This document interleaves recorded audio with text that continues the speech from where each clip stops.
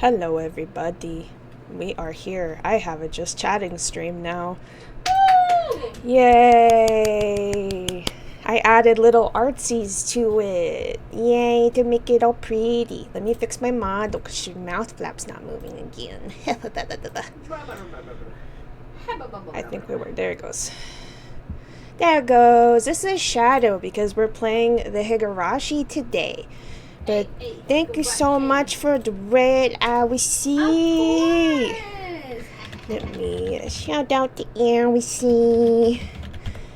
We are going to be playing the Higurashi Chapter 8, which is the last one in the main story. Oh, she angry. She was angry for a second. She went angry. It's one of the buttons I pressed, I guess. Yeah.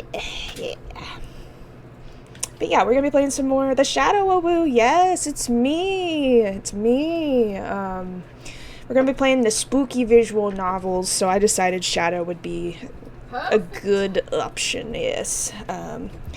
So it's just going to be a long, extended stream of me narrating and listening to the pretty voices, guys, because this one has the full voice acting because I downloaded the mod. Oh, there's a mod for yes. Yeah, the original version does not have any voice acting, and it's like God. I had to read every single line, and that shit, whoo, shit.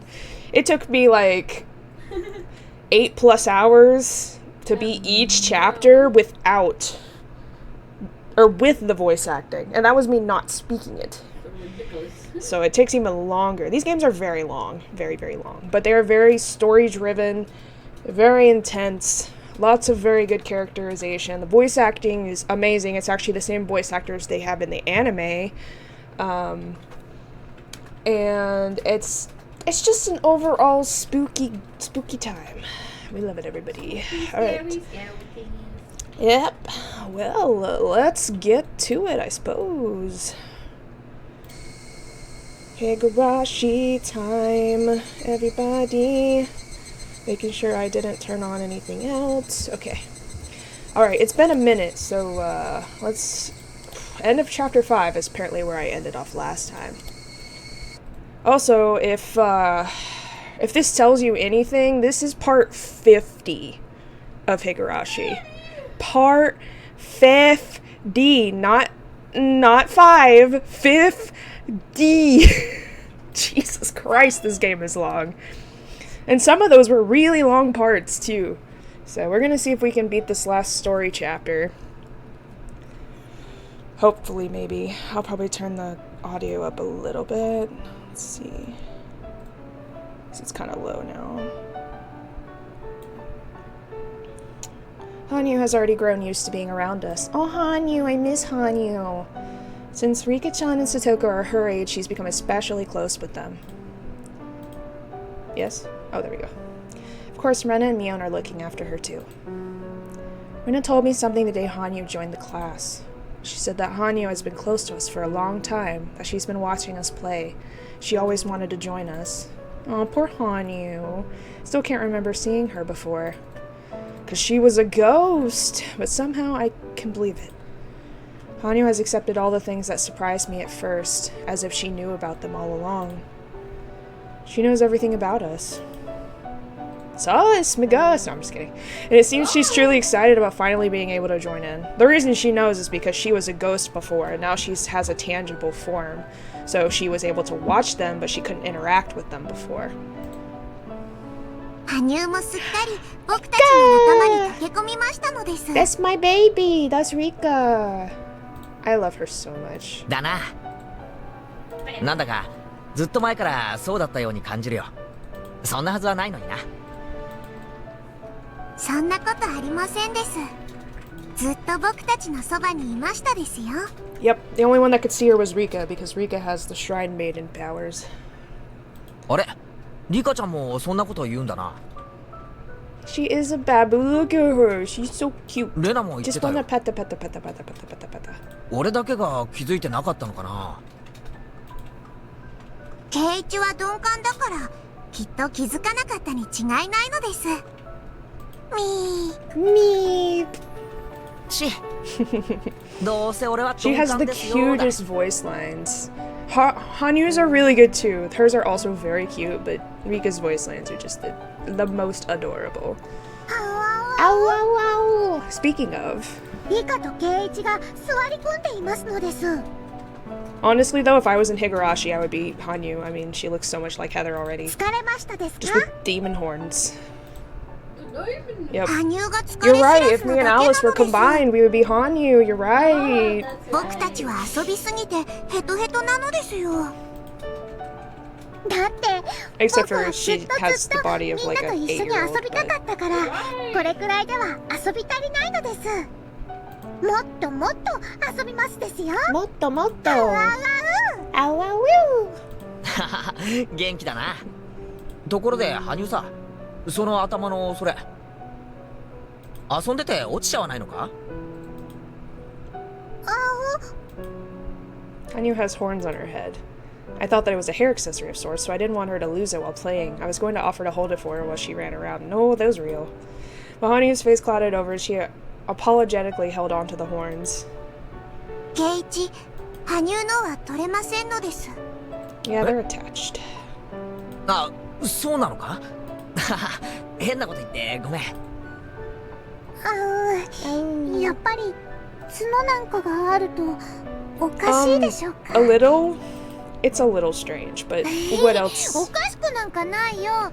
キュートでかいよ。 What else is, you know, normally not strange around here? I mean, really. そうそう。ケイちゃんなんか股間に角が生えてるしね。 What? 硬 God, くて反り返ったのが God damn it, K-John. ゴンの。 How? 股間の角ってなんだろう？なんだろう？ We're not going to talk about that. 相変わらずレナさんのパンチだけは見切れませんわね。大丈夫ですのミオンさん。顔面がへこんでますわよ。 Everyone laughed except Hanyu, who didn't seem to get it. I shouldn't have said anything. But she doesn't like to talk about her horns. If I try to apologize, I think things will get even more complicated. As I thought about what to say, Renan took the girls over to the shrine gate. 気にしなくていいのですよ、ケイチ。 Geichi. 羽生も気にしないようにしているのですが、まだ修行が足りないということなのです。Me. やっぱ気にしてたんだな。 Happy Biko. Thanks for coming in, Biko. すまん。これからは気をつけるぜ。羽生は大昔にこのひなみ沢にやってきました。 Yeah, she may or may not have been here for like hundreds of years, guys. あ、やっぱりそうだったんだ。 I mean, だよな。村の中のことを転校生にしちゃ随分 Pretty 詳し sure かった she's し been な。 here since the village was founded. 羽生がひなみ沢に住む前、どこに住んでいたのかはよく知りません。 I asked her once, but all she said was it was a place I wouldn't understand. Hanyu said that she, or rather Hanyu's people, couldn't live there anymore. They looked for a new place to live for a long time. They traveled a very long way before arriving in Hinamizawa.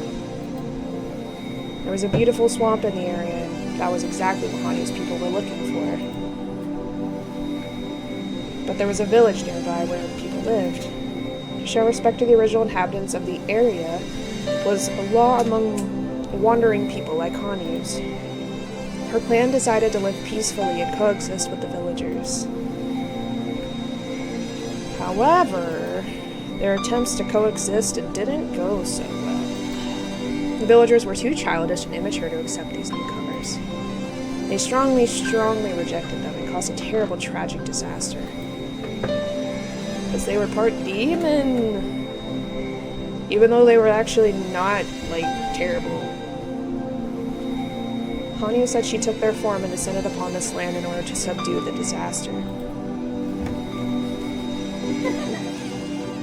However, she just couldn't hide her horns.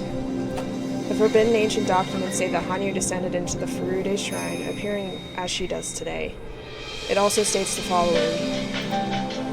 Hanyu's people can't live anywhere other than that. Don't mind me! They can also only live by coexisting with the villagers, which coexistence is very, very difficult, everybody. The Furude Shrine's priest once rejected them, claiming that coexistence was impossible if mixing with the wandering people's blood caused the villagers to become demons.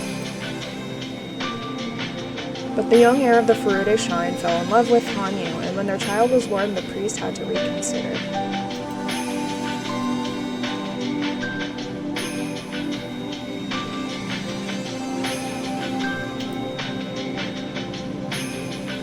However, as the demon's blood mixed with the villagers, it became hard to tell who was human and who was demon. The villagers began to cast suspicion on one another, haunted by that paranoia. Unless all of that was resolved, coexistence would be impossible. For you and us to coexist, we must lay down several laws for us to follow. They will be very strict. I am very, very sorry for imposing these upon you who have lived in peace until now. However, as long as those rules are followed, the village will be free from demonic disaster. Very well, the rules will be followed. Much blood has already been shed in the village. The anger, sins, and corruption people bear cannot be cleansed. The one law of the human world is that sins are atoned for with life. I see. If you say it's your way to let someone take all the responsibility and bury the sins with him, then we'll do that. However, wouldn't people end up pushing responsibility on each other because nobody wants to die? Exactly. That's the ugly demon in the world of man. No one will accept their own sins, but only foist them onto each other. Since it can only clear the balance with their lives, everyone refuses to pay. The sins just keep adding up. Without cleansing them, they stagnate, and people cast them upon each other forever, doubting each other and passing them around.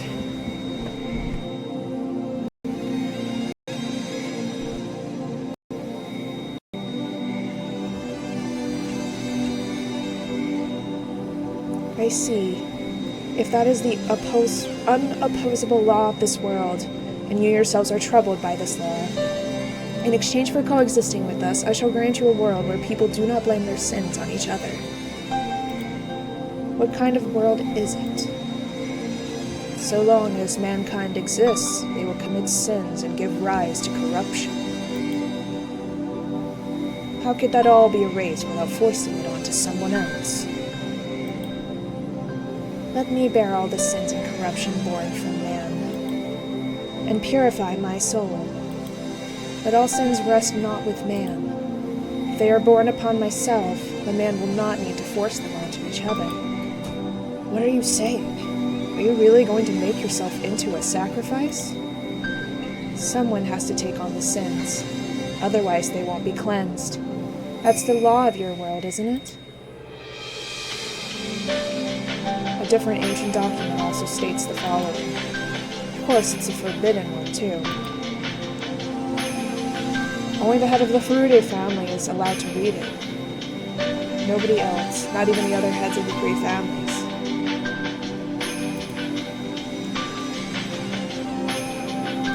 Tells that unrest grew in people's minds, that the villagers' evil hearts collected in the swamp and gave rise to demons. The Furude Shrine's priest explained that the root of all evil is the demon god of the swamp and led the young villagers there. At the swamp, they found a demon mocking the unrest in people's heart. The young villagers fought bravely, captured the demon, and dragged it to the Furude Shrine. The priest cleansed the demon god, opened her abdomen, and dragged her out her organs. He chopped them up and washed them down the stream, and then threw the body in the swamp. That's the Watanagashi festival, everybody. That's what all of that means. Also, my lip flaps are not moving again. God damn it! Stop it! Stop doing that! Thank you! Then people regained their sanity. Oh, they did that? They can do that? What? Those who had been suspicious of each other became friendly, and they all shared in the joy of peace again. If these forbidden ancient documents are real, then the object of the villagers' worship, Oyashiro-sama, was captured by the villagers, forced to bear all their sins, and torn to death. Thus, it's clearly written that the demons appeared after unrest grew in people's hearts. In other words, the demons were forced to bear the sin of discord that rested with man long before they arrived. Oyashiro-sama was a god who took on people's sins to mend conflicts between them. People eventually came to honor her, and it said that became the foundation of faith in Oyashiro-sama. I don't understand exactly what that means, but I know one thing. Yes, may I help you?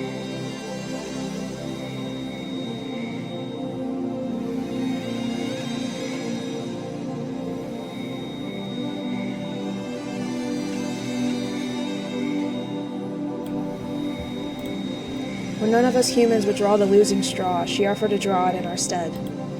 To prove it, we cleanse our filth by letting cotton absorb it and drift it down the stream during the Watanagashi festival. There was no shame or shifting of responsibility involved. Till that system was created, we were simply demons who pushed our filth and our responsibility on each other. We could only cleanse our own sins by blaming someone else and sacrificing him by cutting open his abdomen. And Hanyu took on that job. Purification ceremony without a human life. A system that forgives people for their sins.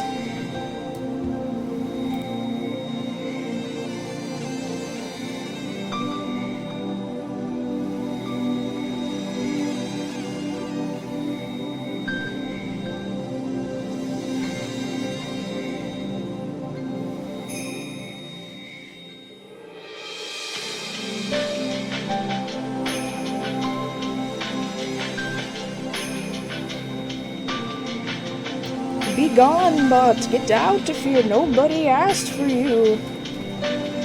This is the origin of the cult of Oyashiro, which blames not people for their sins, but the curse. Those documents were sealed away. If they weren't, people would find out that the object of their own faith was falsely blamed and killed by their own ancestors. Hanyu apologizes. She takes in people's sins and keeps apologizing. When people can't deal with their own sins anymore, she accepts them. When Hanyu takes over, people are cleansed and they're allowed to keep living. Humans take on sins by becoming cotton to absorb them. They're exterminated! There it is again! Exterminated! And washed down the stream and the village is forgiven. We've heard that word a lot recently. They are forgiven for their sins. If that's all true, then Hanyu, or rather Oyashiro, is such a tragic existence. Yep. I've asked Hanyu about this before, and she told me the following story. 4 people are stuck in a snowy mountain cabin. They play a game where each sit in one of the 4 corners. It's a fairly well-known story. It's in the middle of winter. They're all getting sleepy. If they fall asleep, they'll die. Wait, what? Oh my god. They'll die of frostbite because their body Oh shit. can't move. Yeah. Well, So if you fall asleep when it's really, really cold, you're not moving your body. You're not producing heat. right? So once you lose all the heat in your body, if you're not moving, you're gone, fam. You're gone. But if you're moving around, then you build up some heat by using energy. Until all that energy is gone, and then you're just... Anyway. But whatever. One of them comes up with an idea. They're sitting in the 4 corners of the room, so someone just has to walk clockwise to the next corner and wake up the person sitting in that corner. Oh, interesting. Like tag. Like survival tag. I think the letter fountain is not working. Anyway, the one who just walked will sit in that corner, and the one who just woke up will get up, walk to the next corner, and wake up the person sitting there. Interesting. If they keep doing that, nobody will fall asleep. People who know this story won't need an explanation, but this doesn't work with 4 people. When the first person gets up, their corner becomes empty. After everyone takes turns, the 4th person goes to the next corner, which is an empty one. They sit down and fall asleep, so the game is over right there and everyone freezes to death. In other words, to play this game, you need more than 4 people. You need one more person in order to be saved. We usually tell this as a ghost story. You should say this was actually a group of 5 people, well, one was already dead, and thanks to that ghost, they're able to continue living until the next morning. Anya once told me that she's like that 5th person. She can make everything run smoothly by joining a circle of people, and then it's very similar to how the telephone game in the mountain cabin manages to function without breaking. Anya can complete a circle that can't be realized by people alone. And those people can live peacefully. She's an existence that completes a circle. Is she bothered by her horns because it reminds her of the time when she was called a demon and punished for the sins she took in? Is her subconscious still tormenting her with thoughts that those who have horns ought to be persecuted? Probably. あの角は生まれつきです。それを意味嫌われ、いじめられたこともありましたのです。 I think her horns are cute. Yeah. そうなんかそりゃますます悪いことを言っちまったな。そして羽生はその角があるがゆえに全ての罪を引き受け、生産するというとても大きなお役目を引き受け、全うし神と崇められたのです。Eh? Me too, Keiji. Eh? 僕の独り言なのです。忘れて大丈夫なのですよ。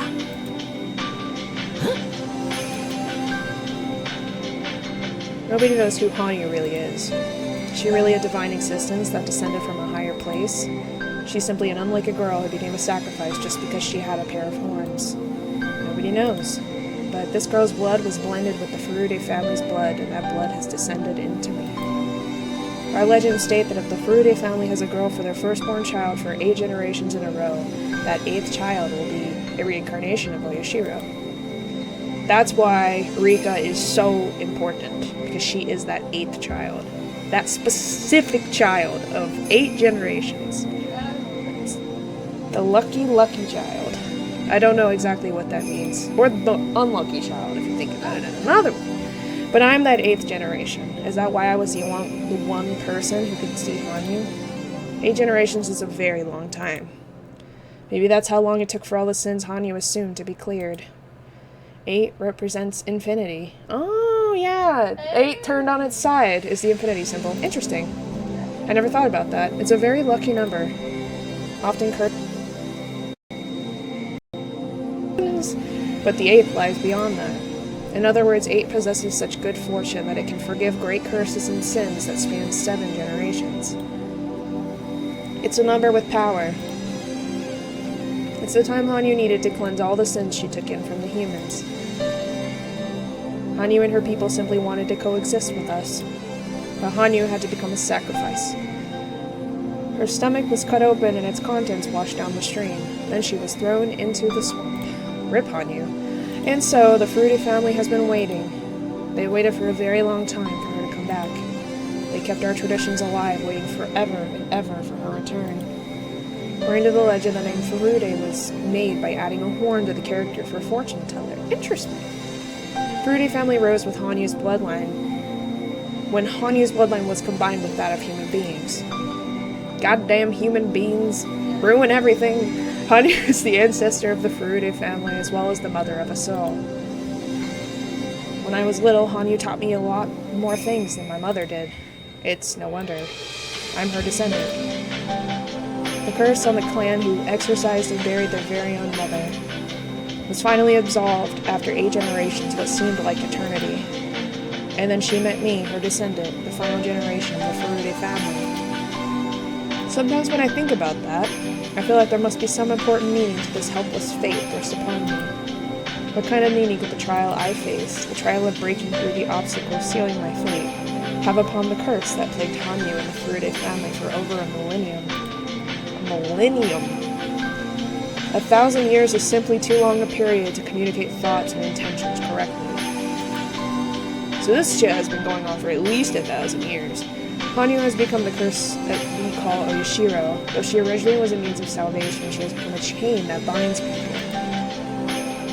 The rules about coexisting were misinterpreted as a law that binds villagers to this place, and that continued until the Meiji era. While the village winds once again blow towards the misunderstanding of isolation and the Sudan conflict, how does that play into my meeting with Hanyu and this motley fate we're trapped in? I haven't lived long enough to be able to understand that. The only thing I can say for sure is that the Furude family originated when Hanyu's bloodline mixed with that of humans, and the line's final descendant, me, finally met with its ancestor. Furude bloodline bears a cursed history of placing all of man's sins onto its mother and killing her. Now the beginning and end of that line have met. Hanyu always wanted to join everyone. Yet she couldn't hide her horns. Even so, she still wished to be an existence that completes a circle. So that's why she never wanted to try, or she never tried to try and defy the fate of her dying, because she thinks that it's her job to take on all of those sins as a sacrifice. So she doesn't fight against it because she knows that that's the only way for everyone to be absolved of their sins. Freaking morbid. It's a child's job to bury her parents.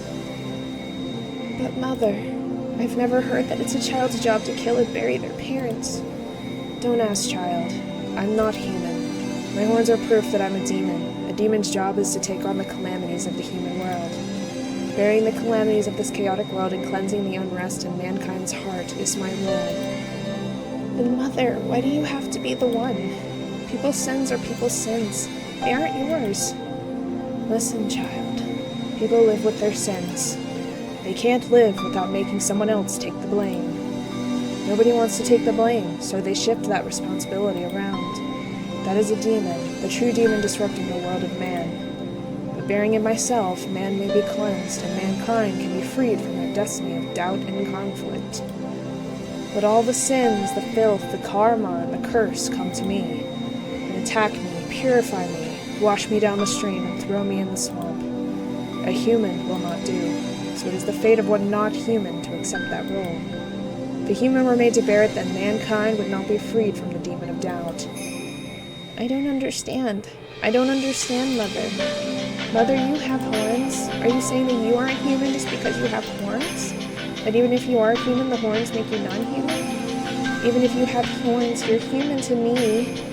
Oh, my child, you're the only one who's ever said that. Even if everyone else calls me blah, blah, blah, you still call me human. What is passed down in the Furude's many forbidden scrolls, the ones unknown to even the heads of the 3 families, sealed on the altar in the shrine storage. Understanding that will probably require about as much time as I've spent repeating time.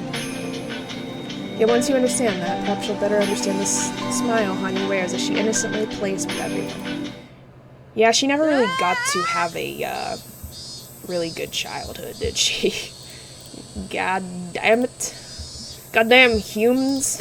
大丈 I heard Mion yell in surprise. Something must have happened. なんだどうしたんだ？羽生さんがそこでふざけてて転んで斜面を転げ落ちていったんですわ。 Catcher! 羽生さん大丈夫？綺麗に転がってったけど捻挫とかしてないかな。行こう行こう。 Hanyu had been playing on the slope and tumbled down it. There's a road just below that slope. You ever rode down a really big hill before? Mion and the others went down the stairs to get to her. Let's go. It's like fun until it becomes terrifying when you can't stop and then you're like, fuck! Let's go. I hope she isn't injured. Oh, it's this bitch again. God damn it, Takano. Get out of my game. I hate you. When I got there, I saw Tomitake and Takano. They were taking care of her. これはどういうことなんだい？ Tomitake can stay. He's actually a pretty good dude. 急に彼女が He 転が made り落ちてき mistakes, てね。 but he's at least not psycho evil. ずいぶん綺麗に転がってきたわね。でも頭をゴチンとやってしまったみたいだから後でコブになってしまうかもね。よく冷やしておいた方がいいわよ。夫。私たちの声が聞こえます？ほら、指は何本に見えますの？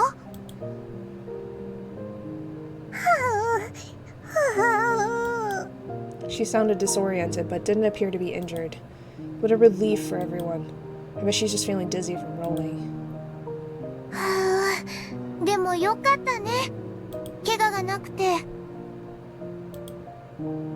いやはや。しかし転がってった先に看護師さんがいてくれたなんてできすぎだね。あら、非番の時の私は野鳥撮影家なのよ。ねえ、次郎さん。まあね、そういうことさ。まあひなみざわっこならこのくらいで怪我はできねえよな。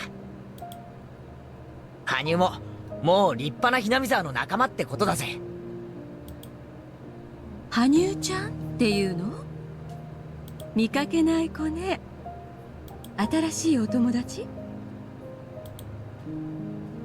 ええ、そうですわよ。月曜日に転校してきたばかりなんですのよ。これ何？変わってるわね。おもちゃ？ Takano tried to poke at one of Hanyu's horns. They'd be an interesting hair accessory if they were an accessory. それは羽生ちゃんのチャームポイントなので取っちゃダメなんです。あら、そうなの？私はあまり可愛くないと思うんだけど。だってほら、化け物。 You know who's the みたいじゃない？ monster is you. God damn it. Suddenly Hanyu moaned as if suffocating. 高野、羽生は化け物じゃありませんです。二度と言ったら許さないのです。そうだよ、高野さん。人の趣味に How 悪いよ。 freaking rude. ごめんなさいね。決してそんなつもりはなかったんだけど。Rika-chan said it rather firmly. I'm sure Hanyu doesn't want to hear that word. Sometimes Takano says things in a derogatory way without realizing it herself. But I guess there are things you can't or shouldn't say. Hanyu was looking at Takano with a complicated look on her face. After seeing that expression, Takano realized she might have hurt her feelings. She apologized and left with Tomitake. 大丈夫？ She's not sorry. 羽生、 She's never 綺 sorry. 麗に転げ落ちたから大して怪我はないそうです。リカ、今の人、今の人、高野ですよ。高野。 Hanyu repeated Takano's name. All of a sudden, I grew worried that she hit her head or something. Hanyu stood straight up and grabbed Rika's collar. リカ、 リ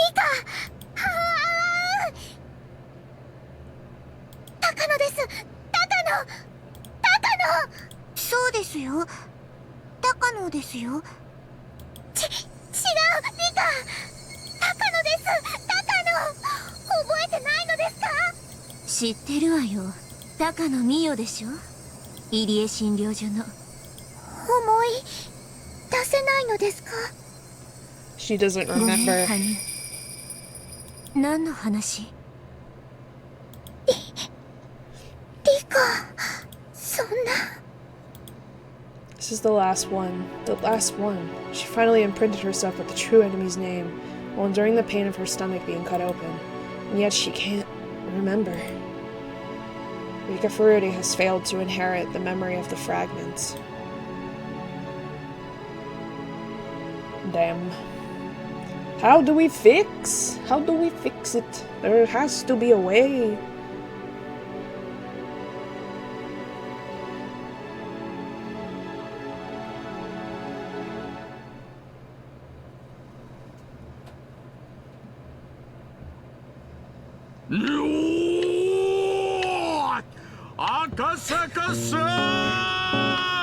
Wishi, what the fuck is wrong with you? This guy. 大石さん、 Oh, there's Akasaka. Hey, buddy. その後もお変わりなく。おかわりなくなんてひどいですな。最近リンゴダイエットっていうのを始めましてね。ちょいと体重が絞れてきたつもりだったんですがね。そういう赤坂さんはこれまた見違えるくらいたくましくなったじゃないですか。この程度には鍛えてないと体が持ちませんので。Yeah, he's like a special forces. あれ、クラちゃん、その人、あの人かい？何年か前にうちに来た東京の公安の。本田屋さん、ご無沙汰しております。その節はお世話になりました。あんた、随分とまあ立派に成長しちゃったじゃないですか。かあ、若いっていいね。さあ、せっかく来てくれたんです。もうお店に行っちゃいましょう。馴染みの店ですからのれん前でも入れてくれるでしょ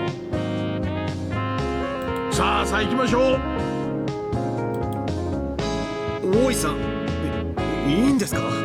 まだ勤務時間中じゃないんですか？何言ってんですか。 He says I'm retiring. It's 東京 fine. 本庁からいらっしゃられた特命刑事との特別研修ですよ。さあ行きましょう。ああ、ちょいと先に電話してきます。赤坂さんに比べたらカモネギみたいな連中ですがね、ちょいとメンツを揃えまして、ああ、いいところにクマちゃん、今夜バチッとポンチしに行きませんか？ What, are they gonna go play Mahjong? 大石さん、本当に変わっておられませんね。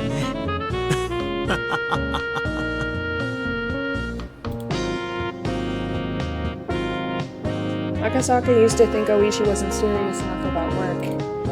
But after experiencing many different things in the real world, that preconception had completely disappeared. Oishi is that way because of his experience.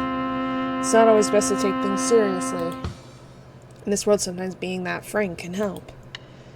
In Akasaka's case, people often tell him to relax more. But in Oishi's case, maybe he should straighten out a little. Yeah, there's a balance. There's a fine balance. 赤坂さん、行きましょう。ええ、参りましょう。いい返事です。だいぶベテランの余裕ができてきました。そうでなくちゃ。The old Akasaka would have thought Oishi was making fun of him, but by now he could take it as an honest assessment.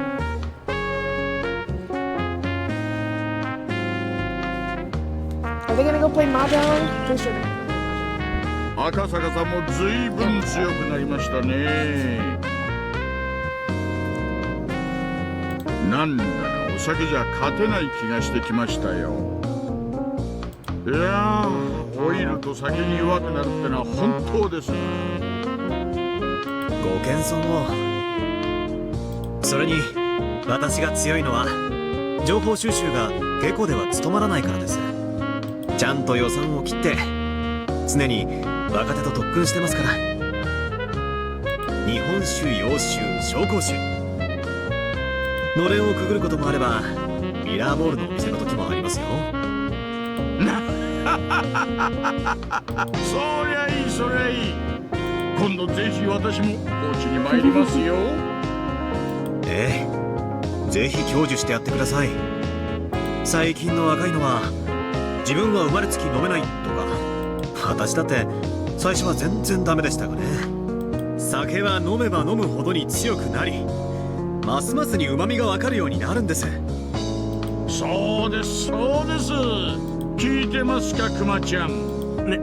面目ないっす。これでもだいぶ強くなったんですよ。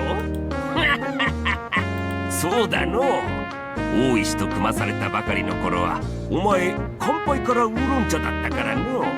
What's wrong with that? Tea and toast sounds good. それはいけない。乾杯は重要な意味があるんです。そこでアルコールを飲まないというのは、自分はこの飲み会に福があるって言ってるようなもんなんです。だから私はそんなことする若手どもにはきっちり指導してますよ。一気飲みしろって言ってんじゃない。とにかく最初の一杯だけは中ジョッキ。 When Akasaka first came to Okinonomiya, he was very nervous. There was no trace of that tension left in him. Seeing that, Oishi realized just how much Akasaka has learned in the past few years. よっ、赤坂さんかっこいい。いやもう本当に頼もしくなっちゃいましたね。私にとっては定年までの残り数年でしかなかった間に、赤坂さんはこれほどたくましく成長したんですから。いやいや、老兵は去るべきだと痛感します。そんなことはないです。私も嫌になるくらい経験がものを言う世界というのを勉強しました。力仕事や現場仕事なんかは私たち若造に任せて、大石さんのようなベテランにはぜひデスクで胸を張ってこき使ってもらいたいもんです。ですってよ。聞いてますかクマちゃん。いたたたたたた、すいませんすいません、頑張るっす。大石、熊谷君も頑張っちょるぞ。めんどくさがりのお前さんに代わってよくまめに歩き回っとる。大石さんはめちゃくちゃな人でしょ。私が大石さんと組んだのはほんの数日間だったんですが、でもね、大石さんがきっとあなたを鍛えてくれますから。 He's good at what he does. 最後まで信じてついていってください。 It's just depending on what's going on, he's either a very good ally or a very, I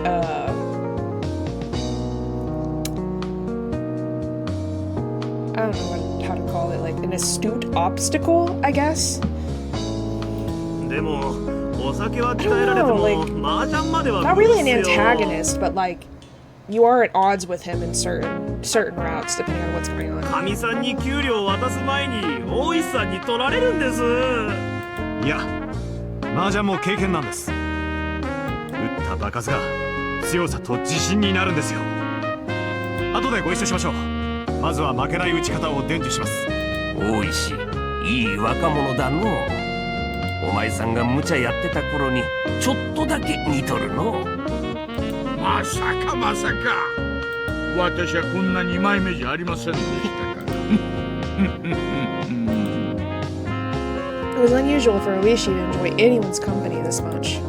Akasaka and Oishi only worked together for a few days. They had exchanged some holiday cards since, but that was about it.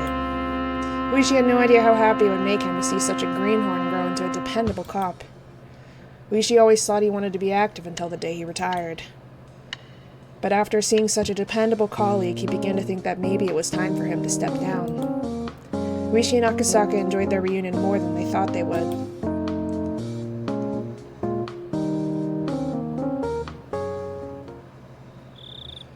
The owner of the place was bringing the electric sign inside. All the chairs were up on the tables, and the owner's wife was cleaning the floor. There was nobody else around. Judging by the clock, it was almost 3 a.m. フラちゃんたちは久しぶりの再会なんでしょ。ゆっくりしてっていいよ。帰る時だけ起こしてくれねえかな。鍵しなきゃなんねえから。Wow, that's very generous of him. すんませんな、気を使わせちゃって。There wouldn't be anything else open at such a late hour. Oishi and his colleagues still wanted to talk, so they decided to stay. Past 3 a.m.? Goddamn. Oishi's freaking old. The fact that he's staying up past 3 a.m. is crazy. Kumagai couldn't fight his sleepiness and was nodding off. That's me. That's me. Hey, Ippy. They were talking about Akasaka's job. Akasaka works at the department specializing in public safety. Oishi and the others were interested in all his stories of danger and bravery. それで実はこちらに来たらフルデリカという少女に会いたいと思っていた。フルデリカってフルデ家の忘れがたみのリカちゃまですか？忘れがたみということは彼女の両親は？ Rika Furude had predicted that there would be an incident in Hinamizawa every year for the following 5 years. Her parents, according to her, were supposed to be killed on the 3rd year running. ねえ、あれはお社様のたたりの3年目ですから。昭和56年ですかね。フルデ夫妻がちょいと引っかかる形でお亡くなりになりまして、赤坂さんが南沢に行かれてからちょうど3年後の話です。3年後。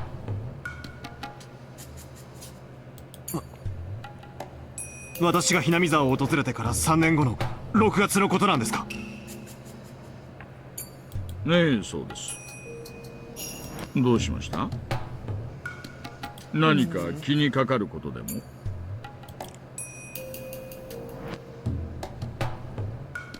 ？Akasaka shut his eyes tightly to chase away the alcohol in his brain and tried to remember the girl's prediction.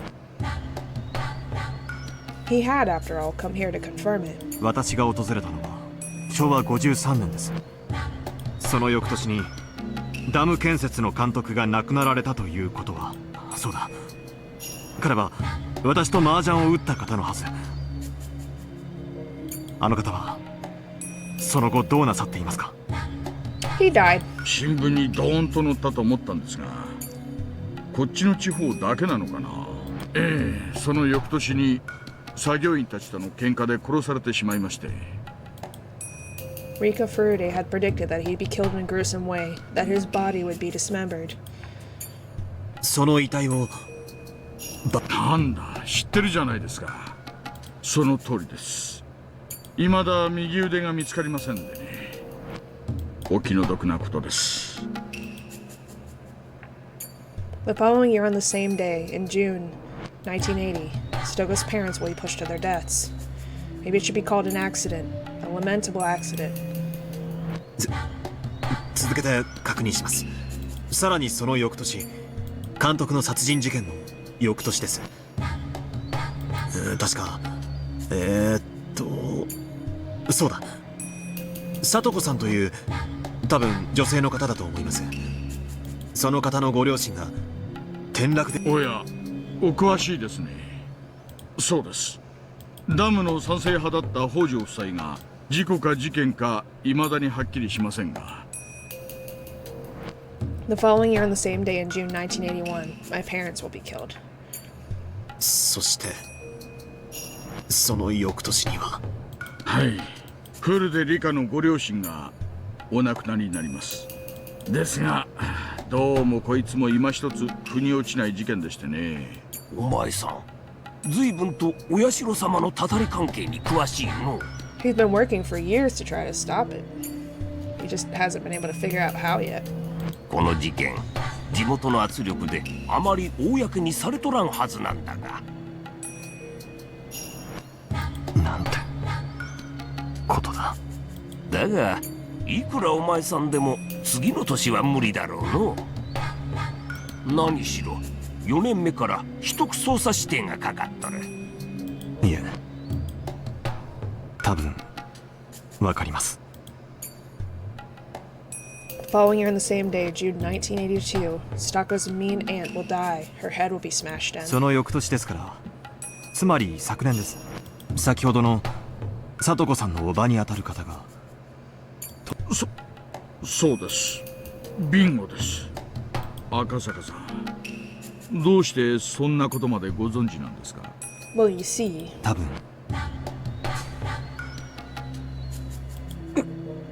お前さん、第一、去年の翌年中たらそら今年のことだろうが。I'll be killed. 昭和58年6月、つまり今月です。古手理香が殺されます。Weishi and the others were at a loss for words. Akasaka had talked about the 4 mysterious incidents. Although he had been far away, he belonged to a very special unit of public safety. It could have been possible for him to find out about their secret investigations. That was why it wasn't that odd for Akasaka to mention the series of mysterious deaths even though he had been away from Hinamizawa. However, not only did he know about them, but he also named the next victim. Weishi and his coworkers had sobered up entirely. 赤坂さん、もう夜もだいぶ更けました。これ以上はお互いしんどいんで、単刀直入に行きましょう。今の話は一体どういう意味ですか？はい、今の話は私がひなみ沢を訪れた昭和53年6月に彼女から聞かされたことなんです。なんですって？ Weishi couldn't believe what he was hearing. He was left speechless. 信じられない気持ちはわかります。それを聞いた当時の私も幼い少女の気まぐれな予言遊びくらいに思いました。ですが彼女は5年目に自分が殺されることを私に訴えました。それはつまり自分を助けてほしいという明白なメッセージだったと思うんです。今回ひなみ沢を訪れた最大の目的は彼女を訪ね、本当。赤坂さん、私はね、今年で定年なんです。連続開始事件の1年目に殺されたおやつさんの仇をどうしても年内に取りたいんです。ですから私はどんな些細な情報でも怪しげな情報でも飛びつきます。だから一応確認させてください。今の話は冗談じゃないですよね。なんかの冗談なら今のうちにそうだと言ってくださいよ。私は真実しか言っていません。古手理香は昭和53年6月に今のただ当時の私はそれを重要な話とは思わず、それは申し訳なく思う。いや、それは無理もないぞい。そんな話突然されても鵜呑みにできん。4年連続した今だから聞ける話だわい。Weishi must have been thinking that if only Akasaka had told him that back then, he could have saved his friend. But what the old man from forensics just said was right too. Weishi wouldn't have believed him back then, and his friends would have died anyway, and Weishi would have been left with regret at not being able to do anything. そうですね。いえ、すみませんでした。しかし古手理香がどうして、今のひなみ沢の状況は私も詳しくありません。一応当時の新聞でダム計画の無期凍結が決定されたというのは読みました。ですからダム戦争は終わって平穏な生活を取り戻していると信じていたのですが。ダム戦争は確かに終わった。だがな、その翌年からな、通称お社様のたたりと呼ばれる連続開始事件が毎年起こるようになってな。その詳細についてはまさにお前さんが今言った通りの内容なんだわい。どうやら私は彼女に大変な何かを託されたような気がしてきました。大石さん、ズバリお尋ねします。今年古手理香が殺されるのは。古手夫妻はダム戦争当時消極的だったことを理由に後ろ指を刺されていたという話があります。それで3年目のたたりにあったというのが定説です。その流れから言えば古手理香殺しはあり得るんですね。 It is possible. Rishi nodded slowly. 明日フルでリカに接触を試みるつもりです。どうやら彼女に直接話を聞くしかないようですからね。赤坂さん、それ私もご一緒させてくれませんか。フルでリカの話はどうやら私にとっても重要なものになりそうです。こりゃお前さん、なんともとんでもない土産を持ってきてくれたもんだの。わしもちょいと面白くなってきたぞい。煙に巻かれたまま終わると思ってた怪事件が解けるのに立ち会えるとは思わなんだ。しかし疑問もありますね。どうしてこんな重要な話を私だけに打ち明けたのでしょう。助けを求めるなら東京から出張してきた私ではなく地元警察のはずなのですが。 Because she needs more than the police. She needs a, like... Yeah. 多分 Like a 地元 warrior, 警察を basically. 信用しきれないところがあったのでしょう。私も泥臭い人間です。リカさんの信用を得ていなかったのかもしれない。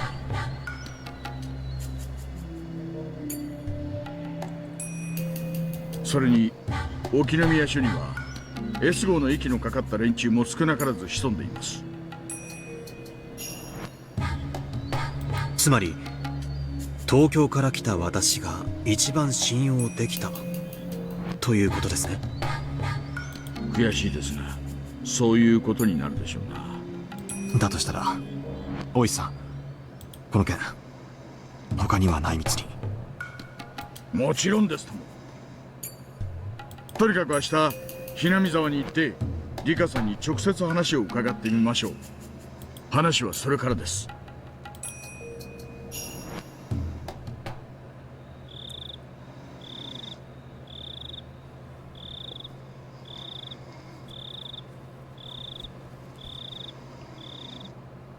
信じられないわ。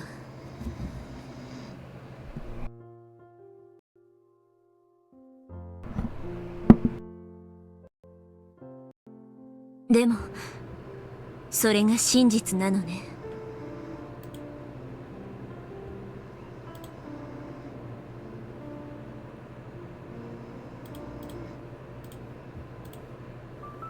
It was in the middle of the night.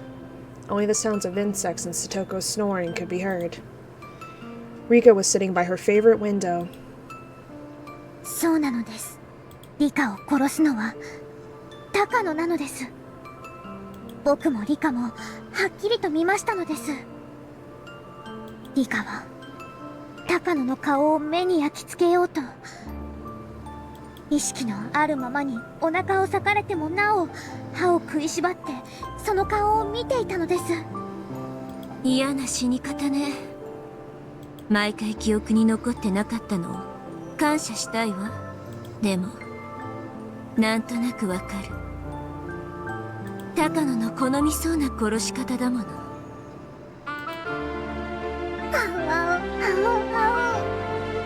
でもわからない。どうして高野が私を殺すの？ Good question. だって That's a very good 私は女王感染 question. 者で、私が死ねば大惨事になるんでしょう。 Because she wants to be a god. だから入江機関や山犬たちが私を守ってくれてるんじゃないの？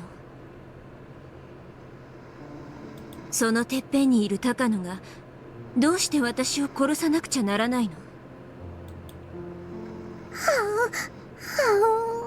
ごめん、意味のない質問ね。高野が私を殺す、それが真実なのであって、その動機なんか大した問題じゃないものね。 I mean, it does, but しかし what matters the most is protecting yourself from her. よりによってなぜ高野なの？ Although she just said that the motive didn't matter, Rika went back to the same question. The reason why Takano was protecting the Queen Carrier wasn't because she wanted to prevent the rest of Hinamizawa from developing the syndrome. It was because the Queen Carrier was an extremely valuable subject of her research. Considering that value, why did she kill the queen carrier with her own two hands? To prove her grandfather's theory that parasites live in the brain. 敵はタカの一人なの。山犬の人たちも敵でした。入江が敵かは分かりませんでしたが、多分敵じゃなかったと思いますです。タカノと山犬が敵。冗談じゃない。私たち小娘がどう立ち向かえって言うの？無理よ。奇跡でも起きない限り、あんな奴らに私たちが勝てるわけがない。しかも綿流しは次の日曜日。私が殺されるのは22日。あと1週間ってところ。そのわずかな時間でどう戦うの？タカの金属バットで闇討ちにでもしてみる？意味ないわ。タカノは所詮連中の一人。タカの一人を返り討ちにしたって山犬たちに取り囲まれておしまいよ。 But at least she realizes this now, because the last time she did not, and she trusted the mountain dogs would protect her, and then they, turned on her because they were really only working for Takano, who actually wanted to kill her in the end. どうすればいいのよ。どうすれば。そんなの僕だってわからないのです。でも今までは何度繰り返したって敵の名前だってわからなかったじゃないですか。それをやっと掴んだのです。 She right. やれることが That's like a mountain of difference that they actually know who the actual villain is.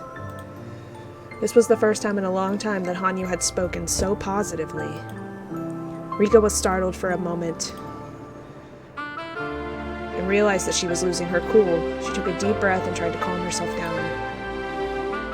She was still confused that Takano was the culprit. Rika had always thought of Takano as her ally. They were, after all, many reasons why Takano would treat her well. Rika couldn't even think of one reason why Takano would want to kill her. Still, Takano was always thinking about bizarre things. There was no guarantee that a crazy ideas of hers couldn't become a motive. ということは、富武は殺されてる。つまり、富武は味方？多分味方だと思いますです。 He's not gonna believe you about Takano though, because he's like infatuated with her. そうですよ、リカ。 But there is a chance you can convince him, possibly. 富武に相談すればいいのです。 Takano was accompanied by the mountain dogs because of an organization named Tokyo. So could Rika ask for help only from someone affiliated with that organization? In that case, Tomitake was the only one she could talk to about the issue. Although Irie might also be worth having a talk with, but then that was why she needed to know. She needed to know why Takano wanted to kill her. Unless she could explain that, they probably wouldn't even believe her. Besides, Tomitake was in love with Takano, yep. He wouldn't doubt her so easily. It would take a lot. Irie seemed to be keeping a little distance from Takano. He might be a little more inclined to believe. Someone who was simply a doctor, he knew little about Tokyo. He might end up being useless to Rika. Then, should she call the police? No way, definitely no way. There's no way they would believe her. If she were to make a call and say that a strange organization named Tokyo was trying to kill her, they would think she was crazy. What could she do? How could she save herself? Scariest people in Hinamizawa were coming to kill her. How could she run from them? How could she fight them? How? If she had remembered the scene of Takano killing her, then she wouldn't have been so confused. Because seeing is believing. She didn't remember. This was just what Hanyu was telling her. She didn't want Takano to be her enemy. This was a truth she didn't want to accept. So she was tempted to just say that this was all simply Hanyu's delusion. 落ち着くのです、リカ。前の世界で僕たちは学んだはずなのです。覚えていませんですか？前の世界のことを。前の世界ってあれでしょ？レナが学校にガソリンをまいて立てこもって。 I was one of them. 違いますです。その次にもう一つ世界があったのです。本当に覚えてないのですか？その世界ではあいつが帰ってくるのです。北条哲平が。最悪の世界ね。何をやっても相談所は様子見で、聡子は数日で廃人同然。どうせ仲間の誰かが発症して哲平を闇討ちにするんでしょ。違います違います。そこではみんなが力を合わせて相談所に陳情してちゃんと聡子を救ったのです。その世界で理香は圭一にあれだけ教えられたじゃないですか。奇跡は信じなきゃ起きない。そしてみんなが信じれば必ず奇跡は起こるって。確かに圭一が言いそうなことね。でもすごいわね。今まで一度も退けられなかった哲平の帰宅する世界を打ち破るなんて。その世界の圭一たちはどうやって奇跡を起こすか知ってますですか？みんなにですね、ちゃんと相談したのです。どうせダメだとか一人で悩んだりとかしないでみんなに相談したのです。だから奇跡が起こせたのです。みんなにって圭一たちに高野のことを相談しろと？東京という怪しげな組織に狙われているから助けてって相談して信じてくれると思ってるの？信じてくれますです。前の世界では信じてくれましたのです。なんでリカは僕が言うのを信じてくれませんのですか？ごめんなさい。信じないわけじゃないの。羽生が見たんだからそれは真実なんだものね。自分の記憶に残らないというのがこんなにも温度差を感じさせてしまうものだったなんて。とにかくリカと僕が2人で悩んでも何も解決できませんです。僕たち2人の力ではあまりに非力なのです。でも僕たちには武器があります。それは真実です。動機はよくわかんないけど、でも犯人は高野だって分かってます。だからこれはこれまでの世界で一番有利なスタートのはずなんです。それなのになんで最後の最後でリカだけ記憶がつながらないのです。Hanya ground her teeth remorsefully. She saw the truth just a short time ago, so she couldn't believe that Rika didn't remember anything. If it was something she had seen herself, she wouldn't even need a motive. She hadn't, and that was why she couldn't understand. What was her memory missing? Why was her memory missing even when Hanya's memory was still intact? Did that mean their long journey was about to end? Haha, journey, that's me. Perhaps her infinitely repeating journey, haha, that's me, was already over, and this was the last world of all.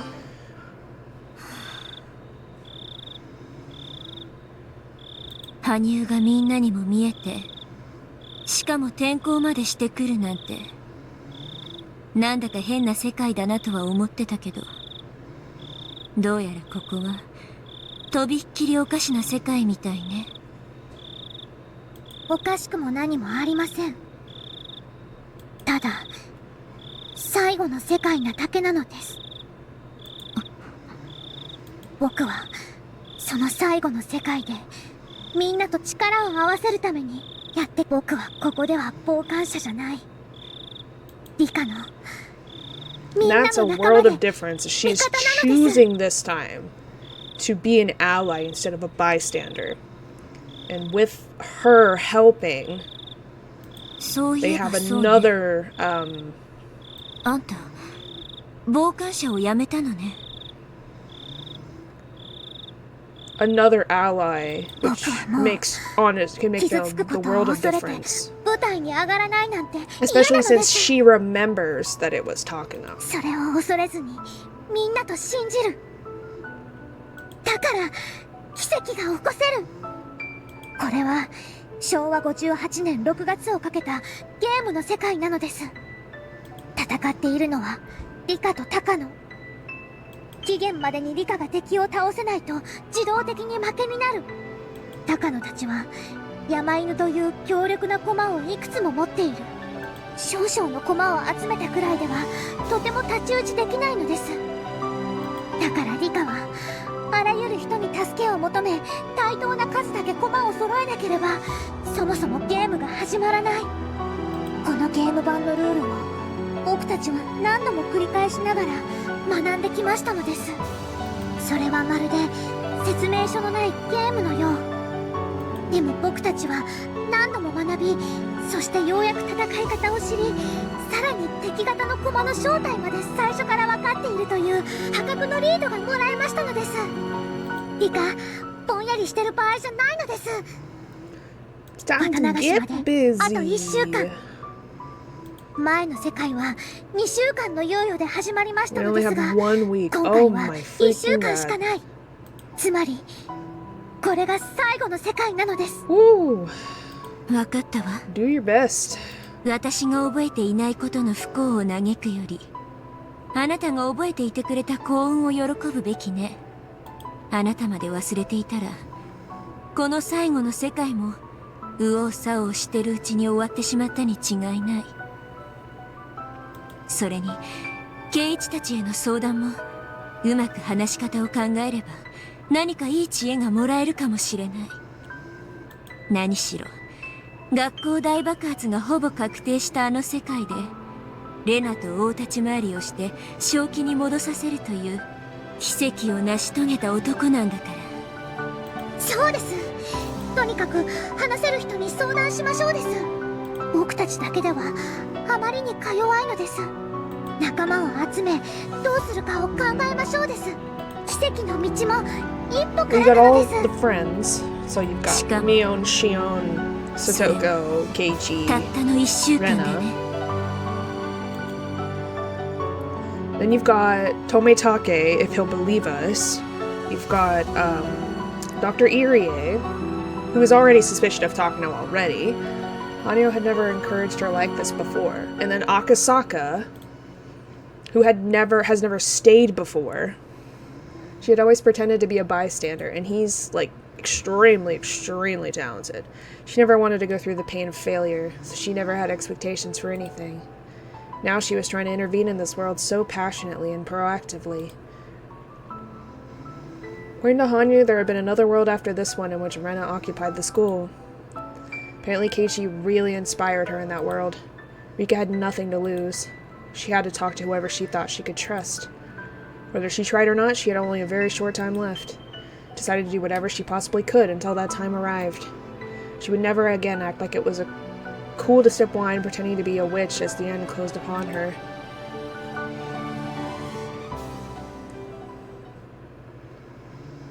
もしもし、ご無沙汰しておりますわ。野村です。先日は詳細な資料をありがとうございました。Is that Takano talking under a name? 厚生省のお歴々も、あなたの丁寧な資料のおかげで、南沢症候群の恐ろしさを理解してくださりました。すべてあなたと小高野先生の研究の成果ではありませんか。私は正当な研究が正当な評価を受けられるようにしたに過ぎませんわ。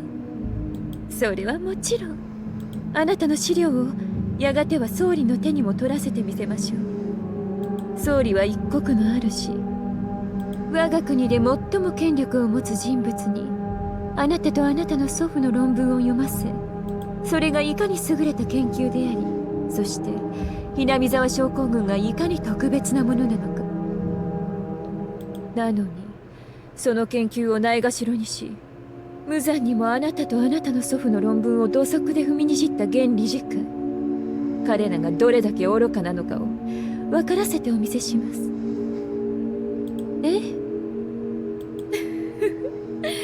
そんなあなたに朗報があります。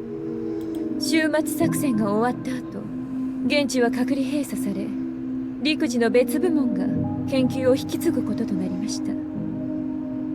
あなたはそこへ迎え入れられ、派閥や予算に悩まされることなく、心ゆくまで研究をすることができるのです。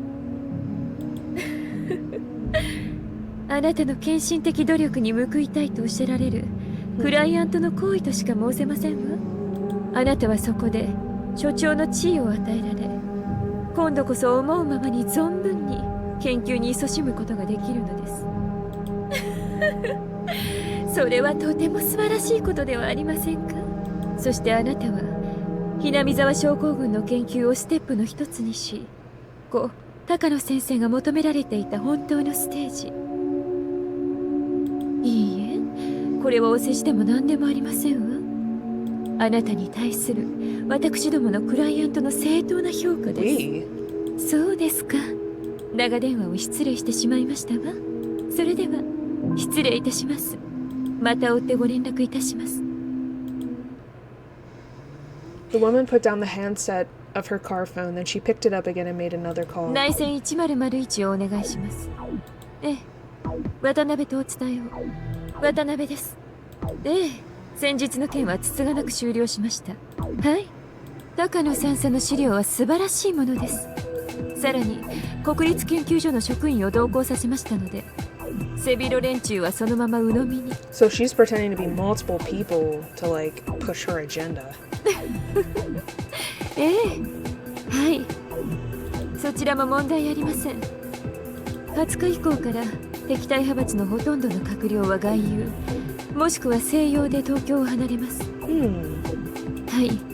不確定要素はいくつか残りますが、おそらく6月23日には艦艇の堀は全て埋め尽くされているはずです。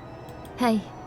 ですので現地作戦は6月22日深夜に決行、23日に総理に緊急決裁を求める日程となると思います。はい。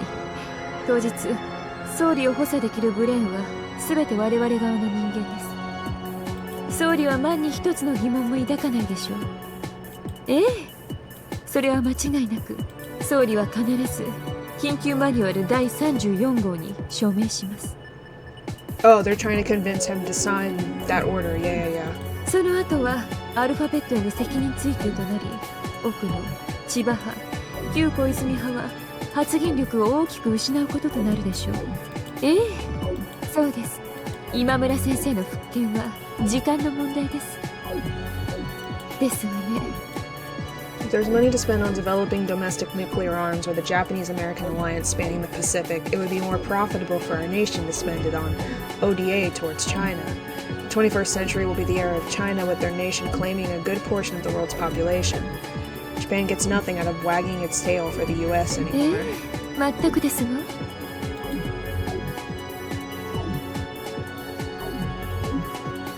Well, for some reason she's not speaking it, but... わかりました。では来週、マカ Yeah, オ the に mods てよろし miss くお願いい some た of し the ます。 lines, but they get the majority of them. 私、カジノは大好きですので。Well, alright, what the frick is her name? Yumiko from Kakegurui. はい、それでは失礼いたします。 She does have the same kind of like wild psychotic brain. また追ってご連絡いたします。The woman put down the handset of her car phone and took a breath. She smiled in satisfaction, then picked up the handset again. Oh my god, how many calls is she making? Jesus Christ. マイザーとお伝えを。 Yeah, she's pretending to be like 6 different people. Oh my lord. 奥の長官。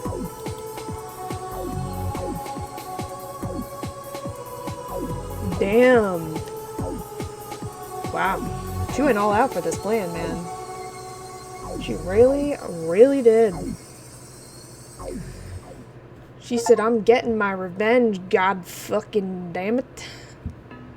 This one doesn't have any tips. It's making me suspicious. But it doesn't have any at all. Like, none at all.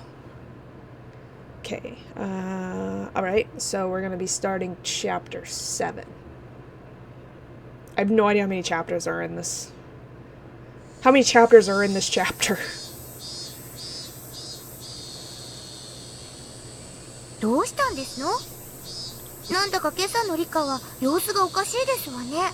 Well, you see, そうですか？どうおかしく見えますですか？うまく言えませんけど、なんだかこう大人びて見えると言いますか。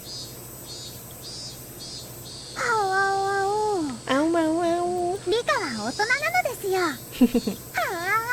She's so cute. Oh my goodness gracious. 今日は茶化すのはなしにして。 Oh, we're serious, Rika, today. We're さ no とこもご meep. めん。 We're 今日は freaking ふざけるのは super なしにして serial. ね。 Don't mess around. そういう気分じゃないの。今からあと1週間くらいね。 We gotta be serious. Soga gave me a perplexed look. Maybe she thought I didn't feel well. I want to talk to Keiichi and the others, including Satoko, but I don't know how or where to begin. We all like to joke around a lot, so they might not take me seriously. How can I get them to understand the danger I'm in? 先生、おはようございますですわ。 Ohayou あら、 gozaimasu. 監督もですわね。 Well, right now for us, for my time zone, it's konbanwa. おはようございますですわ。 Oh no, it would be konnichiwa, and then like a few hours later, once it gets dark, it would be konbanwa, which means good evening. And then konnichiwa is actually like hello, good afternoon.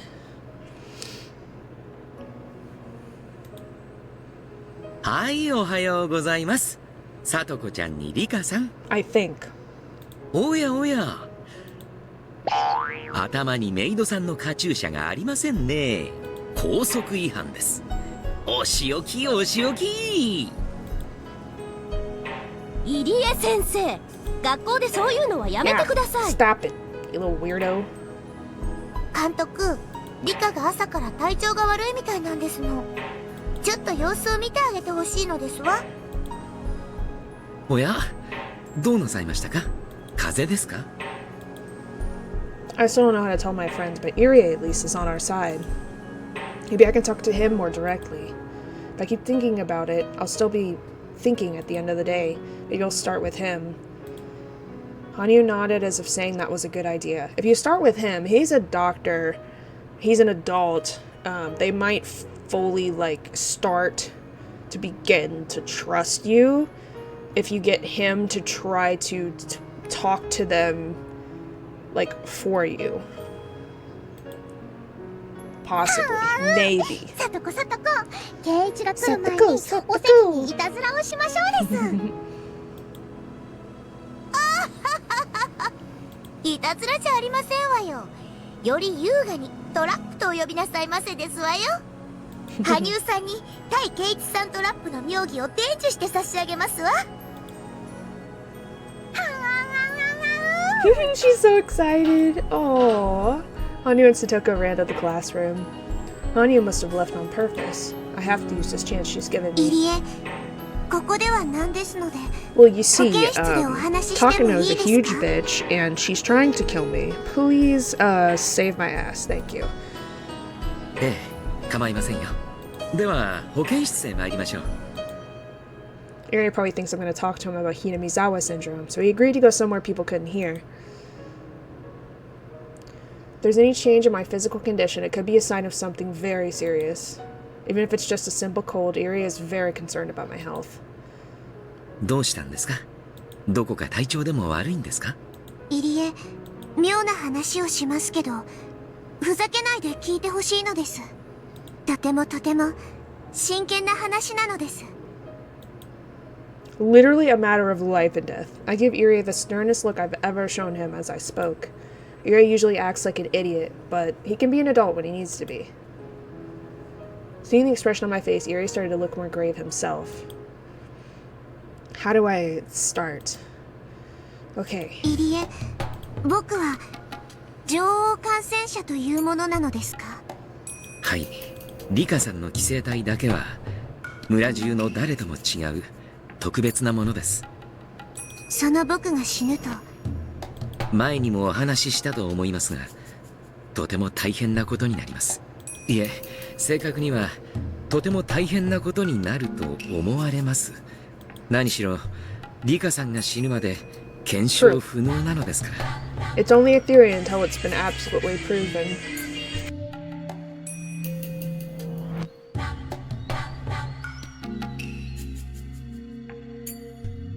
ただし、ひなみ沢症候群に酷似した社会型脳内寄生虫の例で、女王感染者の死を引き金に集団自殺や暴動などを引き起こすケースが複数あるというような話です。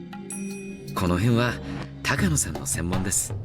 彼女に直接聞いた方がいいでしょう。私には少々疎いあたりです。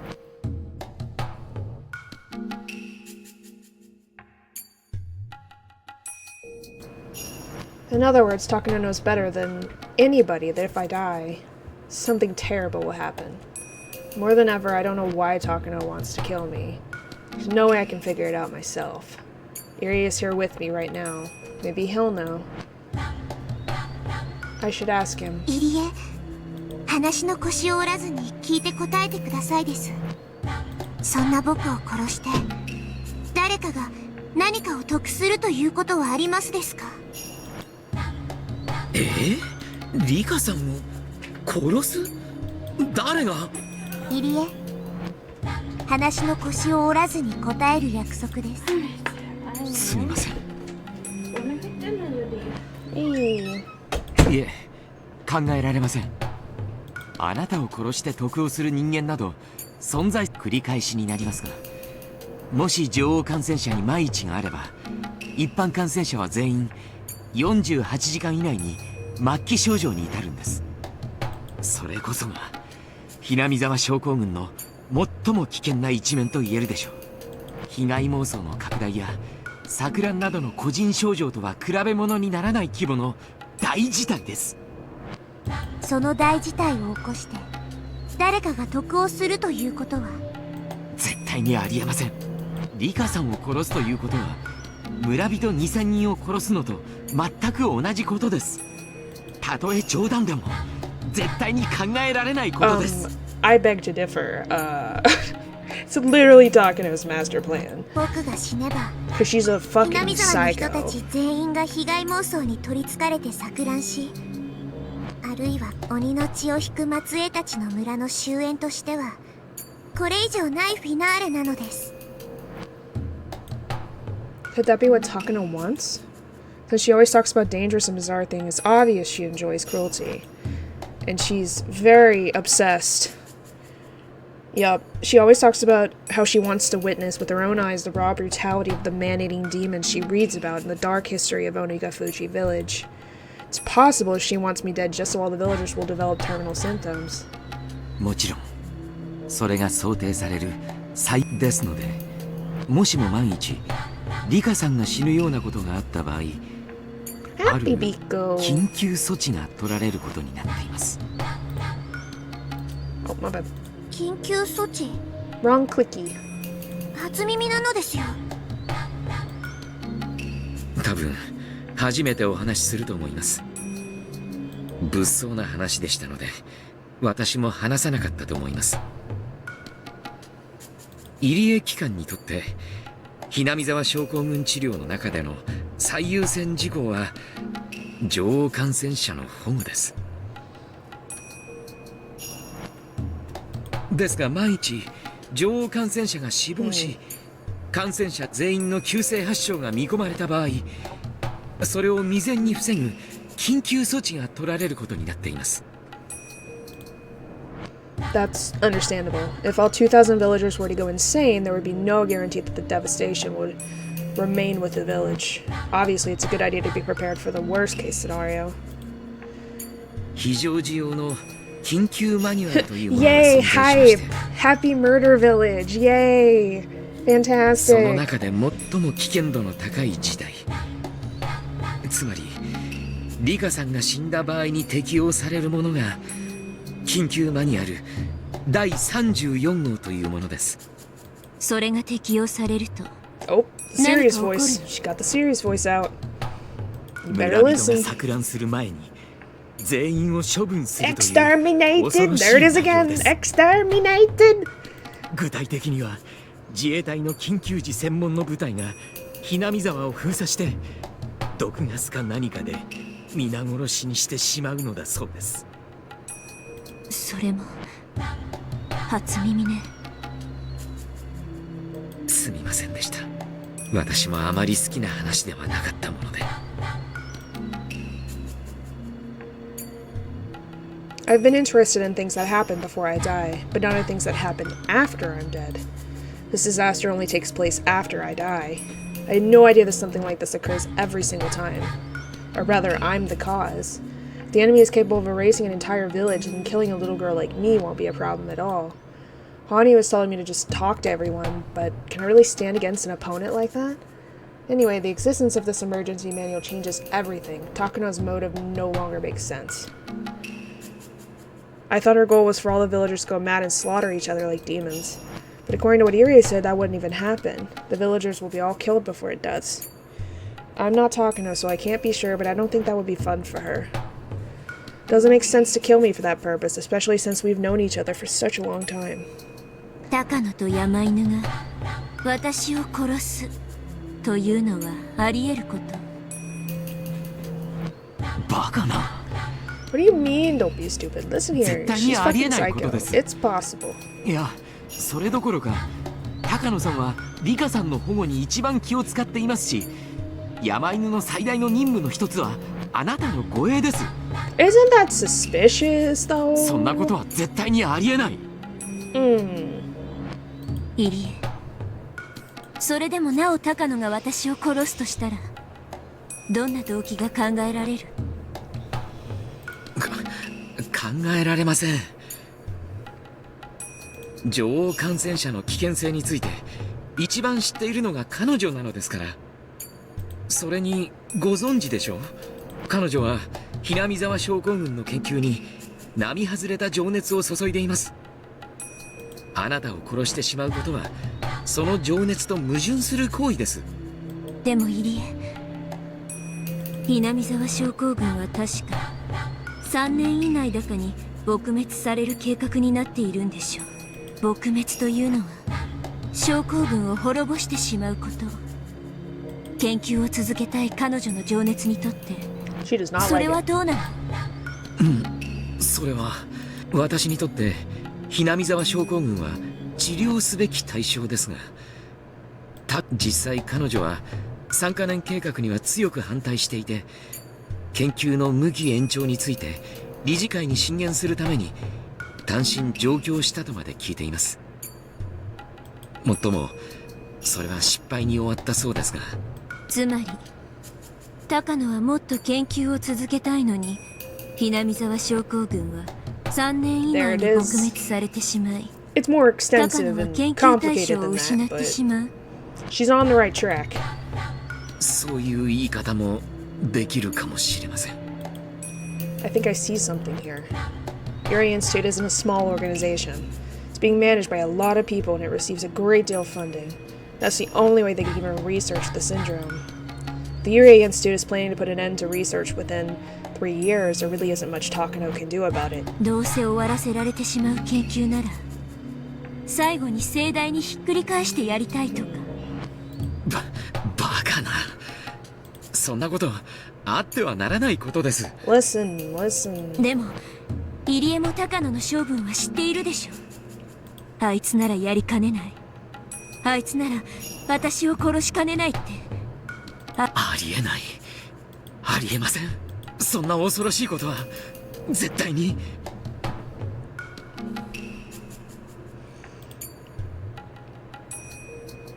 I feel like I'm starting to see Takano's motive, but it seems like there must be more. Hi, Kat. How are you? How are you doing? After all, the project will continue for at least 3 additional years. It's possible that during these 3 years, Takano's request will be approved and their research will get an extension. In other words, the research is guaranteed to continue for a minimum of 3 more years. Given those 3 years, why is she so desperate now? Besides, I'm always killed in June of 1983. The date may change a bit, but the month won't. That date must be the result of her strong willpower. It would be one thing if their research was being terminated immediately. She still has 3 years, yet she's already getting desperate. Her motive is too weak. She must be possessed of the strong conviction that it has to be June 1983.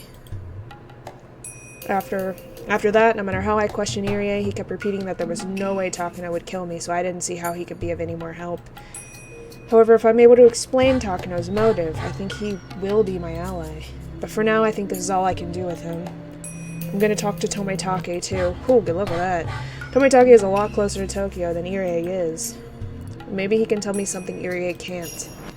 I hope I can learn some important things from him too, even enough to convince him that Takano has strong enough motive to kill me.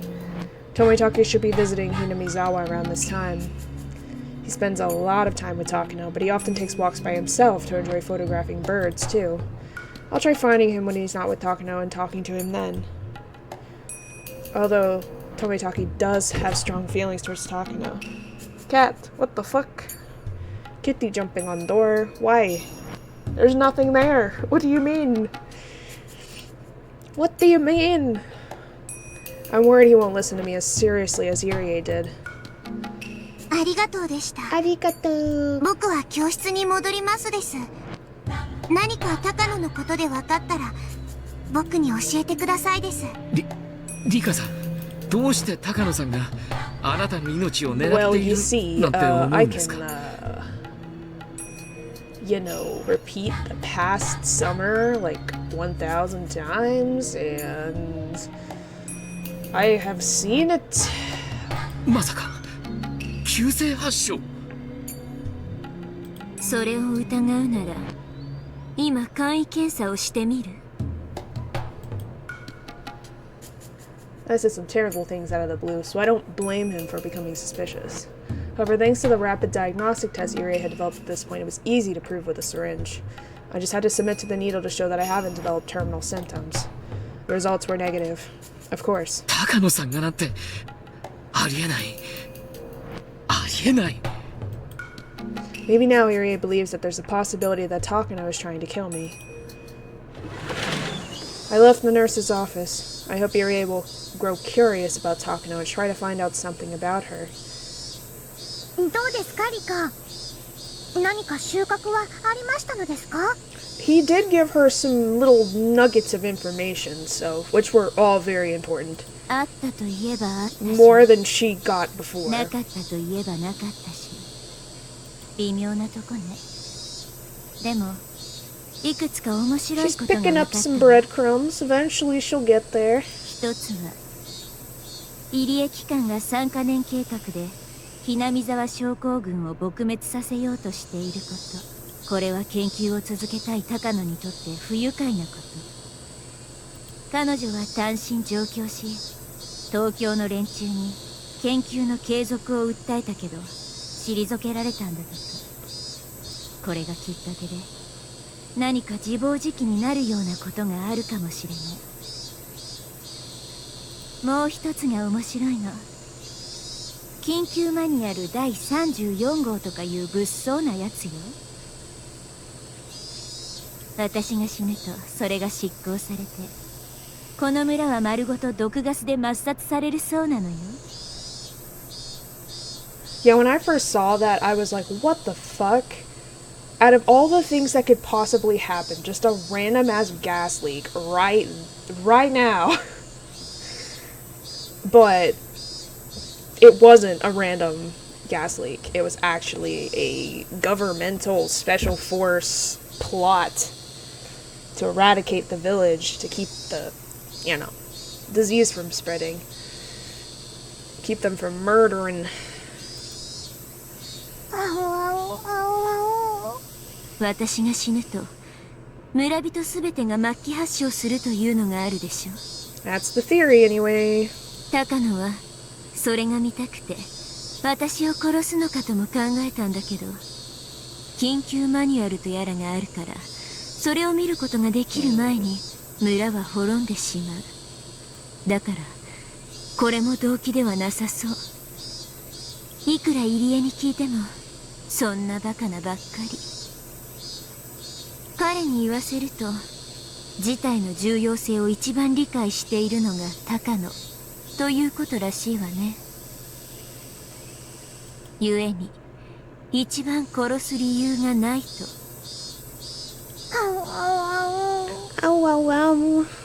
分かってるわ。まだ入江一人に聞いただけよ。他の人から情報や知恵をもらえる可能性もあるんだしね。そうです。みんなの力を合わせないと奇跡は起こせないのです。奇跡でも起こさなきゃ絶対に勝てない相手だものね。もうすぐお昼休みなのです。みんなに相談するいいチャンスだと思いますです。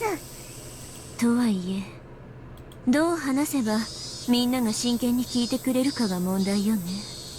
東京という秘密結社がなんて話をしたら、それなんて漫画って言われちゃうに決まってるわ。誤解のないようなうまい言い方を考えないと。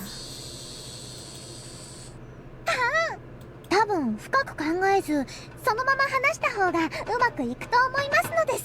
That's such a laid back response. 本当に？そうなのですよ。まあ試してみるのです。僕が言うような言い方をすれば茶化さず聞いてくれるどころか、ものすごく真剣に相談に乗ってくれると思いますです。 I'm still not sure, but Hanyu seems very confident. Hanyu has spent her life observing various people. She had never talked to Mion directly before this life, but she knows her better than I do. I talked to everyone during lunchtime in a way that Hanyu taught me.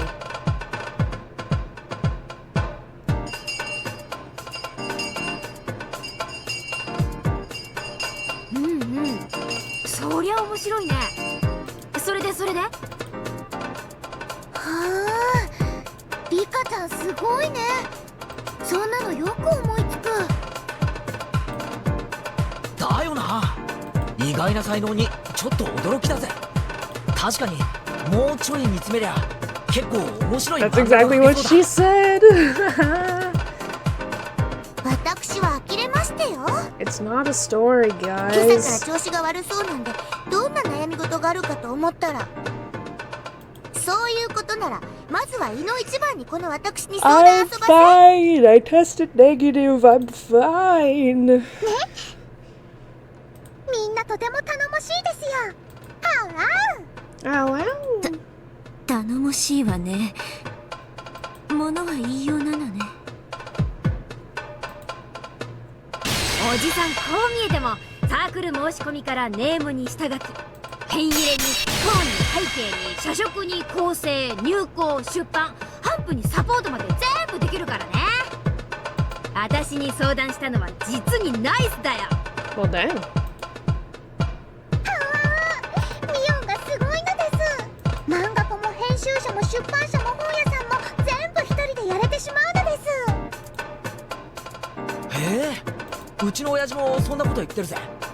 そういう全部自前でやるのって流行りなのか？ I mean... レナはそんなことよりみーちゃんのジャンルが気になるかな。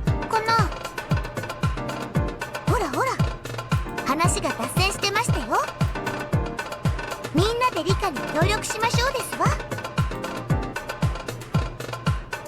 I told them about all the secrets surrounding Hinamizawa.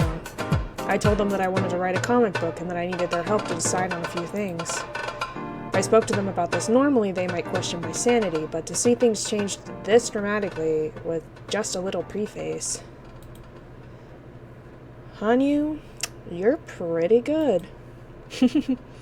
何しろよ、情報感染者が死ぬとその緊急措置が発動になって村が丸々全滅させられてしまうっていうのが最大のポイントだよな。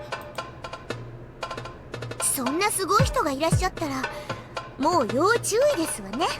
豆腐の角に頭でもぶつけられたらそれだけで村が全滅ですもの。捕まえてぐるぐる巻きにして土蔵にでも放り込んでおいた方がいいに決まっていますわ。 Well, you see. でもそうしないで殺しちゃうんだよね。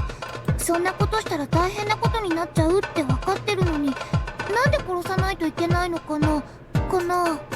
そうなのです。 That's the question. 秘密の研究所の中にいるその悪役は大変なことになると知っていて、女王を殺そうとするのです。でももっともらしい動機が思いつかないのです。 I kind of see an outline of the motive, though. Can they actually find a hint without knowing any of the actual details? そんなの全然楽勝じゃん。女王を殺せば村中が滅ぶという設定だけでもう十分に動機は構築できるよ。 Mion laughed as she casually voiced what was on her mind. でもミオン、その悪役は病気のことをもっと研究したいと思っているから、それがおしまいになってしまうようなことを自らやるはずがないのです。あわお。あわお。そんなの大した問題じゃないって。その悪役にさらに黒幕を設ければいいんだよ。あるいはその悪役を利用しようとするさらに悪役というか。A villain who wants to use Takano. いい？女王が死ねば村が大混乱に陥る。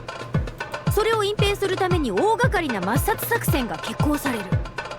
これはね、基本的に最悪の事態への対応策であって、決して抜いてはならない殿下の放蕩な作戦ってわけ。抜いてしまったらとりあえず事態は収拾できるだろうけども、ただでは済まされない大事になるんだからね。確かに政治家の世界って必ず責任追及とか辞任要求とかそんなのになるもんな。そんな何千人も殺すような作戦が実行されたら、その後に必ずそういう事態を招いたのは誰の責任だって騒ぎになるだろうからな。まあ秘密作戦だからその騒ぎは表沙汰にはならないだろうけど、その東京という組織内でかなり強烈な責任追及が行われるのは間違いないだろうね。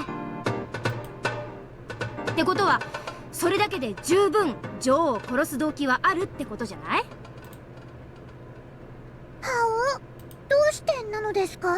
そんな大騒ぎになって何か得をする人がいるというのですか？いるよいるよ、いるに決まってんじゃん。いい？世の中に吹く風は必ずどちらか一方に流れる。それはある人にとっては逆風になるけど、必ずいる。どんな出来事だって必ず損をする人と得をする人がいるんだよ。なるほど。私のトラップ脳がギンギンしてきましたよ。つまりそんな大事になれば責任を取らせれる人たちがいる。その人たちと対立している人たちにとってはとっても美味しい事態というわけですわね。そうだね。どんな組織にも勢力や派閥があって意見を考えてる。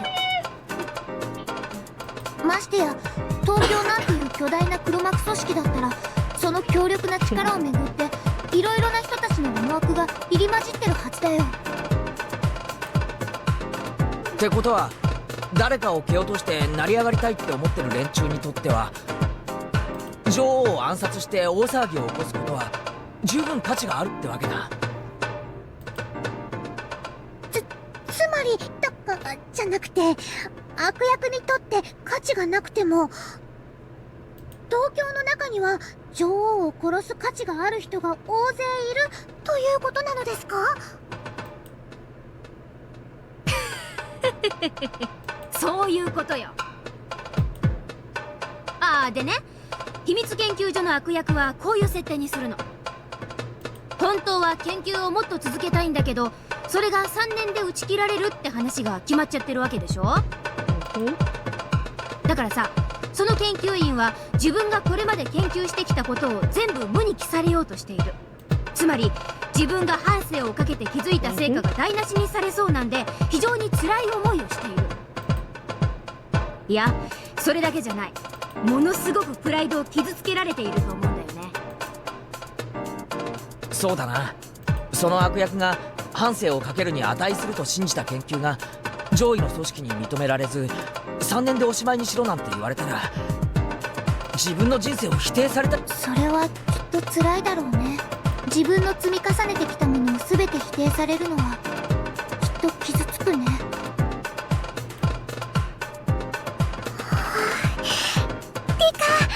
We're getting somewhere. Gears are turning. 分かってる。 Amazing. My friends really are the best. It's starting to sound like a real motive for Takano. となると、その悪役はどういう行動に出るのでしょうか？そりゃあ最初にやるのは陳情だろうね。研究を中止しろと言った東京に、自分が研究している奇病はこんなにも重要で興味深い。だから研究中止を撤回してくれと訴えるだろうね。まあそれでさ、あっさり東京が「はい了解研究続行予算も増やします」って言っちゃったら漫画にならないよね。 True, the story would not be there. そこはさ、きっと東京のボスたちにコテンコテンにこき下ろされるわけよ。お前の研究などくだらない、こんな予算の無駄遣いの研究などとっととやめてしまえってひどいことを言われちゃうわけよ。Yuri told me Takano had gone to Tokyo to request an extension on the research. He also said that her request was denied. She's right. 自分の人生をかけた研究を否定されたらその怒りは凄まじいですわよ。となればやることは2つしかないですわ。さとかそれは何？決まってるじゃねえか。泣き寝入りか復讐だろ。 True. Keiichi and Satoko gave each other a high five. まあそこで泣き寝入りじゃ面白くないよね。となればさ、誰よりも慈しみ研究してきたその悪役研究員はさ、他の人の手で自分の研究成果が破棄されるくらいならせめて自分の手でなんて自暴自棄なことも考え始めるわけよ。プライドが高いゆえにね。そこでさっき考えた話の東京の何者かの思惑が出てくるわけですわ。まさか村が大ごとになれば誰かが責任を取らされ誰かが得をするというさっきの話なのですか？まさにそれですわ。悪役の研究員は研究の生涯を否定されて落ち込んでいる。それをうまく焚きつければ自分の手を汚さずに村は大惨事。自分は後から悠々と責任追及に加わってうまうまでございましてよ。そういうことだからね。 But wait, there's more! 自分の生涯を否定された悪役は落ち込んでるわけよ。そこへ東京の中で誰かを蹴落として出世を目論む若き幹部がさ、その悪役に工作員を派遣して籠絡するわけよ。自分の存在を否定されて落ち込んでるんでしょ？ならその研究を私は信じてるよ、頑張って、なんて励まされたら簡単に籠絡されちゃうかもしれないね。プライドが高い人ほど脆いものだから。ってことはつまりその悪役ももっとどぎたねえ黒幕に利用されてるだけってことなんだな。ああ、戦隊ものの悪の幹部にもそういうキャラっていうな。今まで頑張って悪の組織に貢献してきたのに一つの失敗だけで手のひらを返したような仕打ちを受けて処分されてしまう気の毒な感じのやつ。というかこのトラップにおいては実行役の悪役研究員の始末は絶対でございましてよ。黒幕にとっては生かしておく価値がありませんもの。そういうことだね。その悪役もちょい悪を気取ったつもりだろうけど結局は人生を否定されるし黒幕に利用されるし、しかも最後には口封じで消されちゃうんだろうから、悪役とはいえちょいと同情誘いそうだよね。まあそういうキャラの立て方もありじゃないかな。いやむしろありだよね。次の新刊では考えてみるかな。 Audio and I can only listen to them talk. They are truly amazing. They really are. It's very possible, especially if I think about Takano's character. Come to think of it, Irie kept repeating, "This isn't possible," a whole lot. Which means that those words could be a reflection of how possible it might really be. I'm sure many friends can answer that question. I'm going to ask them, so let's ask them. はお、ではなぜそれを3年も猶予が残っているこの今に自暴自棄になるのでしょう。猶予なんか問題じゃねえだろ。今日死刑になるのも3日後に死刑になるのも全く同じだぜ。要はその猶予幅の問題だってだけだろ。3年の猶予じゃなくて3年後に死刑って言われたように感じてるわけさ、その悪役は。そこは多分黒幕たちの都合だね。彼らの都合で悪役を操ってるわけだからさ。この時期に村を滅ぼしたい都合は悪役じゃなく黒幕の方にあるんだと思うね。何しろこれだけの大作戦なんだからさ、起こしたら成功以外はありえない。成功させる鍵は女王の暗殺だけじゃないよ。暗殺後緊急マニュアルの執行をトップに決断させなきゃならない。他にも作戦後の責任追及についての事前準備とか、いやいや、この作戦で一番ダメージが与えられる効果的な時期とかね、そういうのを測った上で3年の猶予を余した今大作戦を実行させるんじゃないのかい？結局その悪役は何から何まで利用されて、しかも最後はトカゲの尻尾みたいに切られるわけだ。悪役とはいえ気の毒なやつだぜ。なるほど。なるほど。では一番重要なことに話を移しますです。それに立ち向かうために女王の少女はどう戦えばよいのですか？その子が主人公なのです。ほうほう、そりゃ面白そうだな。つまり命を狙われてる女の子がなんとかマシから逃れられればいいわけだな。連載形式によるね。長期連載ならダラダラと逃げ延びて次々新しい追っ手や刺客が現れた方がネタ切れにならないよ。できれば短期集中連載がいいのです。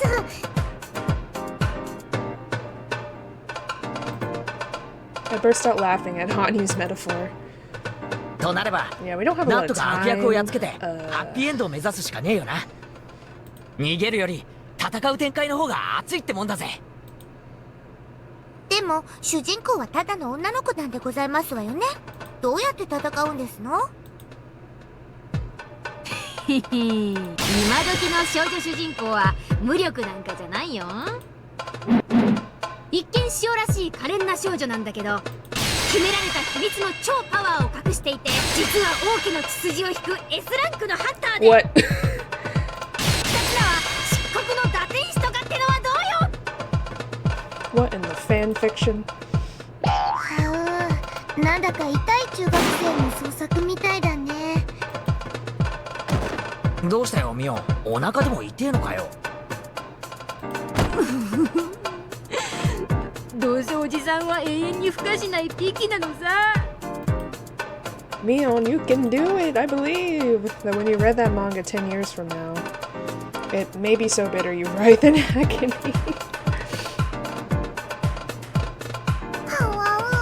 ミオンが何を言ってるかよくわかりませんが、とにかく主人公の少女はか弱くて特別な必殺技とかはないのです。強いてあげれば猫かぶりがうまいです。あとすごく意地悪でよく僕を辛いものでいじめますのです。それはいい設定ね。早速今夜から実践するわ。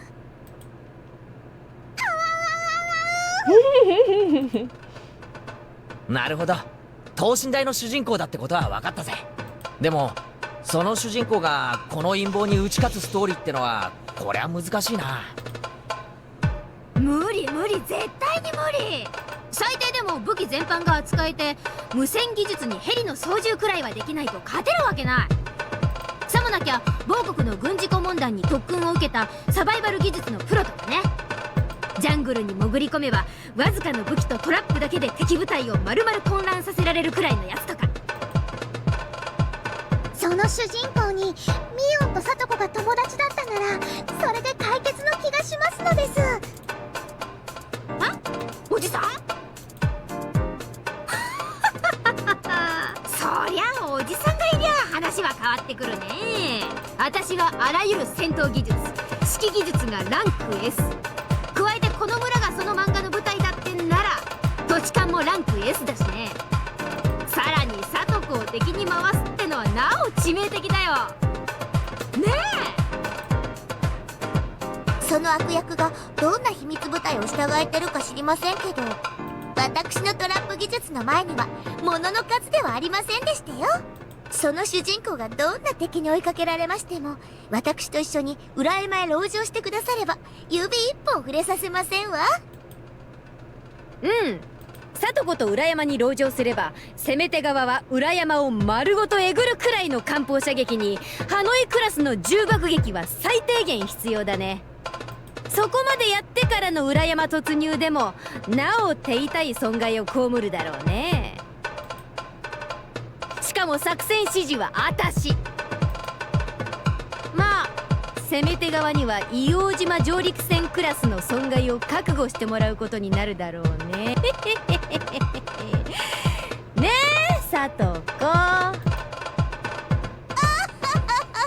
私の芸術的裏山を破ろうと思ったら核弾頭でもお持ち遊ばせ。確かに里子の裏山はすごいですが、本当に山犬悪役の手下たちをやっつけられるでしょうか。相手は荒事のプロなのですよ。奇襲とトラップってのはね、相手が誰であっても非常に効果があるんだよ。ベトナム戦争がいい例でしょ。世界最強の米軍が最高の装備で挑んだのに、あの密林には通用しなかった。土地勘のある人間が十重二重に張り巡らしたトラップというのはね、その里子のトラップは I was gonna say, 彼ら that's に the も Toko 通用 specialty す right るという there. こと。もちろん。いや、それどころかベテランゆえに足止めの効果が大きい。トラップは引っ掛けるだけが効果じゃない。引っかかるかもしれないと怯えさせる効果も大きいんだよ。ベテランゆえに慎重になる。ゆえに裏山への直接進行に彼らの指揮官は及び腰になるだろうね。それはつまり相手が素人である時より時間が稼げるってことだからね。へへ、攻略には艦砲射撃くらいは必要ってわけだ。まさか戦争中じゃあるまいし、敵にはそこまではできないんだろ。I definitely don't think that's possible. Anyway, Miona's a professional when it comes to deciding on tactics. She's saying the Stogo straps will be more than effective, even against the mountain dogs. That's very reassuring. トラップの弱点は防御にしか使えないことと設置に時間がかかること、そして無差別に発動してしまうことにあるんだけど、その点里子の裏山は全ての条件を満たしているね。そうだね。裏山に立ち入る人はいないし、すでに里子ちゃんのトラップでいっ And ぱいだし。 Satoko knows they're very easy to get lost in, and she knows those hills. 逃げ込むだけですぐに籠城できるのはその主人公の大きな強みになるね。そこにおじさんもいるわけなら、その籠城をただの立てこもりには使わないね。敵の主力を引きつける何らかの陽動に使って、その隙に敵を叩く奇襲作戦でいく。敵を深く誘い手薄になったところを背後から叩くのは迎撃反撃戦術の初歩だよ。水際撃退を絶対死なんて石頭の極みだからね。はあ、みーちゃんとさとこちゃんすごいすごい。でもレナとケイチくんだけ置いてきぼりだ。なら僕たちが主人公ということにしましょうです。みんなで仲良くやっつけるのです。よっしゃ、そうこなくっちゃな。へへ、なんだよ、俺たちまで加わるってことは、それって部活メンバー対悪の組織ってことになるわけかよ。どんな悪役だか知らないけど、その悪役たちはついてないよ。どの程度の手勢か知らないけど正面からぶつかり合うならいざ知れず、私たちに血のりを使わせちゃったらこの村じゃ勝てないよ。ひなみ沢で私たちに勝とうと思ったらオーバーロードクラスの大作戦が欲しいところだからね。もっとも我が部ならそれすら撃退するけどさ。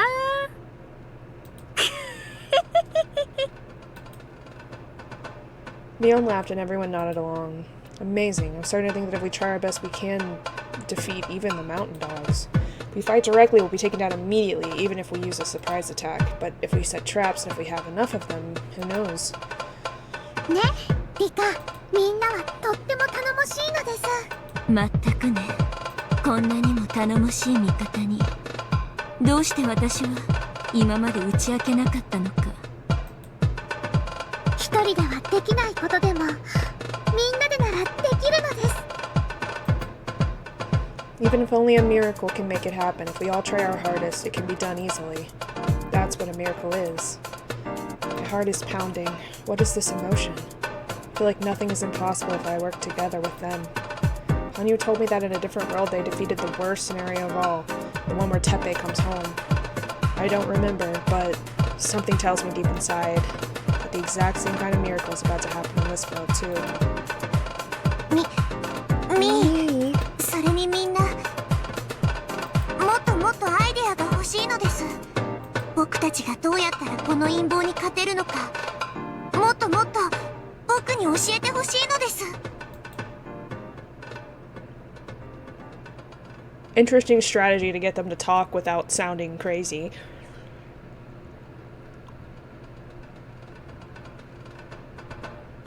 End of chapter? Nope, not yet. But at least we are done with that conversation, and with that, it's been over 2 hours, and I'm going to take a little break. Gonna stretch, take some... drink some water. Some water.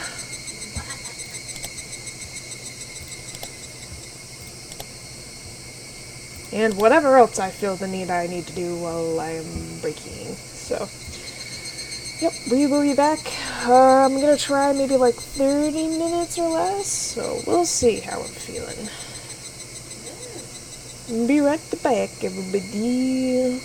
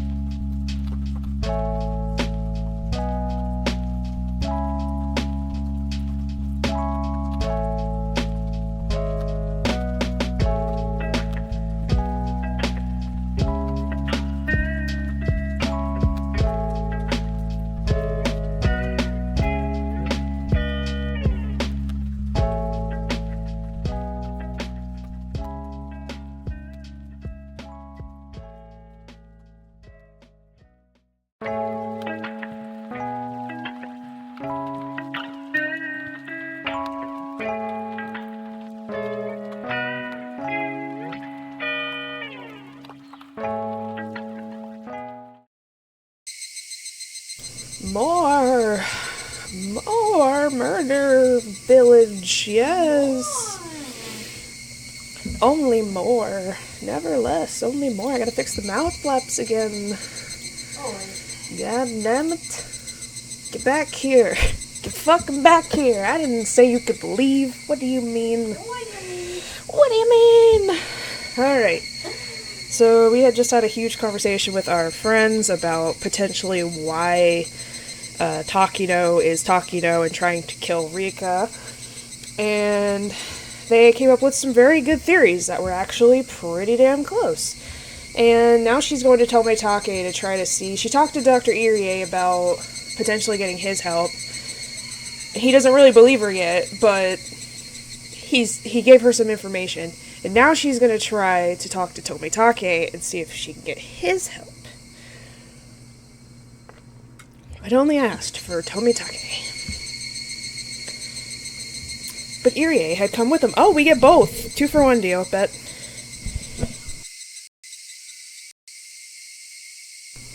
Yes, it was, apparently. Okay, never mind. I was wrong.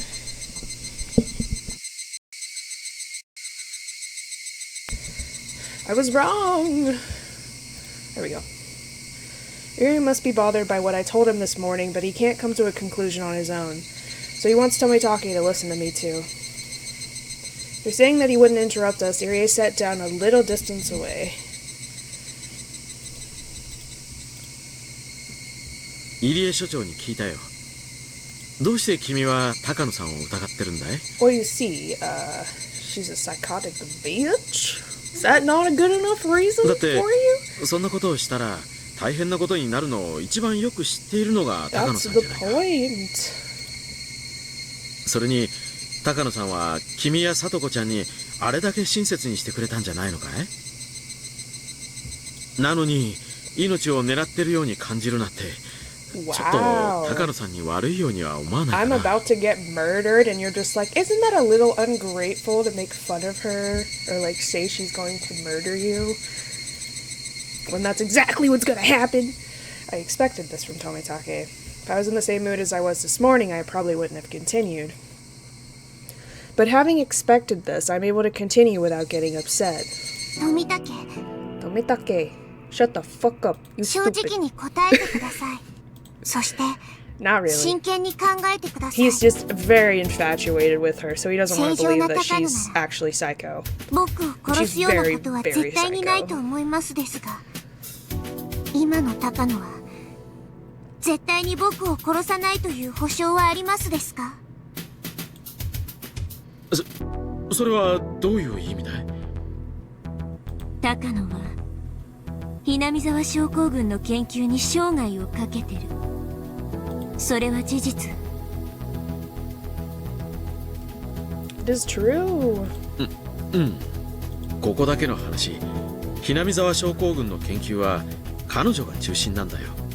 入江所長は表向きのトップで、研究の一番の中心は高野さんなんだ。これは内緒だけど、実はひなみ沢症候群は彼女のおじいさんが見つけたもの。 I forgot he has the detail.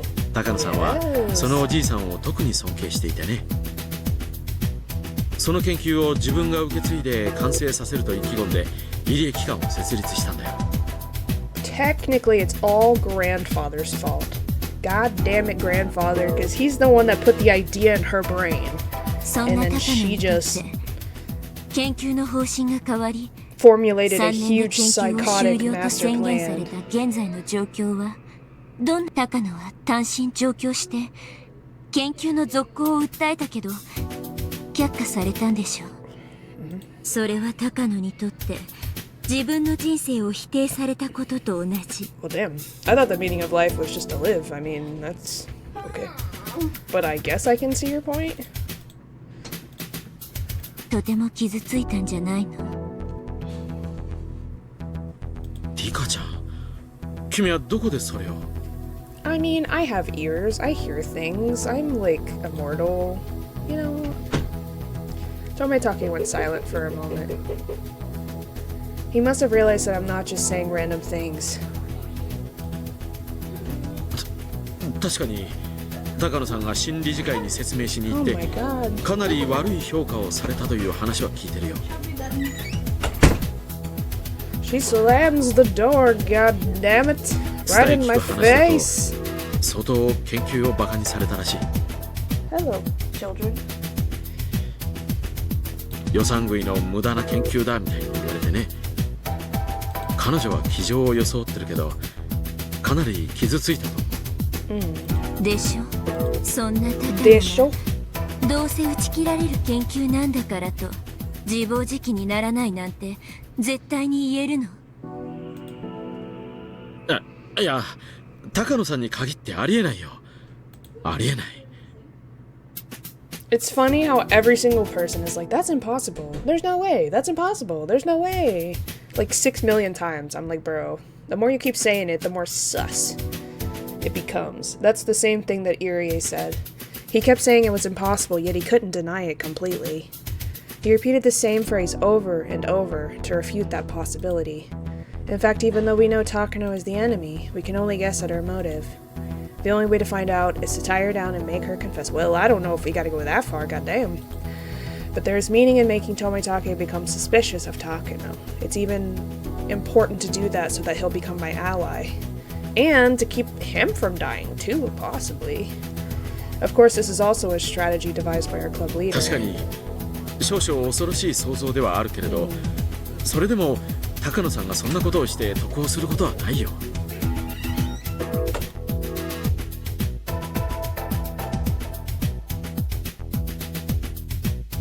自暴自棄になりたい彼女の気持ちには少し理解できるけど、彼女もその辛い気持ちを時間で癒せるさ。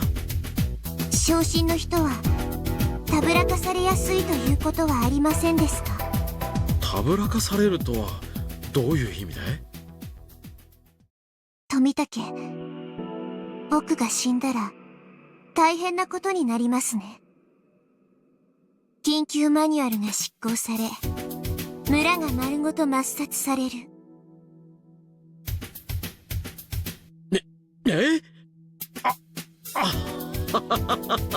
そうなのかい？僕は知らなかったな。Tomitake isn't good at covering his lies. Shows that he's bad at hiding things since he's innately honest, which makes him a nice person. 入江に聞いていますから知ってますです。 Too nice for his own good. 時間がもったいないのでごまかしっこはなしにしましょうです。その緊急マニュアルはあくまでも最後の手段ですから、それを実行すれば大変なことになりますですね。 Tomitake seemed to be wondering if he should confirm the existence of the emergency manual, but the fact that Irie had already told him about it, combined with me being the queen carrier, prompted him to convert it, albeit hesitantly. ああ、大変なことになるよ。村を一つ消し去るなんて簡単なことじゃない。危険な橋をいくつも渡らなければならないし、仕方がないとはいえ人道的に許されることじゃない。本当に大変なことになるよ。単刀直入に言います。その緊急マニュアルで得をする人間がいるはずなのです。まさかいるはずがないよ。それどころか責任問題やら何やらに発展し、場合によっては東京だけでなく政府内の問題にも発展しかねない。となればその騒ぎで得をする人がいるのではありませんか？緊急マニュアルが執行されるようなことになれば執行はやむなく行うが、その後そうしなければならない状況に陥らせた人間たちへの責任追及が始まる。具体的に言うと入江機関を統括している上の連中ね。その黒幕たちが責任を追及され東京で失脚するということは、どうだろう。ポストは有限。狙う人間は常にいる。それを奪うために緊急マニュアルという危険な爆弾の導火線に火をつけてみようという人たちがいてもおかしくないんじゃないかしら。自分は安全な場所に隠れていて全て吹き飛ばした後空いたポストにちゃっかり座る。 Yes.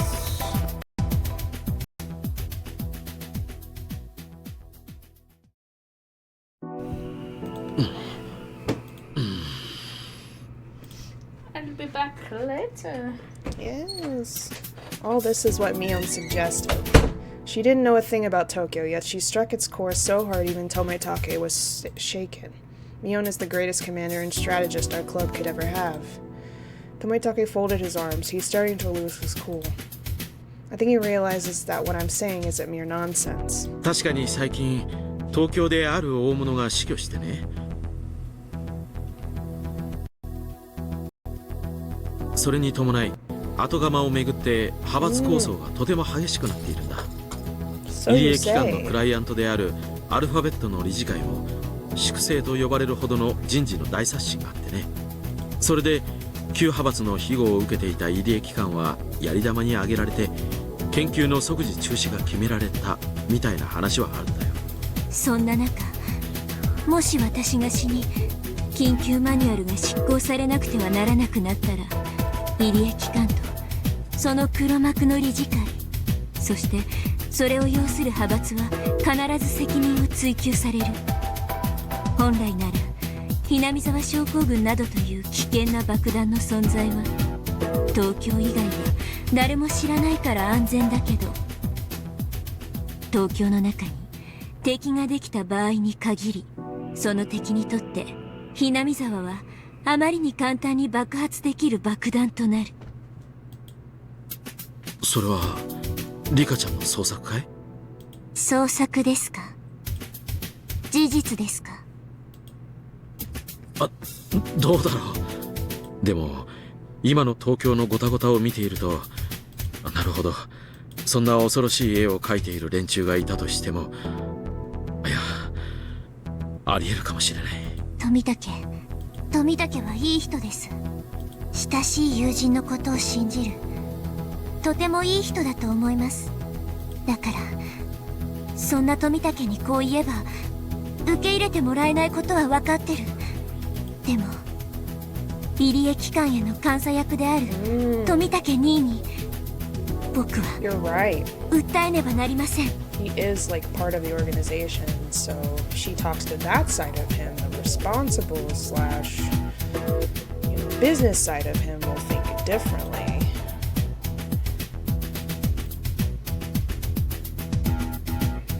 I see.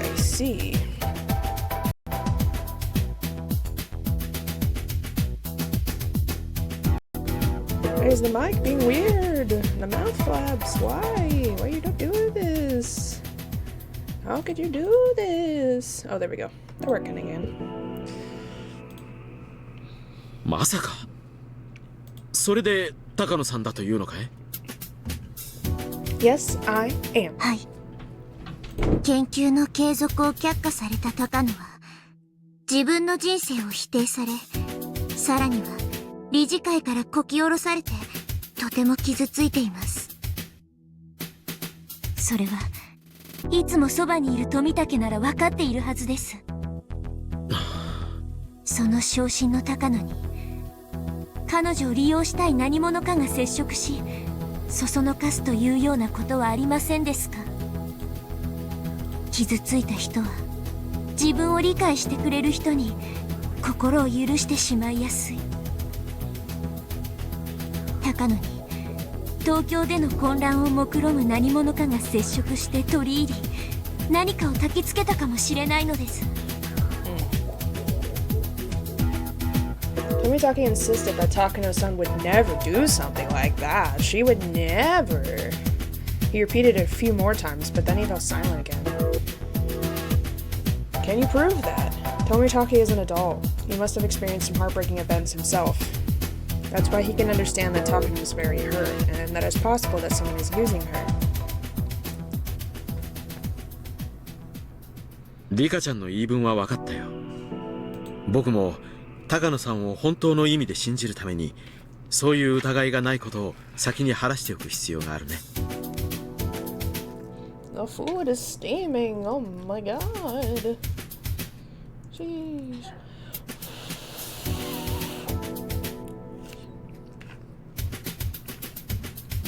富武。すぐに山犬のおこのぎくんと東京に連絡して高野さんの近辺に不審な動きがないか You 確 know, 認 you さ can't せるよ。 trust the mountain dogs. 山犬は傍聴が専門だから。ダメです。山犬も高野の手先です。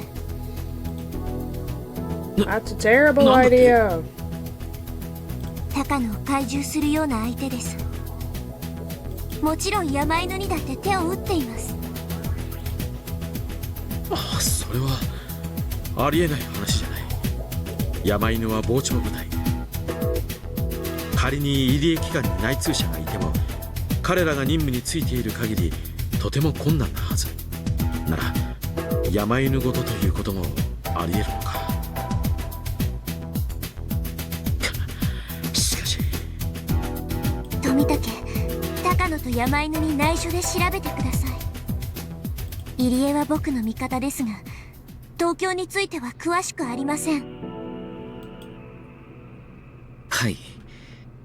私は一研究者に過ぎません。所長という肩書きも彼らの都合でもらったお飾りに過ぎないことを認めます。ですから私ではリカさんの疑念を晴らしてあげることができません。わかりました。万が一入江機関が謀反を起こす可能性だって予見されてないわけじゃない。そのために僕が送られてきているんだからね。高野さんと山犬の近辺について至急調査させるよ。 Thank you. 僕の話を信じてくれて、僕の話を信じてくれたのは、 Yeah, right? これが You just 初め gotta て know な how の to です。 talk to them. And, well, have the information necessary to, like, actually make them believe you. I've been laughed away in many worlds, but Tomitaki finally listened to me. He will be a very strong ally in the fight against Taka. Also, I'm grateful for my friends who prepared me to talk to him. I got information on the current situation from Irie, had my friends analyze it, and because of that, managed to get Tomitake to listen. Just as Hanyu said, I couldn't have done anything if I'd kept quiet about it all alone. But after talking to my friends, things are already changing. 実は今日からしばらくの間、身を隠そうと思いますです。ミーの家には秘密の地下があり、好都合なのです。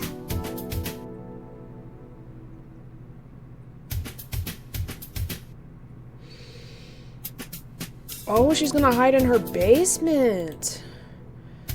I haven't talked to Mion about it yet, but I think she'll understand my request now. なので、何かあったらミーに連絡してください。僕は今日から当分の間、行方不明ということにしてくださいです。了解したよ。僕もそれが安全だと思う。僕は普段通り振る舞うよ。不審がられないためにね。もちろん用心はする。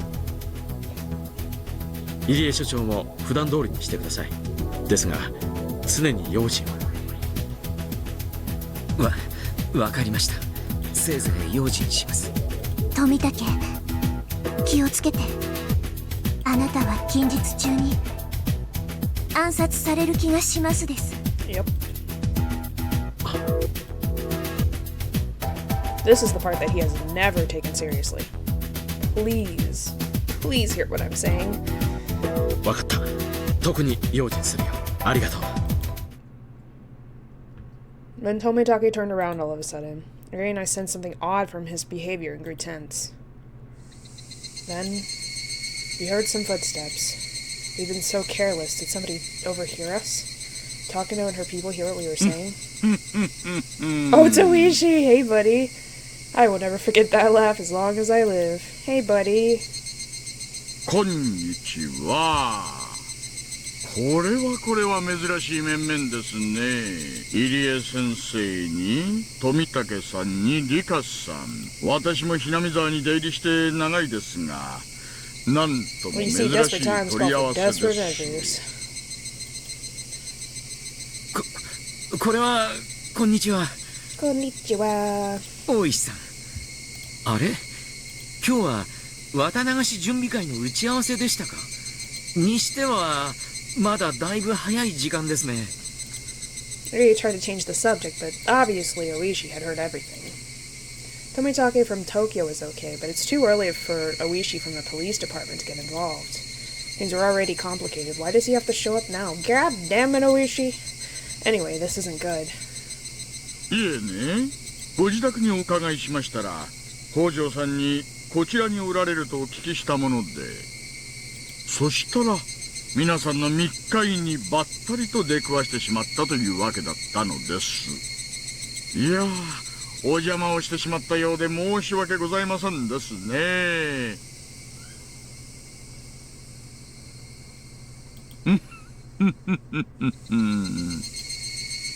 The air froze, leaving only silence. The way Oishi is speaking makes it obvious he's trying to snip things out. I bet he only heard a part of our conversation, so he can't grasp exactly what we were talking about. That's why he's trying to make us confess the whole thing. 皆さん、そんなおっかない目で見ないでください。照れちゃいます。いえね、今日来た理由は他でもありません。Is it リカさ Akasaka? んに懐かしいお友達を連れてきたのですよ。 Please, we need him, please. リカさん覚えててくれるかな。忘れちゃってたら彼はるばる来てくれたのに泣いちゃうかもしれません。What? Who? I can only think of one person. But did he ever come here in June 1983? He never did. And that's one of the things she mentioned, is if he would have been there to protect her, maybe she would have lived. But she could never get him to stay. But who else would come visit me? ささ、どうぞどうぞ。 There he is! The man, the myth, the legend, Akasaka. Uishi encourages a virile young man to enter. He looks a lot more mature than the last time I saw him. Akasaka. Akasaka, the hero. 覚えていてくれてありがとう。リカ。今度は東京へ帰れなんて言わないだろう。 No, you have to stay here with me. You can't leave, ever. You're mine now. You're my secret agent.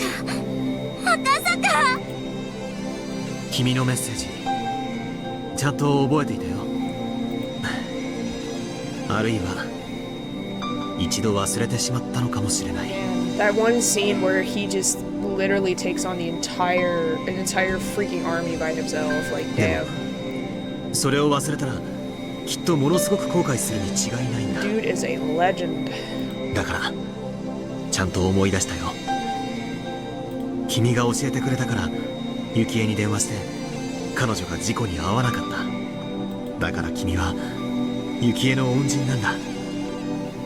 その恩を私は今返しに来たんだ。本当に長いこと忘れていた気がする。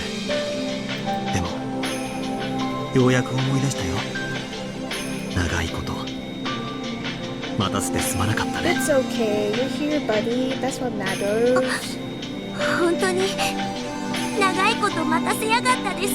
Yeah, god damn it. そして I've done this over こんな 100 最 times 後の now. 最後の世界で本当に都合よく帰ってきやがったのです。赤坂、赤坂。 She's crying. 私は無条件で君の味方だ。君のどんな不思議な話も信 Join じ the るよ。 squad. そして Yes. 君の命を狙うという敵を Yes. 必ず打ち砕いてみせる。 Akasaka remembered some strange things as he talked to me. He remembered the sad world where he lost his wife working on the kidnapping case in Higurashi. He forgot about me because of the despair and only remembered her afterwards. He regretted not being able to do anything for me. That memory from a different world brought Akasaka here. Akasaka calls himself my ally. That means a lot to me since I never thought I'd have any allies at all. I could only bury my face in Akasaka's chest and cry, aww. いや、私は見てませんよ。東京に奥さんがいるのに、平見沢にこんな幼妻の現地妻がいたなんて知りません。知りませんよ。 What? 大井さん、違うんです。そういうのじゃないんです。赤坂、赤坂、赤坂、赤坂。complained that I couldn't defeat Takano alone. Hanyu admonished me. She told me that if we put our strength together and all believed in the same thing, we could make a miracle happen. Well, that's what Keiichi made them believe in the last chapter. I didn't believe her. But after I talked to Yuri and my friends and Tomitake, things were getting better and better. And now Akasaka is here too. Is Akasaka supposed to be coming back? Or is this a miracle? Miracles do occur. This man never helped me even once before, yet he might be my most dependable ally, Now he's back and he's even telling me he's my ally no matter what. ね起こるのです。奇跡は。起こるね。起こせるね。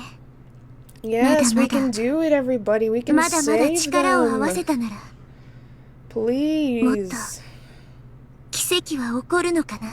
After 8 chapters, please let me save these children. God damn it. そしたら。 Oh my 昭和 god. 58年の呪いを打ち破れるくらいの奇跡を起こせるのかな。 Man, if this was like a physical novel, this thing would be so fucking long. I couldn't imagine 起こせま how す many です。 pages.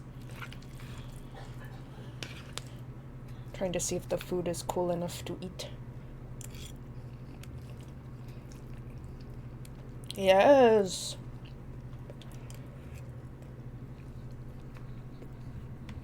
だって昭和58年6月はみんなが手を取り合わないと破れないのですから。 Hanyu, who used to be just a bystander, is now persuading me. She's admonishing me for pretending to fight, while I too was actually just a sulky bystander. 大丈夫かい？ I mean, if I died 100 years in a row and watched all my friends die 100 years in a row, then I'd be pretty bitter too. ごめんなのです。ちょっと懐かしかったので取り乱してしまいました I です。 lost my cool. Oh, Mika.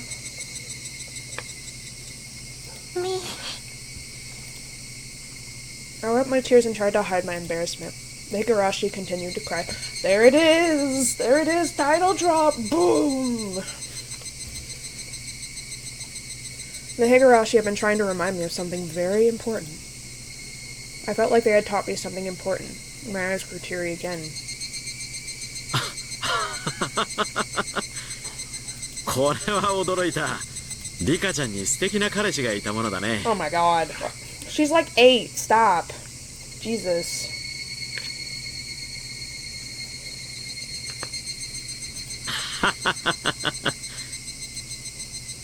自己紹介します。私は赤坂守。警視庁公安部の資料室第7室に勤めています。東京の公安部資料室は確か内調別室並みの極秘部門ではありませんでしたか？秘密警察の批判もあるような極秘の強行捜査部隊だったはずです。 No department would be foolish enough to slap secret onto the name for the secret division. Real secret divisions have boring names meant to fool the average person. That's true for Akasaka's department, too. It's called a reference room, but they don't manage documents.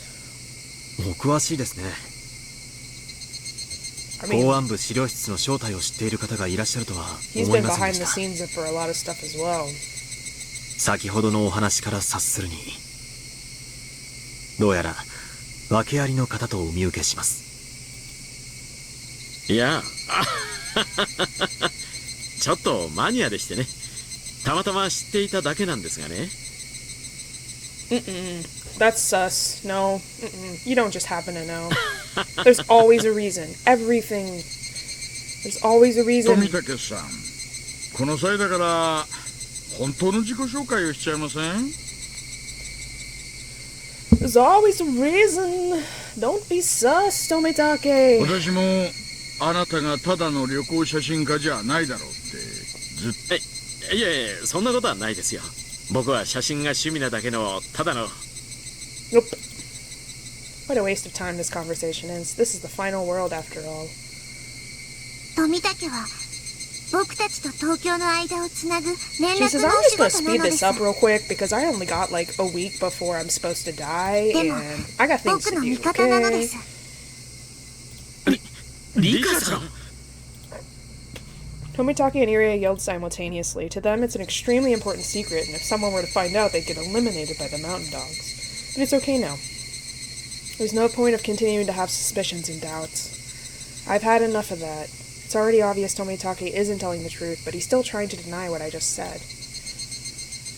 入江所長さんでしたね。5年ほど前、私が誘拐犯たちとの乱闘で怪我をした時、あの時は丁寧な治療を本当にありがとうございました。あの時の。いえいえ、自分の仕事をしたまでですよ。そして入江診療所には入江機関という別名もあるそうですね。はい。いえ、どうでしょう。入江先生、もう隠し子はなしにしましょう。私たちさっきしっかりと聞いちゃってるんですから。You done got caught in 4K. 先ほど入江機関のクライアントのアルファベットとおっしゃいましたね。実は皆さんがお話になられなくてもその一部始終を存じております。つい最近まで私の第7室は巨額の裏金ルートとそれを牛耳る黒幕たちを内定していました。アルファベットプロジェクトとはその裏金ルートのうちの一つです。Akasaka is holding the top secret document he got his hands on a few days ago. This document records how certain people were giving public funds from ministries and government offices for assisting with various projects. These masterminds claim that they were attempting to revitalize Japan by using secret money and secret methods, but that was a lie even amongst themselves. The masterminds of these projects were making an enormous profit off of them. If that became public knowledge, Japan would be shaken to the core, and the government would be overthrown. That was what they were told, and that was the reason why the investigation was discontinued. 最初にお断りしておきますが、第7室のこの調査はすでに中断され、私たちはその任を解かれています。ですので、私は業務上知り得たことを勝手に口外しているに過ぎません。もちろん、私はひなみ沢へは休暇として訪れています。そこだけ誤解がないようにお願いいたします。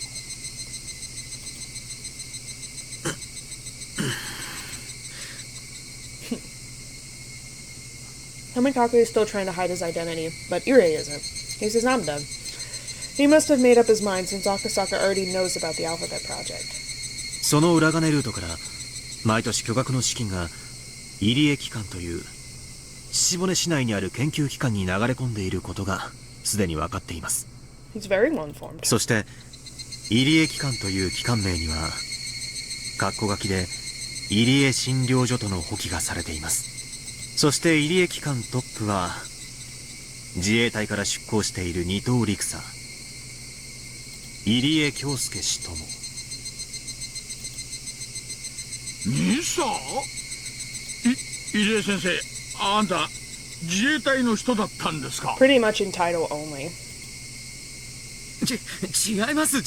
私は自衛。富武さん、もうお話ししましょう。それに私たちのクライアントはともかく、私たち自身は別にやましいことをしているつもりはないんです。これ以上しらばっくれるのはかえって大石さんたちを疑わせるだけだと思います。入江の言う通りなのです。大石はきっと僕たちの味方になってくれますです。I'm starting to feel like even Oishi could be our ally. He has been in the past. That would be incredible. But not him alone can save us. Tomitake finally gave in and admitted everything. In his place, I explained to them the existence of Hinamizawa syndrome, the Irie clinic that was established to research it, what's special about myself, and finally about the invisible conspiracy that revolves around it all. Oishi was very surprised to hear about all of this, but Akasaka told him to calm down, so he listened quietly. Since Akasaka belongs to a special unit, he wasn't too surprised. He kept nodding, saying that it's all very possible. This is working out great for me. Is it? 確かにリカちゃんの言う通り、恐ろしい陰謀を企む連中がいてもおかしくない。大石さん、これらの話は全てあり得る話です。はあ、私は何かの小説の筋書きみたいな A visual novel, perhaps. いや、それが真実ならば。Compared to Akasaka, who has a flexible mind, Oishi is having a hard time understanding such unrealistic stories. He'll probably need at least 3 cigarettes before he can digest what he just heard. 僕は高野が怪しいと思っています。 Or like 3 beers in a mahjong game. ですが、その証拠はありません。それを確かめるために富武に調査をお願いしていたところなのです。大石さん、その高野という女を別件逮捕で拘留することは？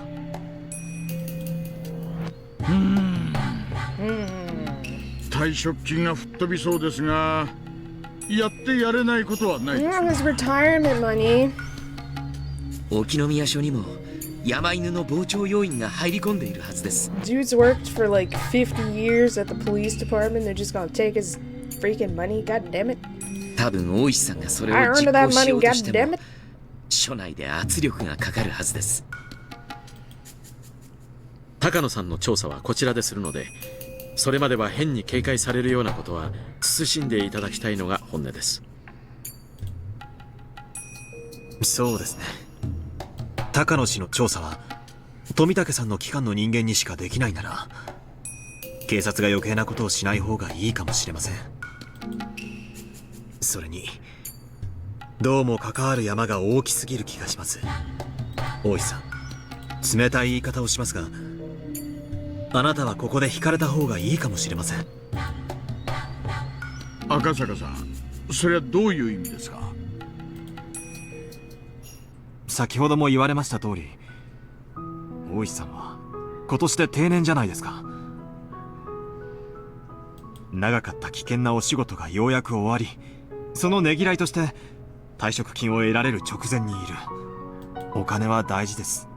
家のローンの完済や老後の蓄え、そして第二の人生の支度金ですが、今回の山は危険すぎる。私の勘から言って、この山は多分最後にはなかったことにされる。つまり全てを失う覚悟がなきゃ、今からでも遅くないから引き返せって、そうおっしゃるんでしょう。そうです。大石さんほどの方にこんなことを言うのは。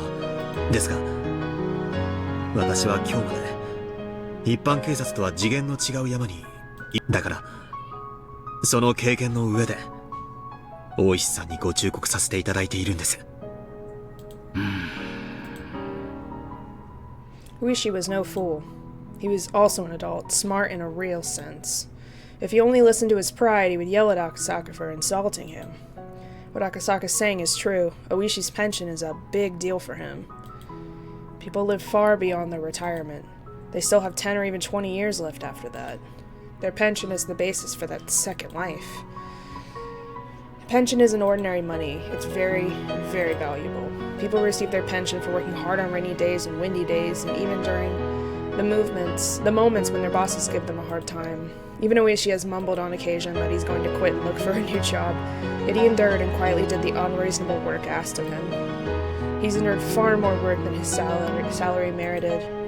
He's worked like that for a very long time, and now he's finally about to retire. He's finally about to collect his long-awaited pension. It's not about the amount of money itself, it's about having a value placed on what you've done with your life. So if one were to cause a scandal, the punishment for that would be placed on his pension. Such deplorable event can erase Oishi's entire life as a policeman. It's not something that can be treated lightly. Akasaka is still young. Even if he loses a job, he will be able to find a new one. But Oishi's too old. The repayment of his mortgage was planned around this pension. Oishi's a grown-up's grown-up, and that's why he can't do anything reckless. Akasaka knows that, and that's why he said that Oishi should back down. Oishi understands it too. So Akasaka had to ask him that tough question. in order to find out how strong Oishi's commitment was. But he's also been extremely committed, and he wants so badly to finally find the culprit and end the mysterious Hinamizawa deaths that happen every year. He's very, very, very, very much invested in that. 私がお小遣いを残したいばかりに随分のんびりしたローン返済をしちゃいました。Well, you know. もっと繰り上げ償還とかしてりゃ利子の分得をできただろうに。博打やらお酒やらそんなものに使うお金が残したくてね。 Not yet. もし私が月を退職金に回すような人生を選ばずもっともっと賢く生きてきたならここで私はかっこよく懲戒なんか怖くないって意気込むところなんでしょう。Rishi's fists were trembling. That's how he sheds his tears. でもね、それでもね、私は刑事なんですよ。 That's right. 今の He takes his work very seriously. そしていや、 He's そ a んなのはも silly, うど silly うで old もいいの man, かもしれない。 he jokes a lot, but he does take it very seriously. He is very invested. 私は墓前で誓ったんですよ。 Oh yeah, because his friend died. That's お right. やさんを殺した犯人を必ず挙げてやるって。それつまり、おやさんを殺した犯人を挙げるまで、私はいつまでも刑事でいるって I 誓 forgot いな about んで that. す。 That's right. It's been a while since I played. それはつまり、私が警官かどうかってことじゃない。私からだけを取るその日まで、たとえ懲戒を食らったって、刑事魂を忘れないってことなんです。 Hell yeah, Oishi. その私が、懲戒免職が怖いって。退職金が不意になるかもしれないのが怖いですよ。 Oh. 何千万って金が入ることを当てにした人生設計が全部パーになるんですよ。北海道でのんびり家庭菜園を楽しんで、すすきので遊んで社交ダンスを Not 始め ballroom て。 dancing lessons. Not this guy. Absolutely not. I could see him having a garden or something. それ Silly が old パーに man な in る his の何が garden. 怖いってんですかね。私の刑事魂はそんなもんだったんですかね。ひなみ沢村連続開始事件の真相を暴く。夢にまで願った真相の扉が今ここにあるってのに。くそー、ちくしょー。 God damn it! 警察手帳を叩きつけりゃいい。警察なんていつでもやめてやるってなんで言えないんだ。くそくそー、ちくしょー。 Nobody could say anything in response to Oishi. He's at a crossroads. The crossroads of a person who has worked so hard and so humbly for so long. How could the young people who knew nothing about what he's had to go through say anything at all? 大石さんは確か殺された現場監督さんのご友人でいらっしゃいました。 Yes, the construction site manager. That's right. That's right. He's the one that died in the dam project incident. And that he was Oishi's, one of Oishi's best friends. ねえ、友人であり、兄貴であり。 A friend, a brother, and a father to me. Oh, Oishi, god damn it. Now you're gonna make me cry. 私は Stop it. 形式だけとはいえ入江機関の長です。 Yeah, so he wants to bring justice to the one that killed him, basically. 多分リカさんをめぐる陰謀が暴かれれば必ず私にも飛び火し何らかの形で責任を取らされる日が来るでしょう。そうですよね、富武さん。 His position exists for exactly that purpose. To the Institute as a whole, Irie is there simply to cover for Takano's research. Tomitake of course knows about that, and even Irie has started to realize it. Even if Irie hadn't done anything wrong, he would have to take the blame as the person in charge of the Institute. Also, every organization purged itself, by forcing someone to take the blame and reshuffling members. That's why leaders get more money. 全てが終わったら大石さん Fucking にひなみ沢 capitalism! 村連続開始事件の全てをお話しします。本当は終身の秘匿義務があるのですがお目こぼしをくださいますよね、富武さん。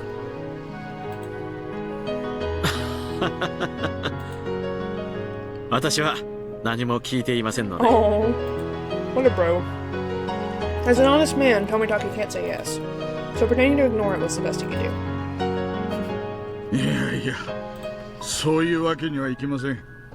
そいつは皆さんに協力した勇気ある大石クラウドに教えてやってください。退職金が欲しくて保身に走るみっともない大石クラウドには過ぎたもんです。He faced a dilemma. Even though the truth behind the mysterious death he sought so hard was right in front of him, he couldn't just accept it with his head held high. To understand what he's going through, one would have to live the life he did. His dilemma is very vast and very heavy. Young people couldn't possibly understand. 私に考える時間を We do もらう not ことはでき have ま the せんか。 luxury of a lot of time. 真相を暴き悪を打ちたい気持ちはあるんです。そのため Unfortunately, に勇気を持つ時間を少しだけもらうことはできませんか。 why is he even asking? Nobody here will force him to make up his mind. Of course, I won't either. However, Oishi needs someone's approval. Oishi's still passionate about his work as a police officer, yet he isn't brave enough to take on this case. He wants somebody to forgive him for that. But nobody can do that, and nobody can stop Oishi from crying. はい、その時間を僕は許します。 Hanyu? How long has she been here? Hanyu has arrived. I didn't see her come in. But then again, she's always around. Hanyu is the guardian deity of Hinamizawa after all. あなたが決心するのに必要な時間を僕は許します。あなたは今日まで自分に素直であり、そして厳しくもありながら今日までの人生を積み重ねてきました。そんな決して軽くない人生だからこそ、決断を求められる時にもその選択肢は重みを得るのです。軽々しい選択や万有は決して誇らしいものではない。真に誇るべきなのは、あなたのような真に重い人生を歩んできた者が本当に重い選択をした時なのです。 She might sound arrogant to us, but that was exactly what Oishi needed to hear. Right? Who among us has the right to admonish Oishi, the eldest one here? No one should be able to. Nobody but one. The one who has been protecting humans for over 1,000 years. Hanyu. あなたが冷静で落ち着きある選択をしようとも、私はあなたを称えましょう。それがあなたの悩み抜いた選択である限り。 Very sweet, Hanyu. Very sweet. 初めて会うお嬢さん、なぜか一番嬉しかった言葉です。臆病な私に時間を許してくれてありがとう。 He's so polite right now. He is a respectable dude. He just likes to joke and laugh a lot. If it was me, I would have asked Oishi to be my ally and asked him for help. But that wouldn't have reached his heart. Wanting help is my selfish request. I don't know anything about the life he lived, and that's why my words wouldn't reach him. It's not only all selfish, though. She also wants to save her friends' lives and everyone in Hinamizawa's lives. So it's not solely a selfish reason that she wants to live, but it is true that if she dies, everyone in the village dies too. Or basically almost all of them. But Hanyu's words did. Hanyu has never told me this, but I can tell she's been watching Oishi since the day he was born. She's been watching all that he went through. That's why she can say that, and why what she said could reach him. Only Hanyu can do that. 入江先生、たった一つだけでいいんです。教えてください。ええ、何でも聞いてください。私はおやっさんをバラバラにして殺した連中を裏で糸を引いていたのは園崎家だと信じて追ってきました。それは正解ですかね。いいえ、不正解です。南沢村連続開始事件は全て私たち側から説明できることです。そうですか。Rishi pretended to scratch his head. For so long he pursued the case without belief, yet someone deeply involved was telling him he'd missed the mark, so he must be feeling at least some frustration. What Irie said wouldn't be enough, so I have to continue. 大石、お社様のたたりと呼ばれる事件は、どれも村人の愛役によるものではありません。The paranoia of the syndrome causing everyone to cast blame on other people, and the Sonozaki family is the biggest family in the village, so to cast blame on them and to think that they are secretly organizing everything is honestly very, very plausible. But it was actually just, you know, a huge misunderstanding. 園崎家も御三家も、そして村人も一切が関係ないのです。There were only misunderstandings, misinterpretations, coincidences, tragedies, and comedies. The real identity of the curse of Oyashiro-sama is simply a series of misinterpretations. It only looks like the villagers are acting in secret. それじゃあ、私が今日まで集めてきた園崎家が裏でどうこうっていうのは全部ガセだったって、そういうことですかね。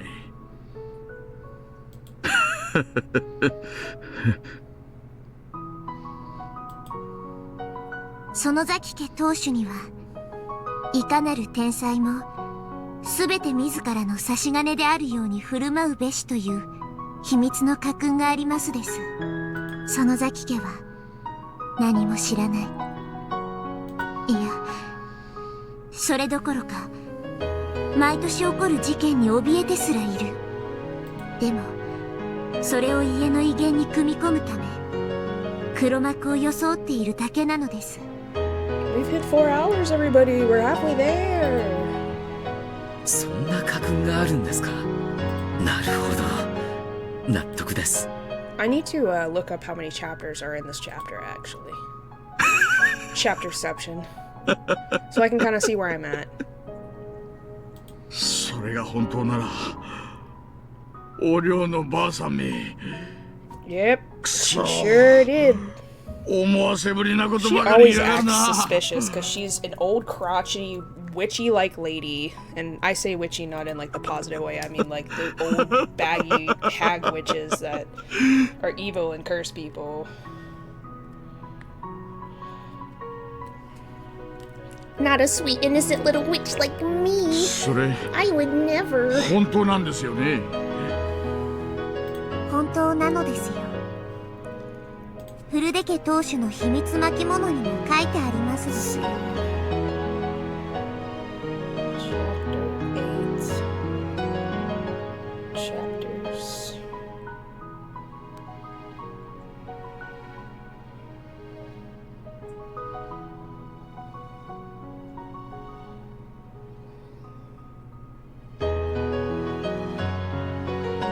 How many chapters?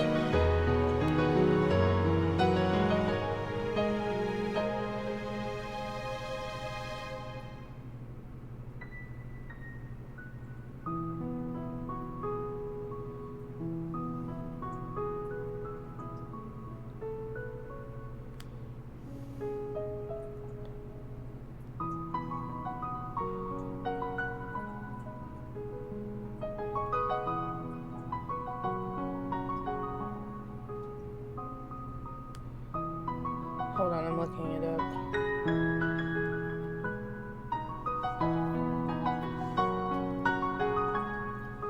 $11 chapters. Okay.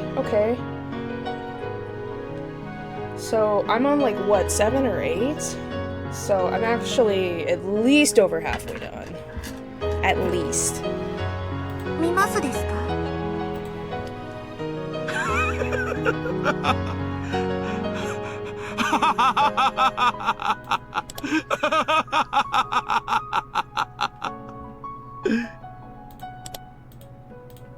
？Wait, hang on. I want to do a manual save here so I can see exactly what chapter I'm on.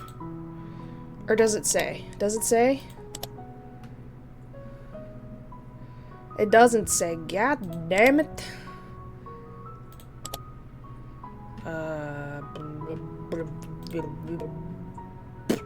It's fine.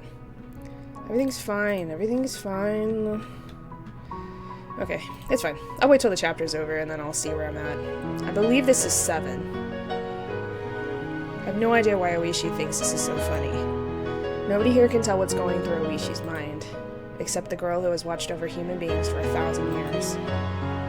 大石が嬉しい気持ち、僕にはわかりますです。おや、何がわかるって言うんですか？誰かを憎まなくていいというのは、とてもとても幸せで気持ちいいことだってわかりますから。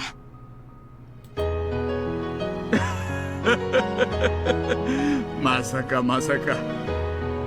園崎家が獅子骨市内を牛耳るたちの悪い暴力団組織であることに変わりはありません。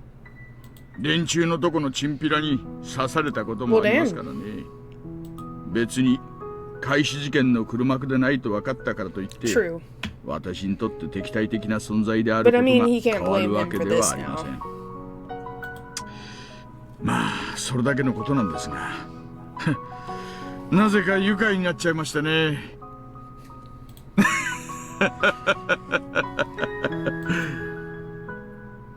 None of us can tell if what Hani is saying is right. Oishi believed the Sonozaki family was behind it all. Now that he's learned that they're not, I'm sure he feels like everything he stands for has been made meaningless. But if Hanyu says that's not the case, to hate someone must be such a painful thing. Can't explain Oishi's laughter, all I can do is speculate. Oh, it's evening time now, guys. Oishi left with a cigarette in his mouth, saying that he wanted to cool off a little. 高野さんが白か黒か、それがわからないことには話が進みませんね。富武さんの方の結果を待ってからしか動くことはできないでしょう。リカちゃんがなぜ高野さんをそこまで疑うのか、個人的には高野さんに悪い気がするけれども、でもリカちゃんの言うことにも一理はあった。リカちゃんは大切な身なんだ。その周りには疑わしいものはわずかほども存在してはならないからね。Tomitaki is making it sound like he's going to prove Takano's innocence. I guess I can't blame him since he's in love with her. To be honest, I'm also hoping that Takano isn't guilty. Takano understands me and she was one of my allies. I had a friendship with her. I've trusted her for over 100 years. But Hanyu says that Takano is guilty. If something pops out when we poke her, then the question is how well Tomitake can catch it. To get people to help me, I have to find proof of Takano's guilt. So I just have to trust Tomitake for now. 富武さん、くれぐれも身辺にはご注意を。もし相手が黒ならば、あなたの身に最初に危険が。分かってます。分かった。すぐに宿を入江機関に内緒で変更します。本当はすぐにひなみ沢を離れた方がいいのでしょうが、もし高野さんが黒ならばそれはかえって逆効果です。難しいところですね。内定中は普段通りに装うのが初歩ですから。もしよろしかったら私の宿に入りますか？ We gonna be roomies? いえ、それには及びません。Oh, I wanted them to have roomie bro time. 大丈夫。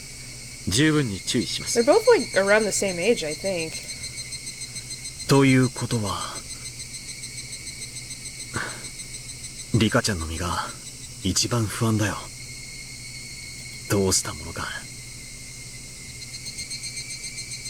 どうしよう。羽生、どうしたらいいと思う？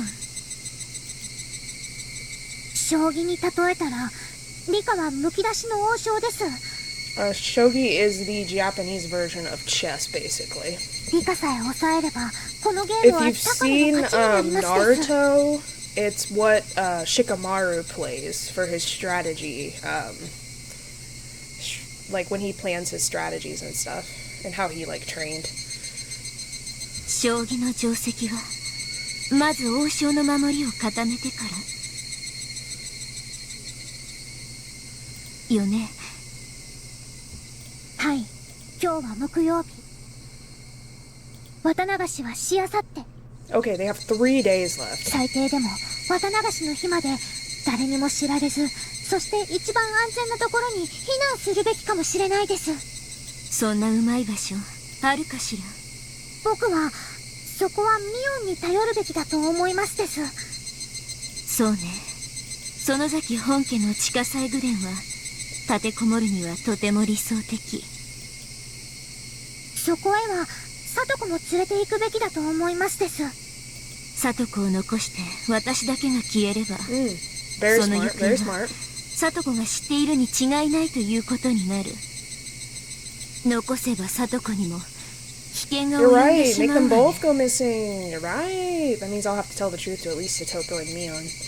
And the comic plot we discussed wasn't just fiction. Still, I always seem to underestimate their reliability. It really is beyond my imagination. I need to talk to them. I have a feeling they'll believe me. They're my steadfast allies, after all. 僕たちはしばらくの間、ミーの家なら身を隠すことができる場所がありますのです。そこはとても安全？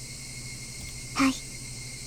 秘密の防空壕みたいな Yeah, とこなので it's す。 legit. 中には何でもあって、1ヶ月くらいこもることもできるに違いないです。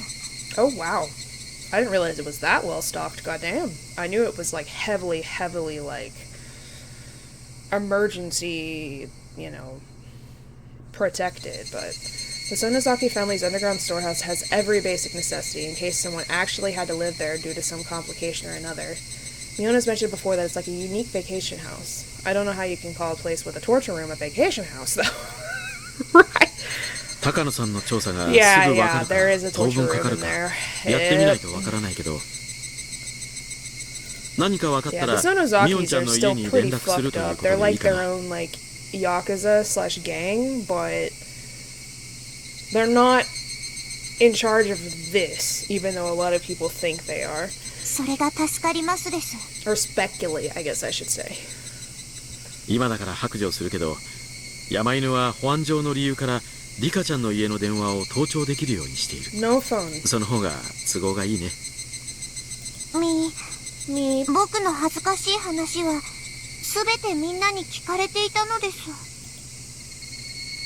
いや聞ける設備が設けてあるだけで普段の会話を全て聞いてるわけじゃないんだ。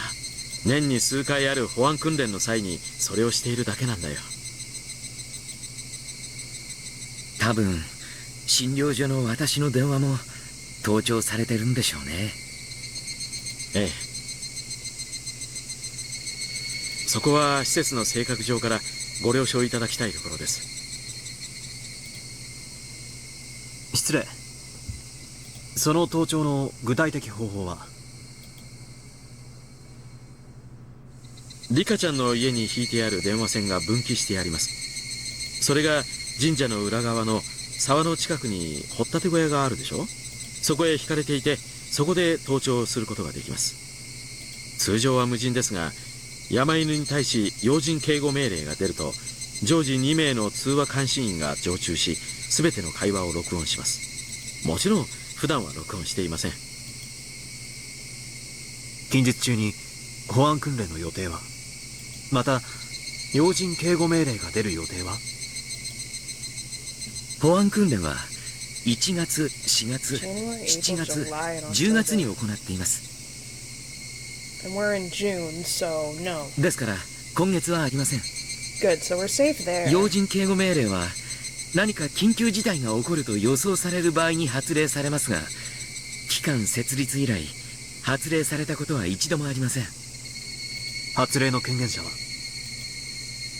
所長、つまり私ですが、高野さんは事実上の所長代行なので私に代わって発令することが可能です。 It's basically like he's on the lease, but Takano is the one actually like that owns the thing, that does all of the shit and makes the final decisions. もし高野氏が本当にリカちゃんを狙う黒幕なら、その要人警護命令を逆手に使い彼女を監視する手段に使うでしょうね。その可能性は十分に考えられます。ということはつまりその小屋に何者かが出入りするようになったらそれは高野氏が動き出したという証拠であり、リカちゃんの近辺に緊張が増した証拠であると読み取っていいわけですね。高野さんが黒幕である証拠になるかは分かりませんが、リカさんの周辺に危険が迫っている可能性が高いと読み取ることはできるでしょう。確かに高野氏が黒であろうと白であろうと、そういうことになりますね。その小屋が監視されている一方で、実際には他の場所に避難しているというのは、なるほど、うまい手かもしれない。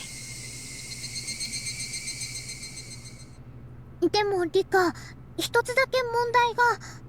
There's always something. 夜に明かりもつかなかったら、家が無人なのはすぐにバレてしまいますです。高野たちは盗聴などしなくても、夕方か夜頃にその様子を見るだけで、学校を休んでいるのは仮病で、僕たちが気づいて逃げ出したのだと知ってしまうに違いないのです。それもそうね。But I thought they were gonna say that she's missing. そしてそれは高野のことを調べている富武にとっては都合が悪い。確かにどうにかしたい点ね。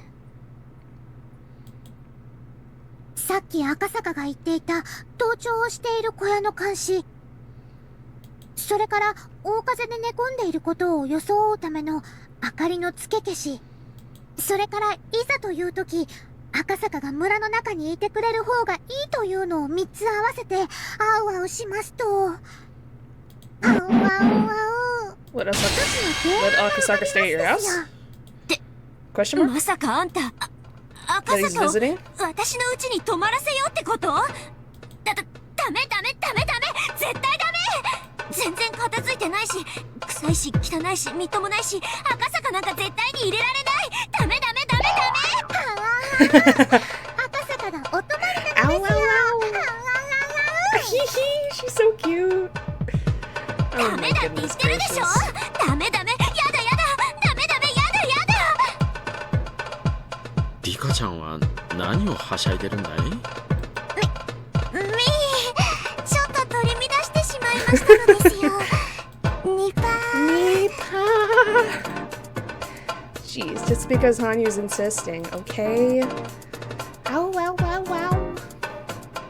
確かにリカちゃんの家がもぬけの殻になれば、夜の明かりとかでつけっぱなしにしても、未明までつきっぱなしではすぐ怪しまれてしまう。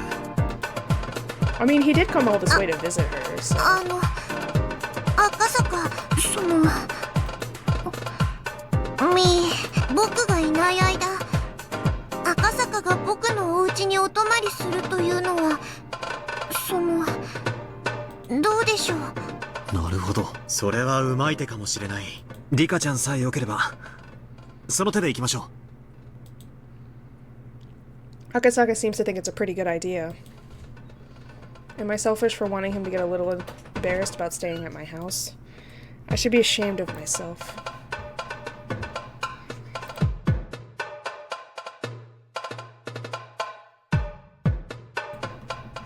Everything is set. Tomitaki is going to get in touch with his colleagues in Tokyo and start an investigation on Takano.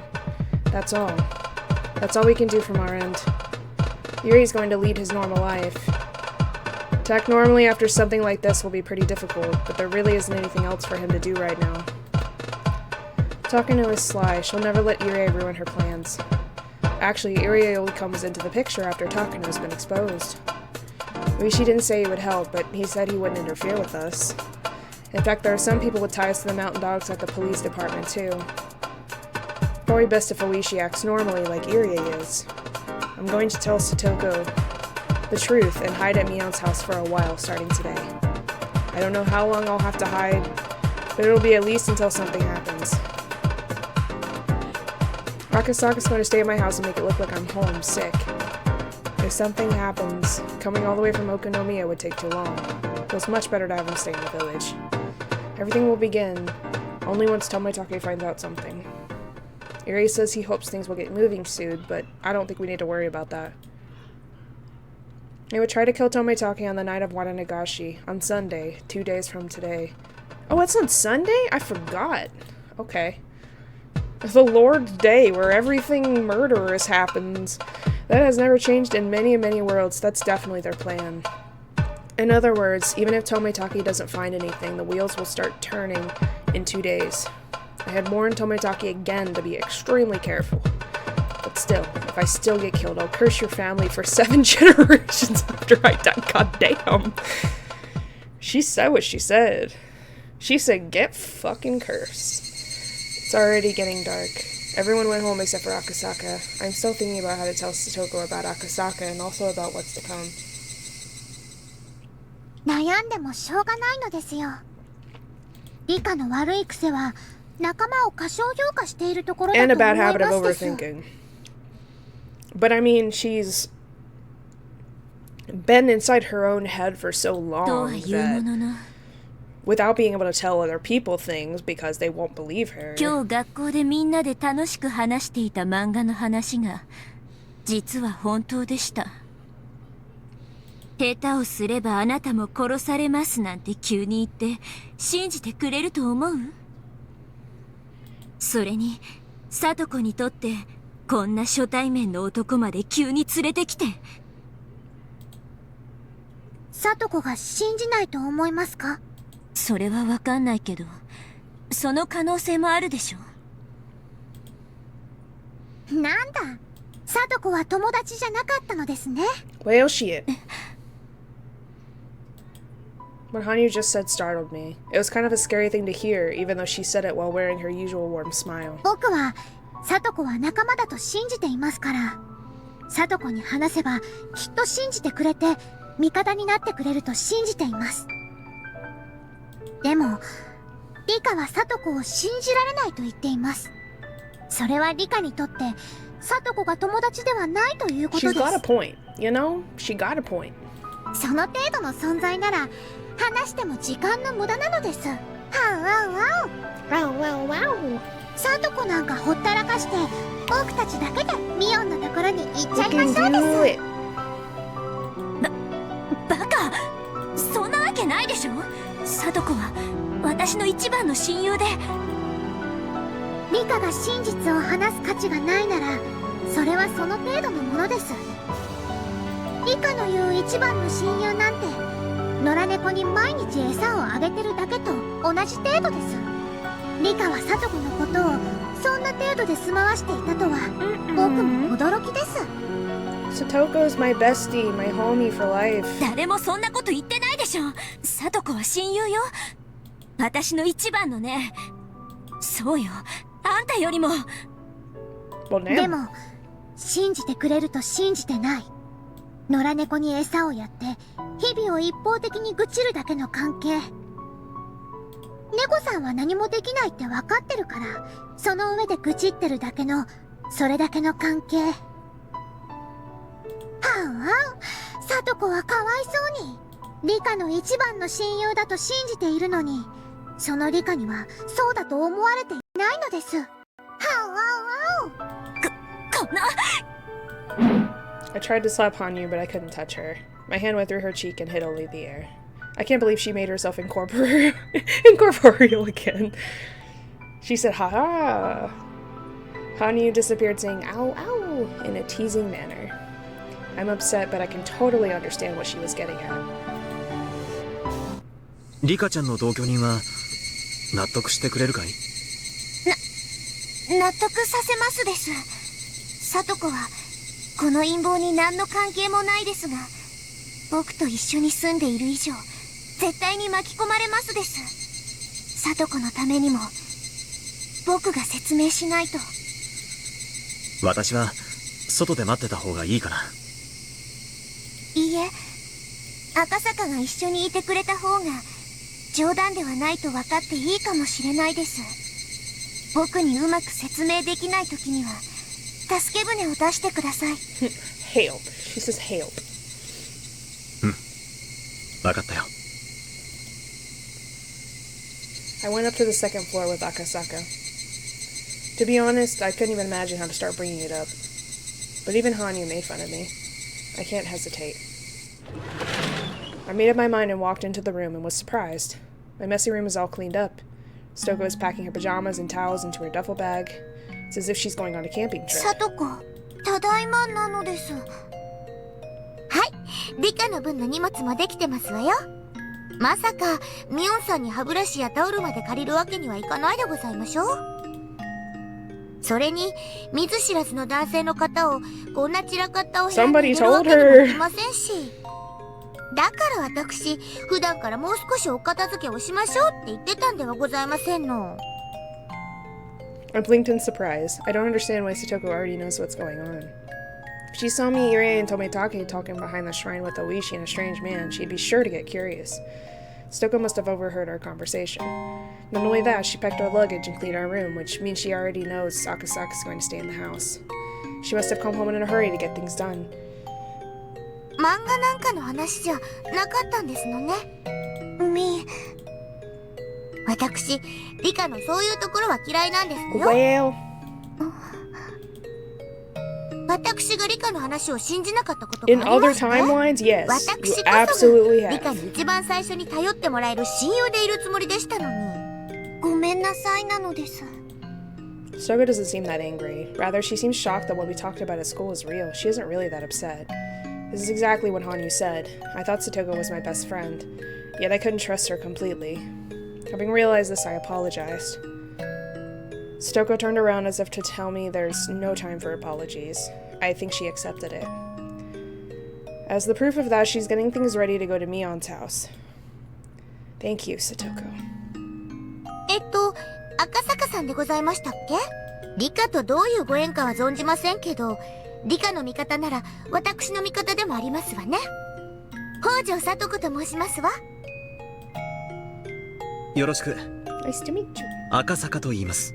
リカちゃんを取り巻く陰謀はあまりに深く、容易に説明できるものではありませんでした。それを打ち明け、拒絶されるかもしれないことに怯えていた彼女の気持ちを、older brother slash uncle vibes. I don't know. Because he's like slightly older than that. But そんなことは分かってましたよ。私はリカの一番の親友なんですのよ。その私に信じてもらえなかったら世界中で誰にも信じてもらえないということですのよ。なら臆病になるのも分かろうというものですわ。聡子ちゃんは本当に大人です。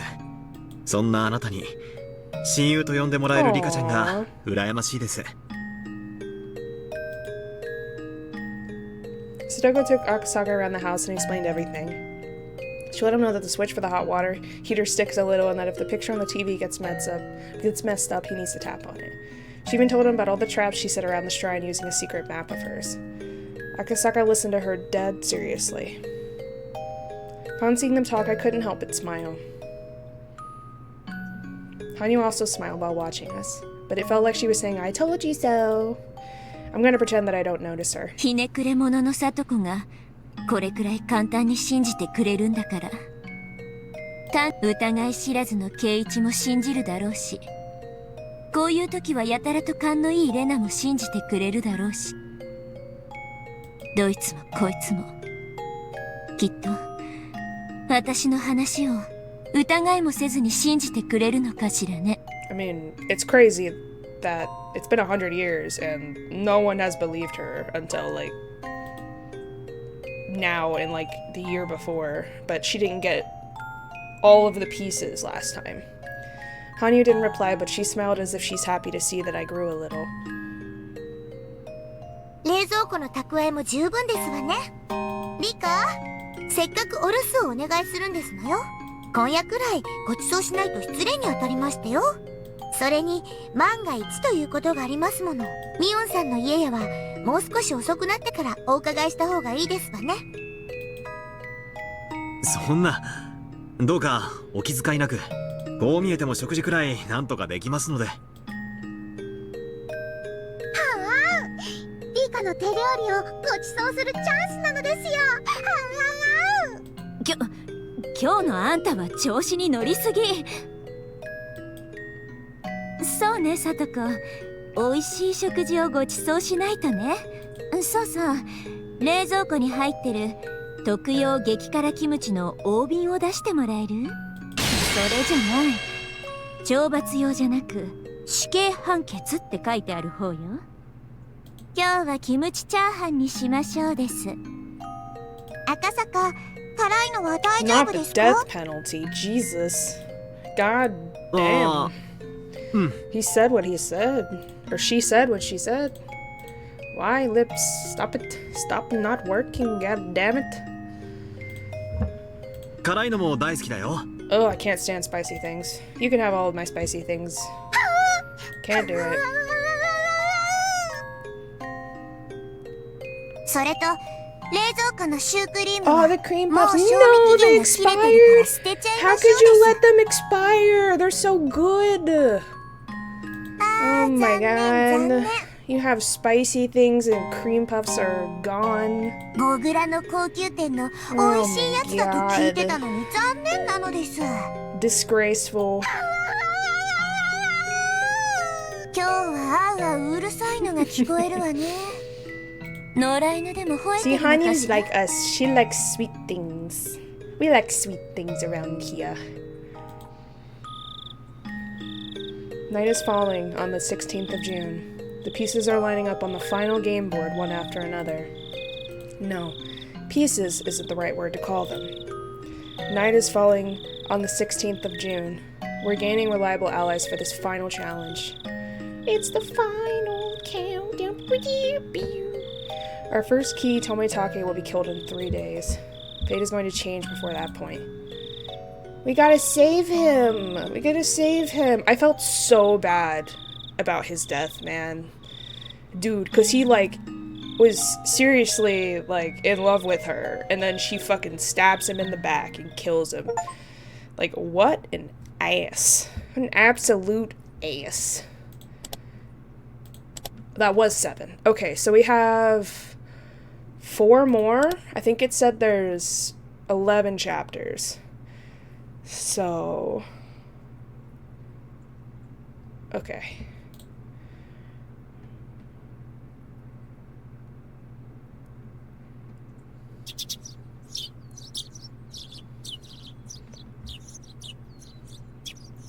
We're almost done, everybody. We're over halfway.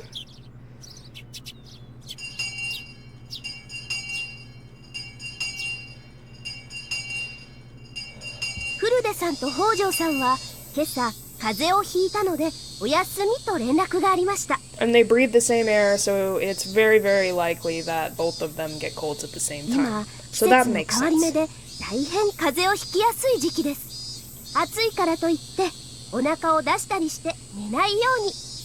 I've never gotten a cold from not covering myself at night. いいですね。 They always say that in Japan, though, don't they? 二 It's 人とも kind 一 of 緒に odd. 住ん I でる wonder か why. ら一緒に風邪ひいちゃったんだね。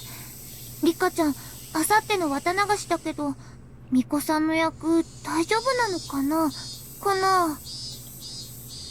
祭りはみんなで遊ぼうって話なのに、二人とも風邪ってんじゃな。明日にはケロッと治ってほしいもんだぜ。なあよ、帰りにみんなでお見舞いにでも寄らないか。何か冷たいものの差し入れでも持ってさ。その必要はないよ。それより二人ともさ、今日の Oh, 帰 so り she already おじ knows. さんの Okay, 家に so 寄ってもらいたいんだけど、 they're いい at か her な？ house now. Okay. Cool. Mion usually enjoys ideas like bringing people food when they're sick. For whatever reason, she was a little curt today. Actually, she's been acting a little different since this morning. Even when I talk to her, her thoughts seem somewhere else. Now she's asking Rena and me to stop by at her house. So this is Keiichi's POV. Okay. Gotcha. みーちゃんの家？ It usually switches between Keiichi's and Rika's. 何かあるの？ The one that knows the most versus the one that knows the least. うん。ちょっと大切な話があるんだよ。ここではできない。 Mion seemed calmer than usual, which told me that it was about something very serious. Yep, they're the last two that need to be informed. There are always lots of patients running into the clinic just before lunchtime. Because of that, lunchtime at the clinic is always later than normal people's. It's just a short break, though. Our afternoon shift begins right away. The staff were enjoying their break, eating their delivery lunches. They can eat basically anywhere they want as long as the patients can't see them, and it's not a place we need to keep sterile. Because it's hot and humid, the meeting room with its air conditioner ends up being a popular place. The staff all eat their takeout lunches there. As I'm the director of this clinic, they might feel uncomfortable eating with me around. So I usually eat my lunch in the director's office out of consideration for them. Today I ordered lunch from a soba shop.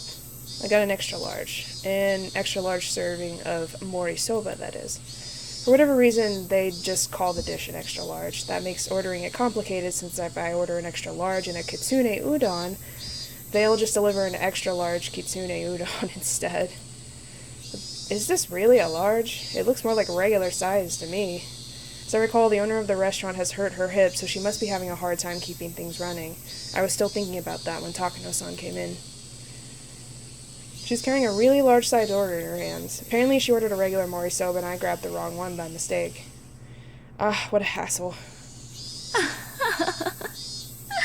本当に分かりづらいですわよね。何か目印になるものでもつけてくれればいいのに。同感です。例えば大盛りって書いたお子様ランチの旗みたいなのが立ててあるとかね。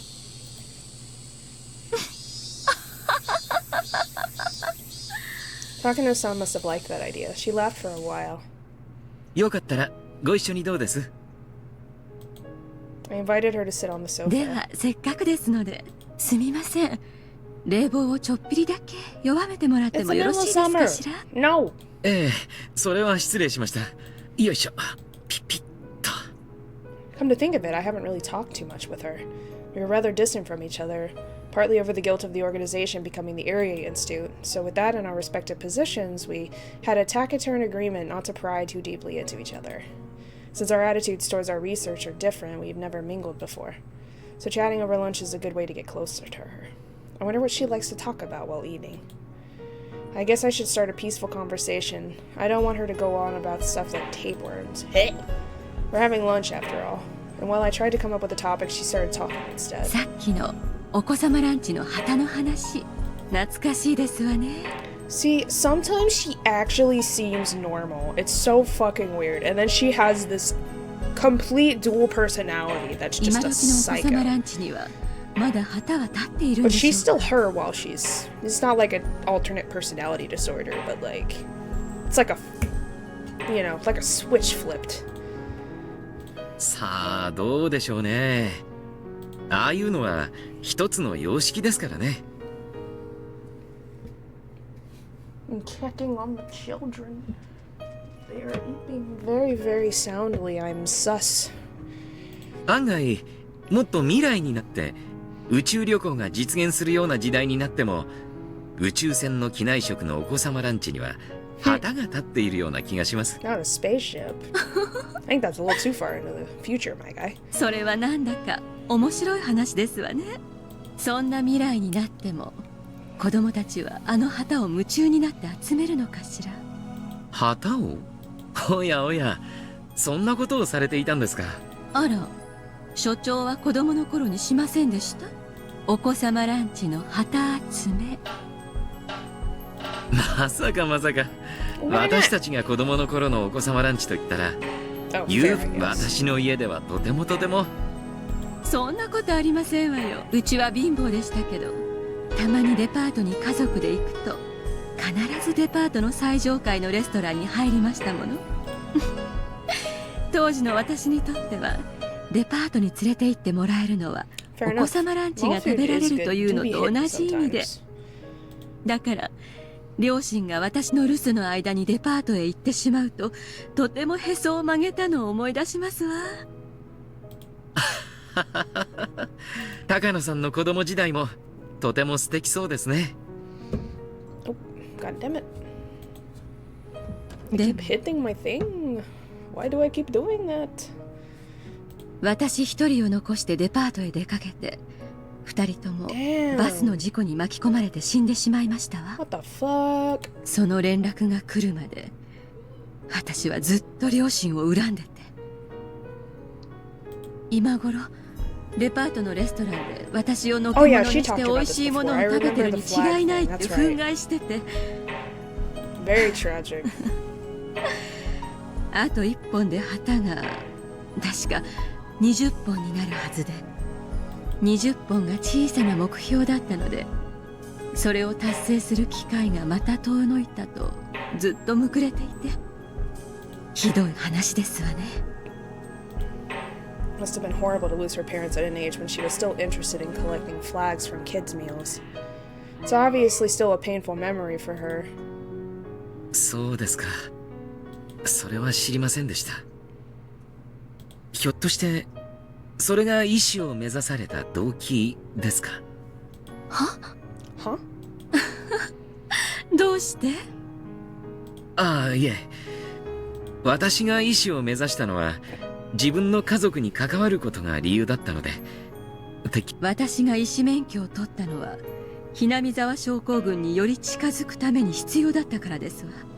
失礼な言い方をすれば、研究のためついでに取った免許ですわね。How interesting. Even when she was still at medical school, she already knew about Hinamizawa syndrome.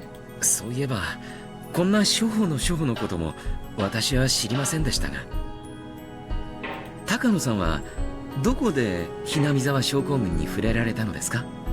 高野先生の研究を掘り出すうちに発見されたというような話を聞いていますが、医大に通われていた頃に医師の勉強と並行してもう症候群の研究に入られていたとは驚きです。私など凡才でしたので、医師の勉強だけで精一杯でしたから尊敬しますよ。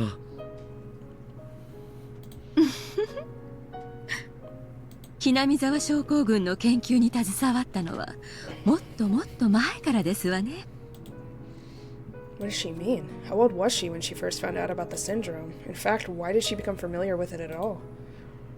私の実家はさとこちゃんやりかちゃんたちと同じで、それで施設に引き取られて。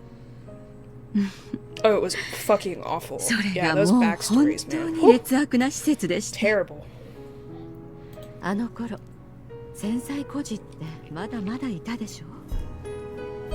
そういうのを集めて補助金だけをせしめるのを目的にしたような本当にひどい施設です。 Oh, that makes sense. This was during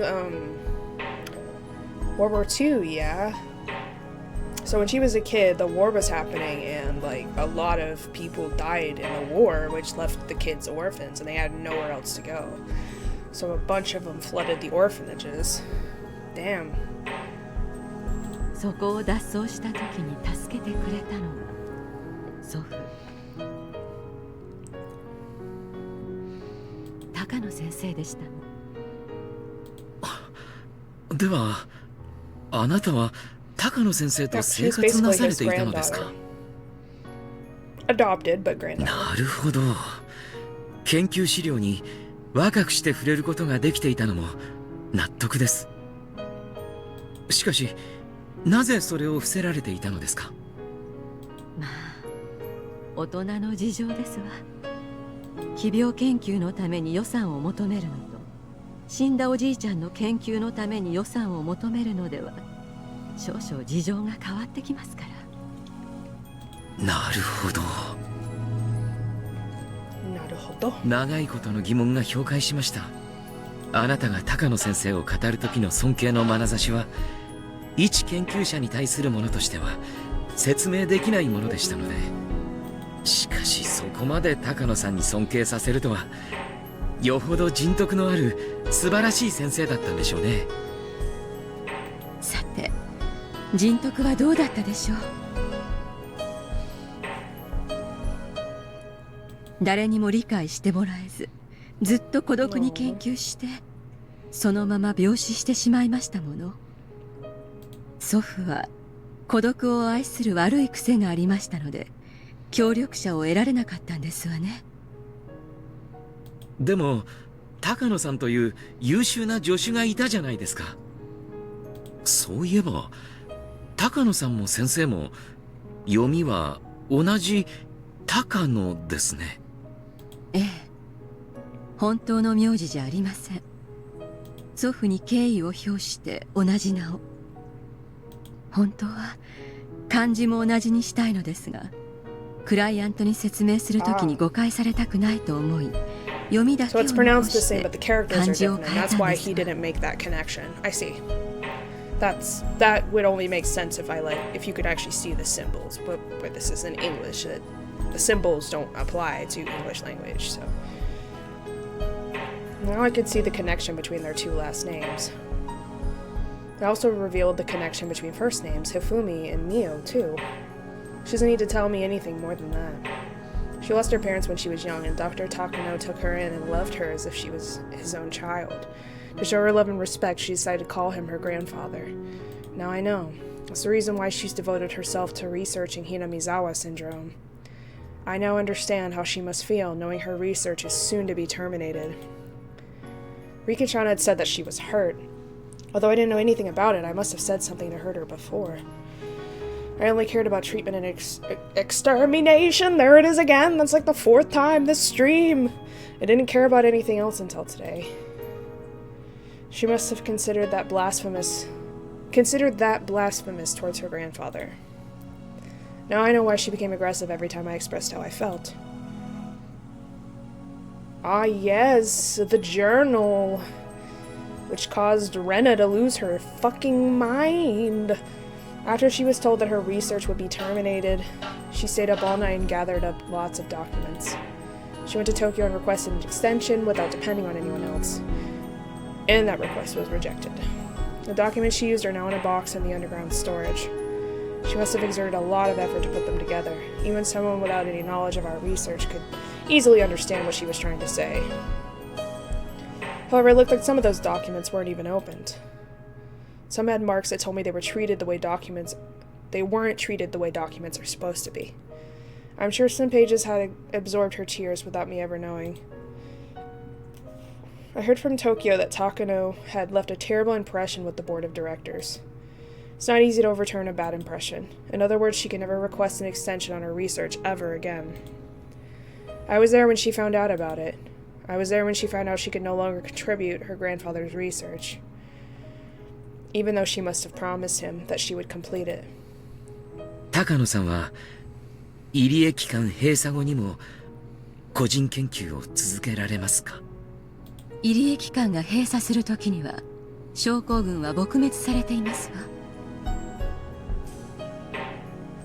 病原体をシャーレに残し、誰かをさらって感染者にして研究しろと。個人で機材も予算も施設もなく、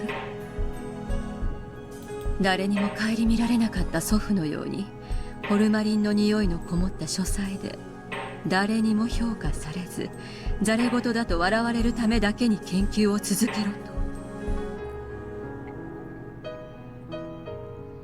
もう若さもなく気力もなく、ただの負け犬に過ぎない私に何を続けろとおっしゃるんです。I mean, you're not that old.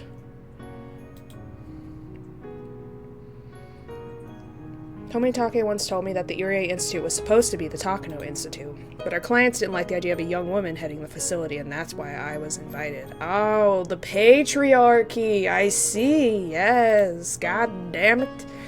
That explains why she's been unfriendly since the day we met.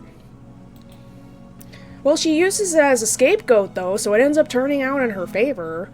Must have been blasphemy to her to see me go on about Hinamizawa syndrome and decide on a research plan according to my values and morals. To Takano, the syndrome is her grandfather.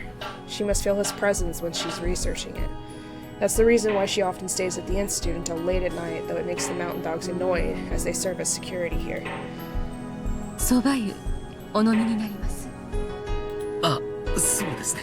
いただきましょう。Her shoulders look fragile next to me for the first time. Now I'm sure of Rika-chan's story. Takano holds an indescribable sadness within her. If someone approached her pretending to understand, she just might fall for it. Because of my position, anything I say to her will only hurt her more. Probably. Probably. I don't know. Sometimes words can harm people no matter how they're used.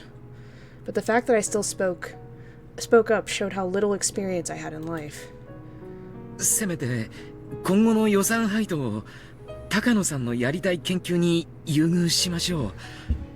少なくとも3年の継続は勝ち取れたんです。その3年間で精一杯の Oh, she's gonna fucking lose her shit.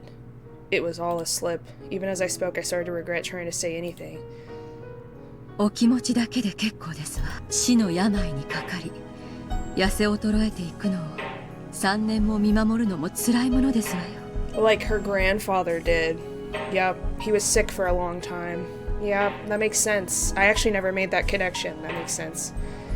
If I remembered right, Dr. Takano came down with acute dementia and chose to commit suicide while his mind was still functional, out of despair at his inability to continue his research further. My verbal slip had made her remember a painful memory and hurt her even more. 最後には眠ったままになり生命維持装置の電源を切ることをいつかは選ばされる。 Damn. ねえ、入江所長。その電源を切るのを所長がその患者の担当医だったら誰にやらせますか？まさか所長がその電源を切ったりはしませんわよね。 That's one of those moral dilemma cases that's like, Because in a coma case, you don't know if they're actually ever gonna wake up. So it's like, how long do you wait, you know, before they're just like, before you decide that they're gone, you know, and that their minds aren't coming back. Takano-san asked me that if it was a normal question. She's only expecting to hear one answer. もしそういう状況になるのなら、最後のスイッチは残されるご家族に委ねるでしょう。ですわよね。I mean, it's their right as his family. まさか今生の別れの日にその場に立ち会わないわけがない。私はひなみ沢症候群の最後に立ち会いますわよ。絶対にね。Someone knocked on the door and I heard the voice of one of the other staff members. 所長、午後の診療が始まります。They did say it was a short break. 準備をお願いいたします。I mean, they did just give a huge speech, so. ああ、申し訳ありません。It's probably done by now, 今 right? 参ります。私が片付けておきますわ。所長は診療室へお急ぎ。いつものお年寄りたちがよもやま話をしたくて大勢お待ちでしてよ。Takano-san laughed, but I know that laugh was trying to conceal her anguish. I'm not close to her personally, but she is my partner here at the clinic. I have been trying to avoid getting close to her, but maybe that was a mistake. If I had listened to her more, maybe I could have eased her pain a little. But it's too late. Tomoitake is conducting an investigation to prove her innocence. Is she guilty or not? Either way, her heartache remains. Yeah. After Uriel left, Takano sat down on the sofa again and stared at nothing for a while. She got up and picked up the phone on the desk. 高野です。おこのぎはいる？私よ。20日からのつもりだったけど、今日から R の周辺監視を開始して。おー。え？別にいいでしょ？それとも今日は暑いから嫌だとでも言う気？ええ、お願い。決行日まであと5日。慎重に慎重を重ねても罰は当たらないわ。Okay, so this is a couple days before. ええ、よろしく。Because she said 3 days when they went to. はい。When they had the speech, secret conversation. 失礼しますね。Okonogi put down the phone inside. Although it's his job to do whatever Takano wants, he couldn't help but complain about getting such an order on such an extremely hot day. Of course, if he complained, Takano would speak back twice as much reproach. Okonogi was sitting in the office of Okonogi Gardeners, a dummy company. As it happened, they regularly did gardening in Hinamizawa, if only so that nobody would get suspicious to see their uniforms and van around. やれ、参ったな。ウグイスとヒバリの休暇を取り消して呼び戻せ。Damn, get R の cancelled. 監視を3日前倒しにしろと。我らのお姫様のご命令だ。 Not the princess. 監視体制をすべて3日前倒しにする。初日は白鷺だったな。4名体制、通話監視1、サポート1、R 宅監視1、サポート1。白鷺リーダーは直ちに指揮に入れ。あと電話設備工作も前倒しにするぞ。ウグイスの予定だったが招集には1日かかるだろう。大鳥でやる。大鳥7工作チームを編成して今夜中に完了させろ。可能か？もちろん。電気工作要員の訓練は十分で They're す。 starting the attack. The Mountain Dogs are different from a regular battle unit. They're a technical squad formed from specialties in different fields of espionage. They were covert operatives for sabotaging telephone stations like Okonogi just ordered, ones for wiretapping, intelligence gathering, information manipulation, establishing networks in public institutions, many others in various specialized fields. They belong to the Self-Defense Force. Some are from fire departments, some are from police departments, some are civil engineers. Of course, they have some experts in combat as well. Okonogi is one of those combat experts, and he didn't expect too much from the engineers. While they had all gone through the same basic training, what they were capable of was child's play compared to what an expert could do. Okonogi is the leader of a unit made up of mostly members who can't even do 100 push-ups. I can't do 100 push-ups either, Jesus Christ. Maybe 10. 20 if I'm feeling frisky. Really, that was the only complaint he had. He'd rather have been put in charge of the Bloodhounds. But somehow he became the leader of this strange unit, maybe because of his cautious yet courageous personality. Since combat was his expertise, Okonogi wished deeply for combat. During the kidnapping incident 5 years ago, the plan was for the resisting criminals to leave the hostage behind on the scene and run after the police stormed in. He recalled the extremely frustrating memory of his combat with that plainclothes officer. That old man was acting so arrogantly, but he could have taken him within a matter of seconds. He could have just broken his neck. He could have turned him around, and snap. It would have been so easy for him. He remembered a young policeman too. He shot him in his shoulder, but he could have shot at his ear. That was Kumagai, I think. Oishi and Kumagai. He was told to go easy on them, so that was the best he could do. That was a long fucking time ago. He thought of firing a second shot, but there just wasn't time, so the last shot he fired was that reluctant one. Okonogi couldn't believe that such a pathetic battle was his last combat job. Regardless, he had continued to train so that he was ready at any time. Now that the operation had begun, he was hoping there would be a battle for him to fight. Ooh, him versus Akasaka, though. Oh, whoa. I want to see that fight. Fuck yeah. I mean, I'm sure Tometake is pretty strong, too. He's like a military man, but Akasaka is like special defense secret agent strong. Like, dude took down an entire army by himself. He didn't even need to fire a shot. He didn't even need to punch anyone. All Okonogi wanted was a battle that satisfied his pride, nothing more. はい、少々お待ちください。隊長、外線からお電話です。隊長宛てなのか、社長宛てなのかわかりません。He's also the president of Okonogi Gardeners. Because of that, the members of the Mountain Dogs often call him that. ちょっと待て、鉛に戻す。つったらんねえ。もうしよったんねえ。こんなんでどうよ。で、どちら様なの？女性です。野村と名乗ってます。おこのぎ社長を指名してます。隊長宛てだ。社長室で向こうに回してくれ。It's crazy though, he uses different voices. That's wild. Depending on what they're asking, who they're asking for. I heard a noise which sounded like many buckets crashing down. It's probably a noise from one of Satoko's traps. According to her trap map... She has a trap map! That's funny. Anyone going near the wiretapping shack will set off a trap that makes a loud noise. That must have been it just now. I scouted around the shack last night before the girls left. The shack is very secluded and it is located in a blind spot where nobody is likely to go. This noise, I said it again, goddamn. This noise means something important. It means they've started their observation of Rika. I can't let them notice the girls aren't home. They'll definitely call and come by to confirm they're here. So I have to make sure they think the girls are sick in bed and that they don't hear the phone or the doorbell. The curtains are closed so they can't see what's inside of the house. But to be certain, their beds are stuffed to make it look like they're sleeping. However, I have to be even more careful from now on. I can't let them notice that I'm staying here.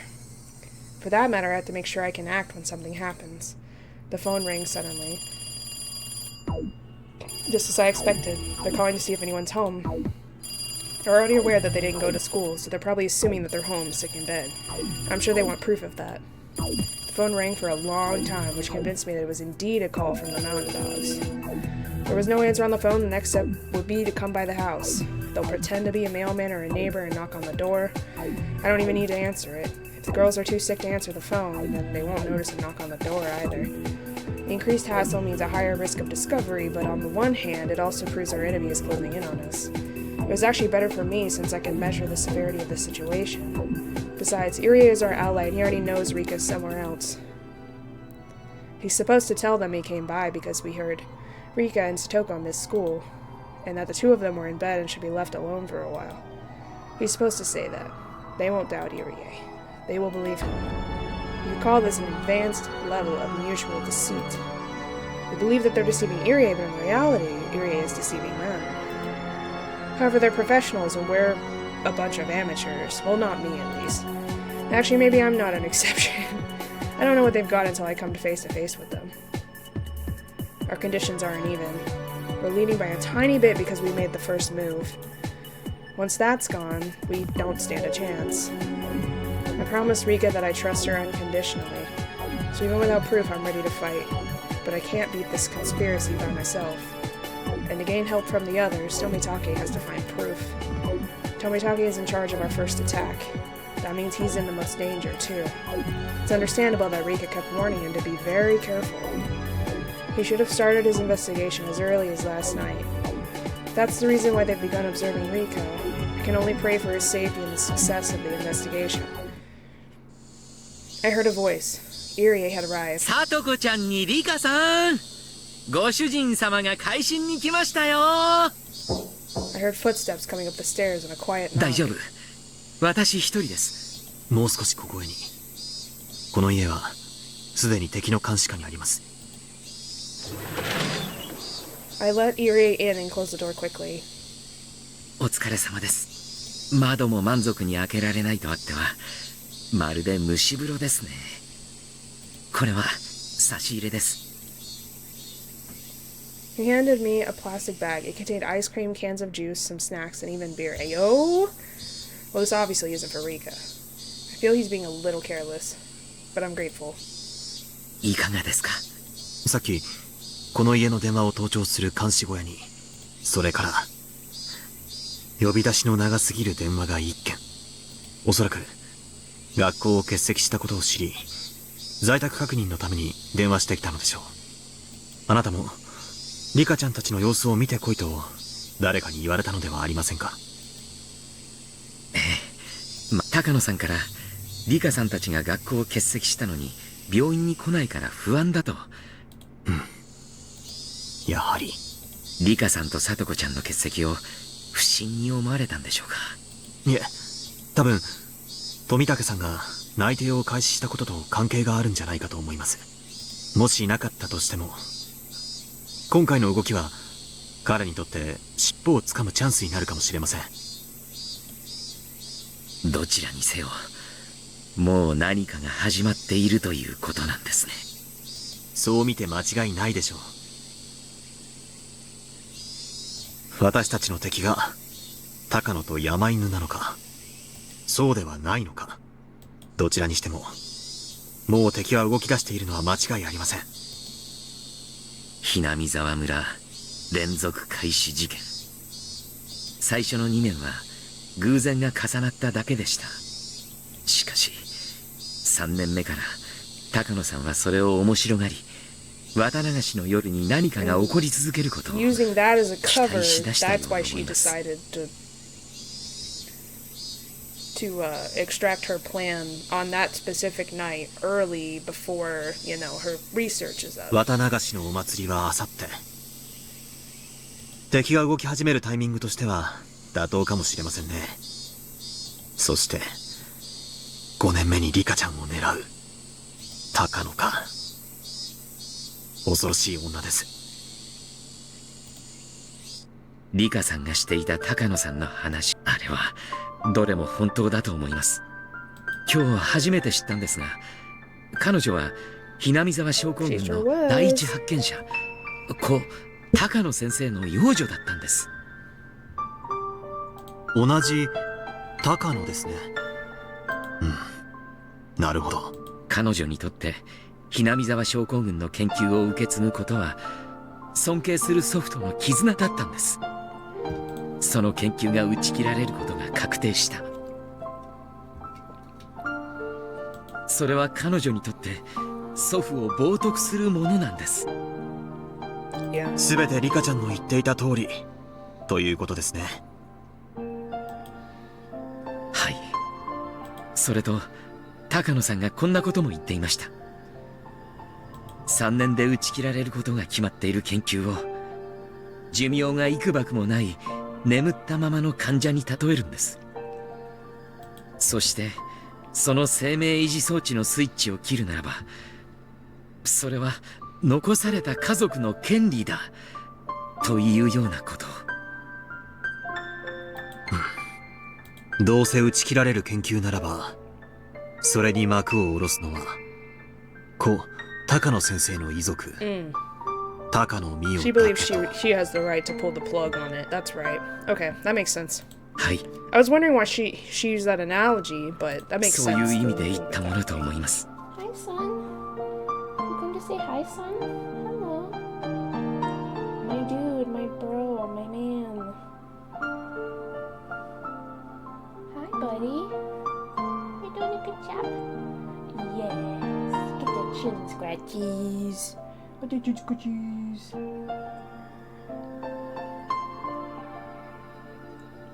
Good boy. Yeah. He likes to visit when I'm on my pooter. Yeah, do you? Now he's looking at me like... We're gathering the circumstantial evidence we need. Takano is in fact our enemy. Irie had been reluctant to accept it yesterday, but now he believes what Rika has said is true. あとは富武さんに高野さんが企んでいる何らかの証拠を掴んでもらうだけです。そしたら関係者を一斉に拘束するための鎮圧部隊を呼び寄せるそうです。高野は山犬なる特殊部隊を配下に持ちます。それを鎮圧できるような。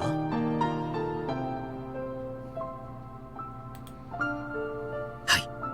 私も名前しか知らないのですが、番犬という部隊がいるそうで、本当の非常事態が起こった時、武力で強襲する戦闘部隊だとか。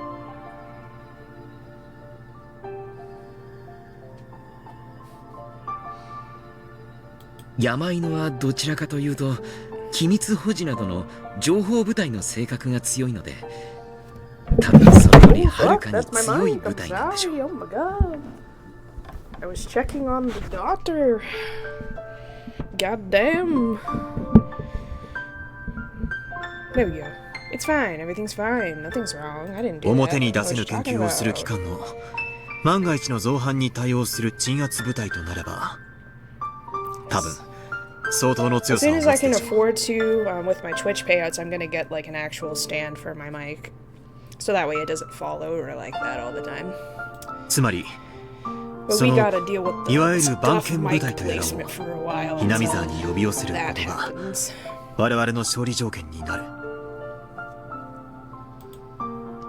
そういうことになるんでしょうか。ただ一つ不安なのは、緊急マニュアルには機密保持のために村を封殺することを認める記述があることです。番犬部隊が来てもやることは彼らと同じで、結局は村ごと証拠を隠滅するのではないかという不安も残ります。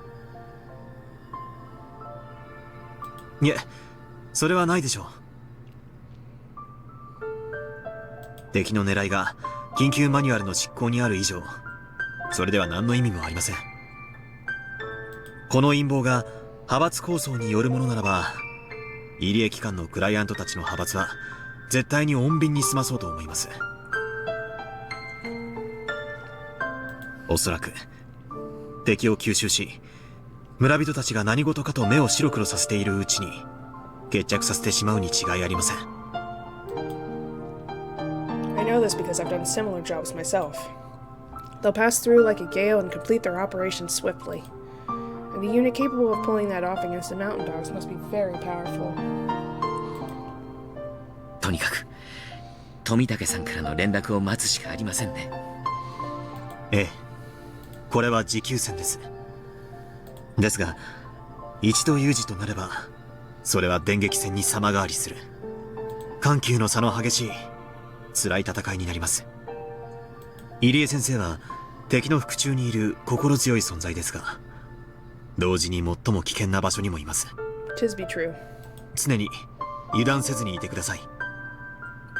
私たちはリカちゃんの味方になろうと決めた地 Did you 点 have a で good nap? As すで I に彼らの too 敵な short の in です my が、 opinion, but you know, it was better than not having a nap at all.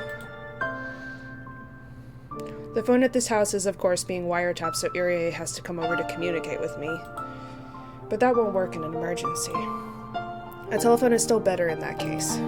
For those instances, I put together a memo for Irie. There's a method for communicating over a phone that's been bugged.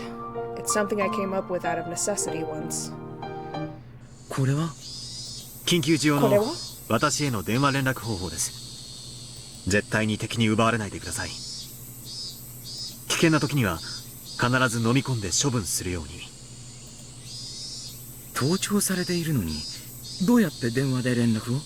あなたが受話器を取ればたとえ無言であっても疑われかねないのに。受話器を取らなくても連絡することはできます。少々コツのいる不便なやり方ですが、一番確かな連絡方法です。 Like a Bluetooth device? そしてそれは敵の動きを最初に察知できるあなたにしか発することができない。わかりました。それでやり方は？メモに書いてあります。簡単に説明すると、電話の呼び出し音の長さで連絡する。相手に電話をするとき、1分以上呼び鈴を鳴らし続けることはほぼありません。それを利用した呼び出し音による連絡方法です。1分鳴らし続けて切れば、I see. Okay, そこは危険。 less like actually talking to each other and more using signals. Okay, I see. 1分半なら緊急事態、直ちにその崎邸へ急行せよ。こんな感じで30秒区切りで緊急性の高いメッセージが仕込んであります。他のメッセージはメモを見てください。でも、この1分と1分半の2つだけは絶対に暗記してください。私の命がかかっていますので。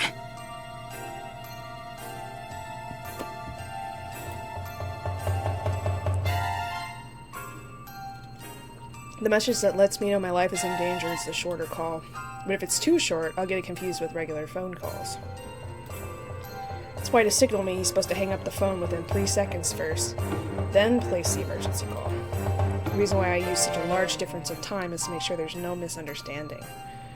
The tones the caller hears and the rings the receiver sounds out are a little different. I don't want that little difference to change the message, which is why they had to be 30 seconds apart.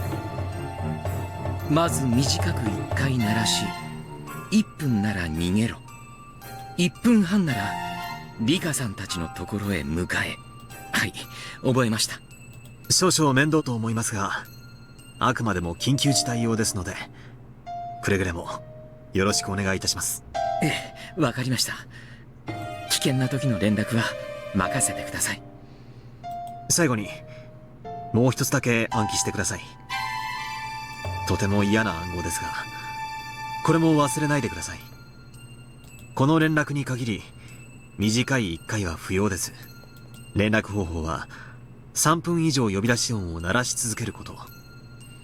電話をかけたまま受話器を外し、そのまま放置するのがいいでしょう。その暗号の意味は？連絡員に緊急事態、以後連絡不能。それは私の身に危険が及んだ時という意味もあるんですね。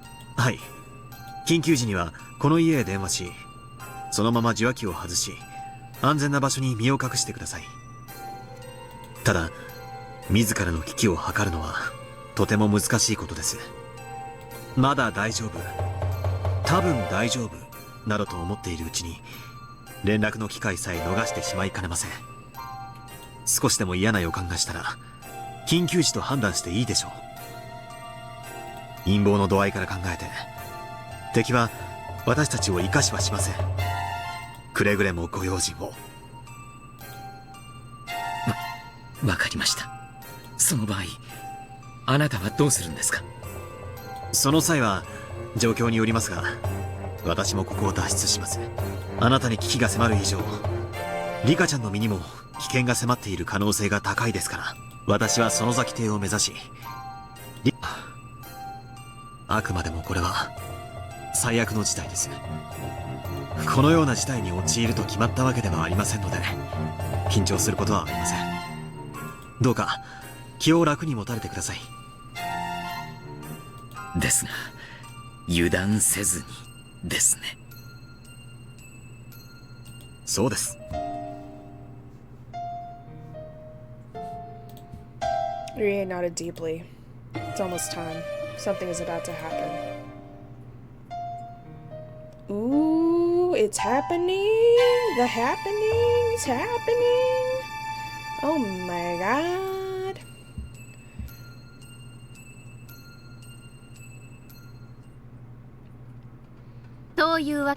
Okay, so we're not at the end of the chapter yet, but we're on chapter 8. And I am going to take a little break since it's been over 5 hours now. We got like 2 hours and 45 minutes-ish left, so a little under 3 hours left. So I'm going to take my little break, and hopefully this will be the last one I need. But we'll see. But I'll just go stretch my legs and do all my things, and I will be back soon.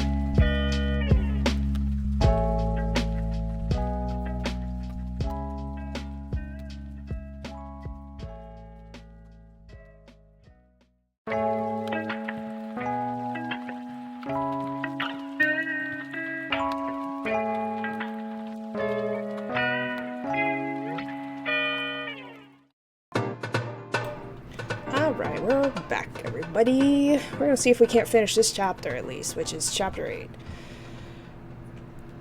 質問のある人いる？ And then after this, oh my god, that's thunder. We only have 3 more chapters. So if I get disconnected, that's why. I have plenty of questions. This could be easily one of those well-planned pranks. What I heard is just that extraordinary. Right now it's a bad idea to ask questions just out of curiosity. That would be a waste of time. Mion has already explained everything about the events surrounding Rika. まあ、私も園崎家当主代行としていろいろと聞きたいことはあるよ。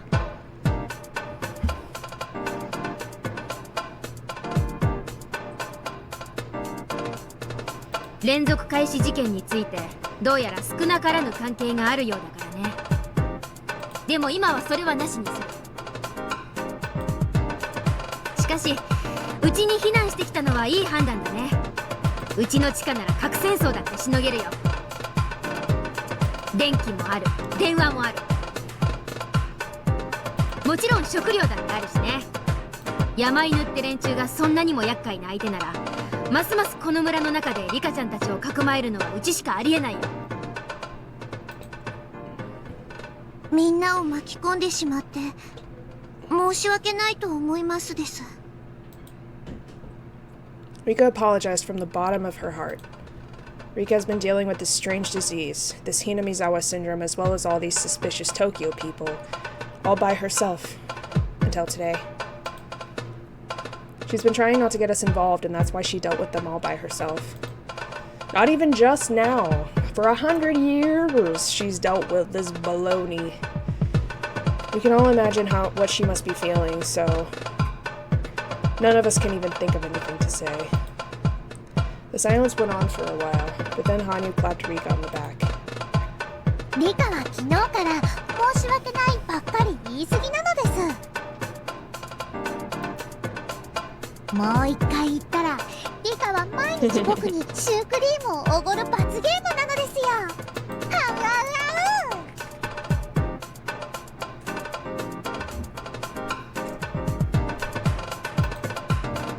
それにみんなだって申し訳ないなんて思ってないですよ。ねえケイチ。Hanyu suddenly addressed me. I could tell from her eyes that she was expecting something from me. Right, my role is to act as the flint for the other club members. It's my job to burn strong and bright red to get everyone excited. What have I been doing? Just sitting around? That's what Alice sounds like. そうだぜリカちゃん。ちょいとことがでかかったんで面食らっちまったが、な、どいつもこいつも内心は面白くなってきやがったとか思ってんだろ。さとこ、どうもこいつは俺たちに本気でやってもいいってことみたいだぞ。お前だいぶ温存してるんだろ。シャレじゃ済まない秘蔵のトラップをだいぶ隠し持ってるんだろ。そいつを食らわせてやるまたとないチャンスじゃないか。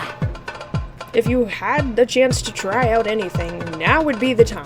Throw out everything you have. 部活メンバーに私がいたことに感謝なさいませですわね。相手が何様だか存じませんけど、本気でやっていいとなれば、たとえ部活メンバーが相手でも塩をためらってきた奇跡の大トラップの数々が惜しげもなく飛び出しますのよ。そうだね。さとこちゃんのトラップはみーちゃんのお墨付きだもんね。たとえ相手が本物の軍隊でもさとこちゃんのトラップはみんな蹴散らしちゃう。とさとこをよいしょしてるが、もちろんレナだって容赦ねえからな。 Well, damn. Got called out. レナは普段はおっとりしてるが、俺はこいつの本気の時を知ってるぜ。レナは本当に戦うべきここ一番では誰にも屈しない強さを持ってる。そいつはかなり半端ない。多分俺でも勝てないと思うぜ。そんなことないよ。ケイチ君だってここ一番の時の爆発力と瞬発力 Yeah, はす without ごいよ。 him, they wouldn't have gotten so close last time because everyone would have given up. レナじゃ But 打ち he 破れ kept ない trying. 運命でも打ち破れる気がするもの。圭一が赤く燃え上がる炎なら、レナは青く静かに燃え上がる炎という感じなのです。お、それいい例えだな。真っ赤に燃える男、前原圭一。青く燃える女、竜宮レナ。我が部にその人ありと天下に知らしめる絶好のチャンスだぜ。そしてその最強のメンバーを最強のリーダーが従える。だよな、日本にして最強、揃えば無敵。それが俺たちの部なんだよな。 With the power of friendship in anime. いやはや不謹慎だと思って黙ってたけど、おじさんさ、本当はこう思ってたのさ。こいつは最高に面白くなってきたってね。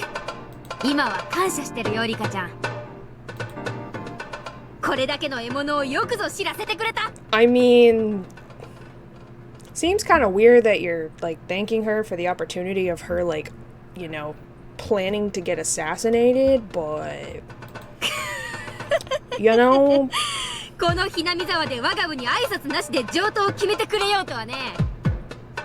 きっちりけじめを取らせてもらうよ。 It had only been 5 minutes since Rika apologized to everyone and brought the mood down, yet our morale was already at its peak again. We're up against such an absurd conspiracy, but if we're together, I think we can defeat it. This is the best feeling ever. I think there are better feelings, but Hanya was the one who started all of this. She's quite the promising newcomer. She knew exactly whom amongst us to get motivated first.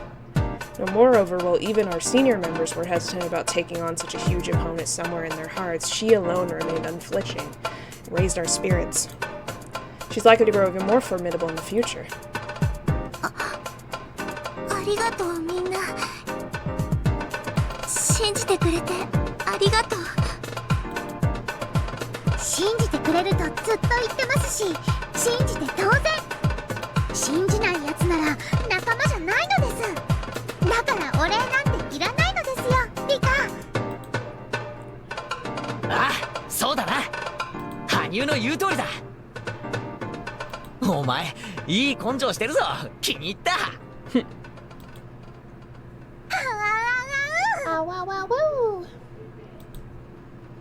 I rubbed Hanyu's head. She laughed as if I was tickling her. Pata pata pata pata patas. さて、そうとなりゃ作戦会議だ。状況をもう一度整理しよう。まずリカちゃんとサトコは病気結石のふりをしてしばらくここに身を隠す。これは万が一に備えてだね。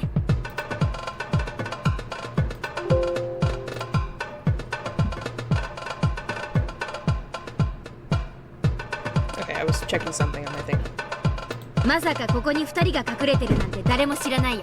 Oh my god, everybody's slamming doors. What the hell? 留守番をしてくれてる赤坂って人に感謝だね。でもよかったね。5年も昔にした約束を覚えてて助けに来てくれるなんて本当に素敵な人だね。ちょっと羨ましいかも。 He is pretty cool. I like him. 私の好みじゃありませんけど、リカにはちょっと嫉妬しましたよ。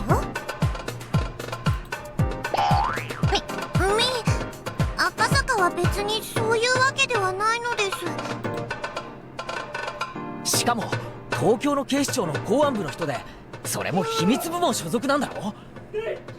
すげえ頼もしい人だよな。秘密部門ってのがしびれるぜ。赤坂はきっととても強いと思いますです。とても頼もしいのですよ。ただ赤坂さんの役割はどちらかというと緊急時の防御役。むしろ重要なのは相手の尻尾をつかむ大任を帯びてる富武さんだよ。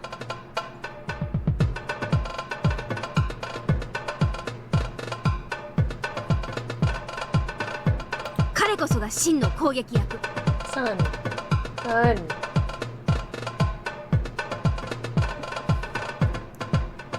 He's mesmerized by the lampshade and he wants to knock it over. I don't think he can, but he's interested. しかも敵を鎮圧できる番犬部隊を呼ぶことができるのは富武さんだけ。 He's wondering where the flashing lights are coming from. He says, "What is this sorcery? How can I obtain?" つまり富武さんこそがこの戦いに勝利できるキーマンってことなんだよ。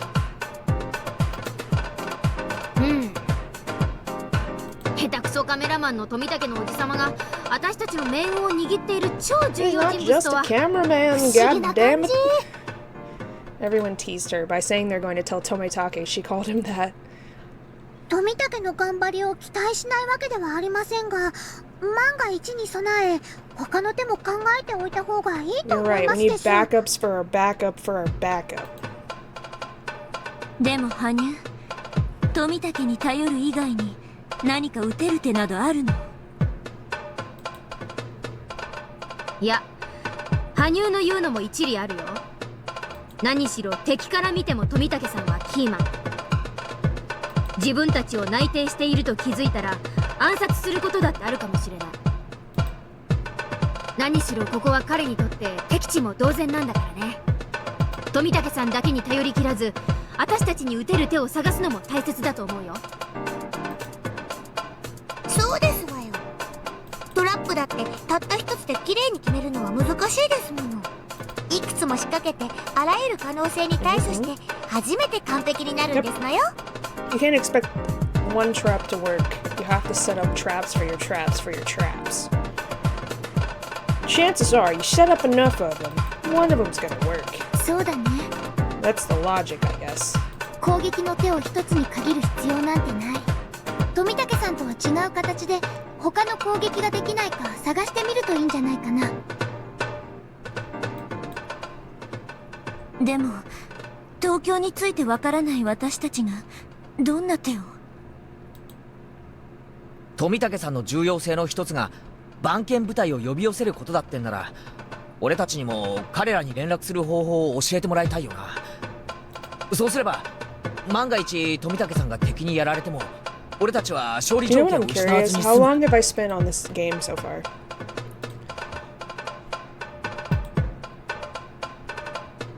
Holy frick. I think it's updated to where I'm at now. I've spent over 22 hours. Almost 23. Damn. But I'm over halfway, so they get longer, man. Like the last one was 30, I think. Almost 30, yeah. Like 28, almost 29.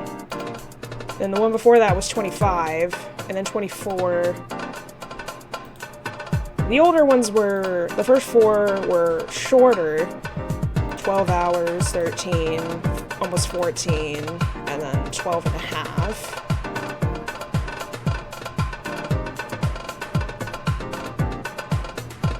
But, damn. Yep, they get longer and longer and longer and longer and longer. そうだね。富武さんの最大の価値はそこにあるからね。That's why these last few chapters are taking me 同時 so にそこ long がこちら because のアキレス腱でもある。 there's a lot more content in them. 事情を話して富武さんに彼ら Which と I の連 guess 絡の makes 取り sense 方を教えてもらおう。 because the question arcs are like, what happened? And then these are like explaining what happened. And the explanations definitely always take more time than like what actually happened. Like, oh, this guy was murdered. Why was he murdered? And then you go on a long, like, you know, multi-paragraph essay about why and how and when and what happened. And that's why these are like 4ただ times 問題な long. のは富武さん自身が市内に身を隠しちゃっててこっちから連絡を取る方法がないって点なんだよね。でもいい手だと思いますです。富武と次に連絡を取ることができたら番犬への連絡の仕方を聞きましょうです。 I need to make myself... Actually... I need to make myself a note, actually... I got my little notebook. I was working on more stuff before.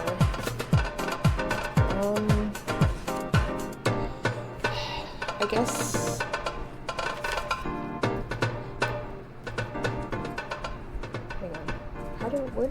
this note.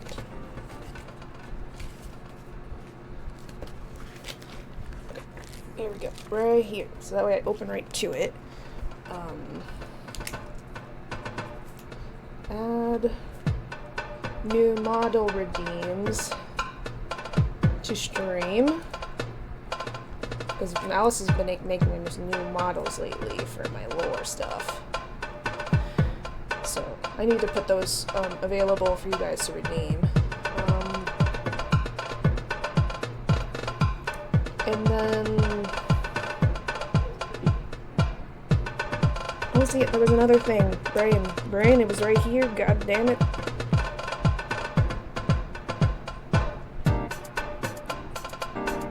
Oh. Lore, background,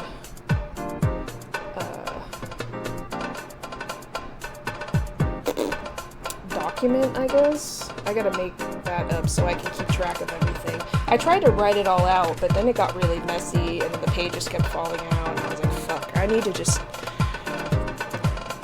You're right, everybody. I need to just type it.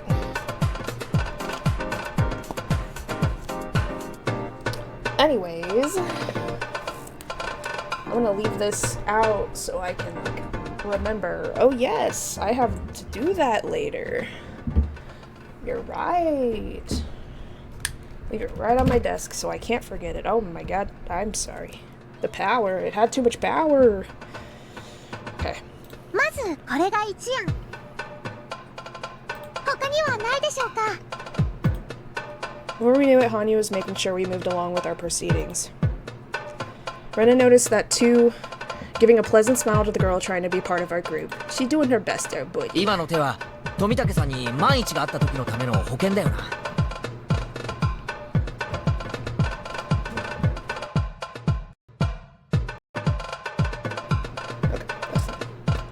また別の角度の攻撃を考えたいな。富武さんの調査に貢献できるような攻撃ってねえか。Oh, I'm also gonna check my stream settings real quick. I'm pretty sure I have the ads turned all the way up, but I want to check and make sure I do.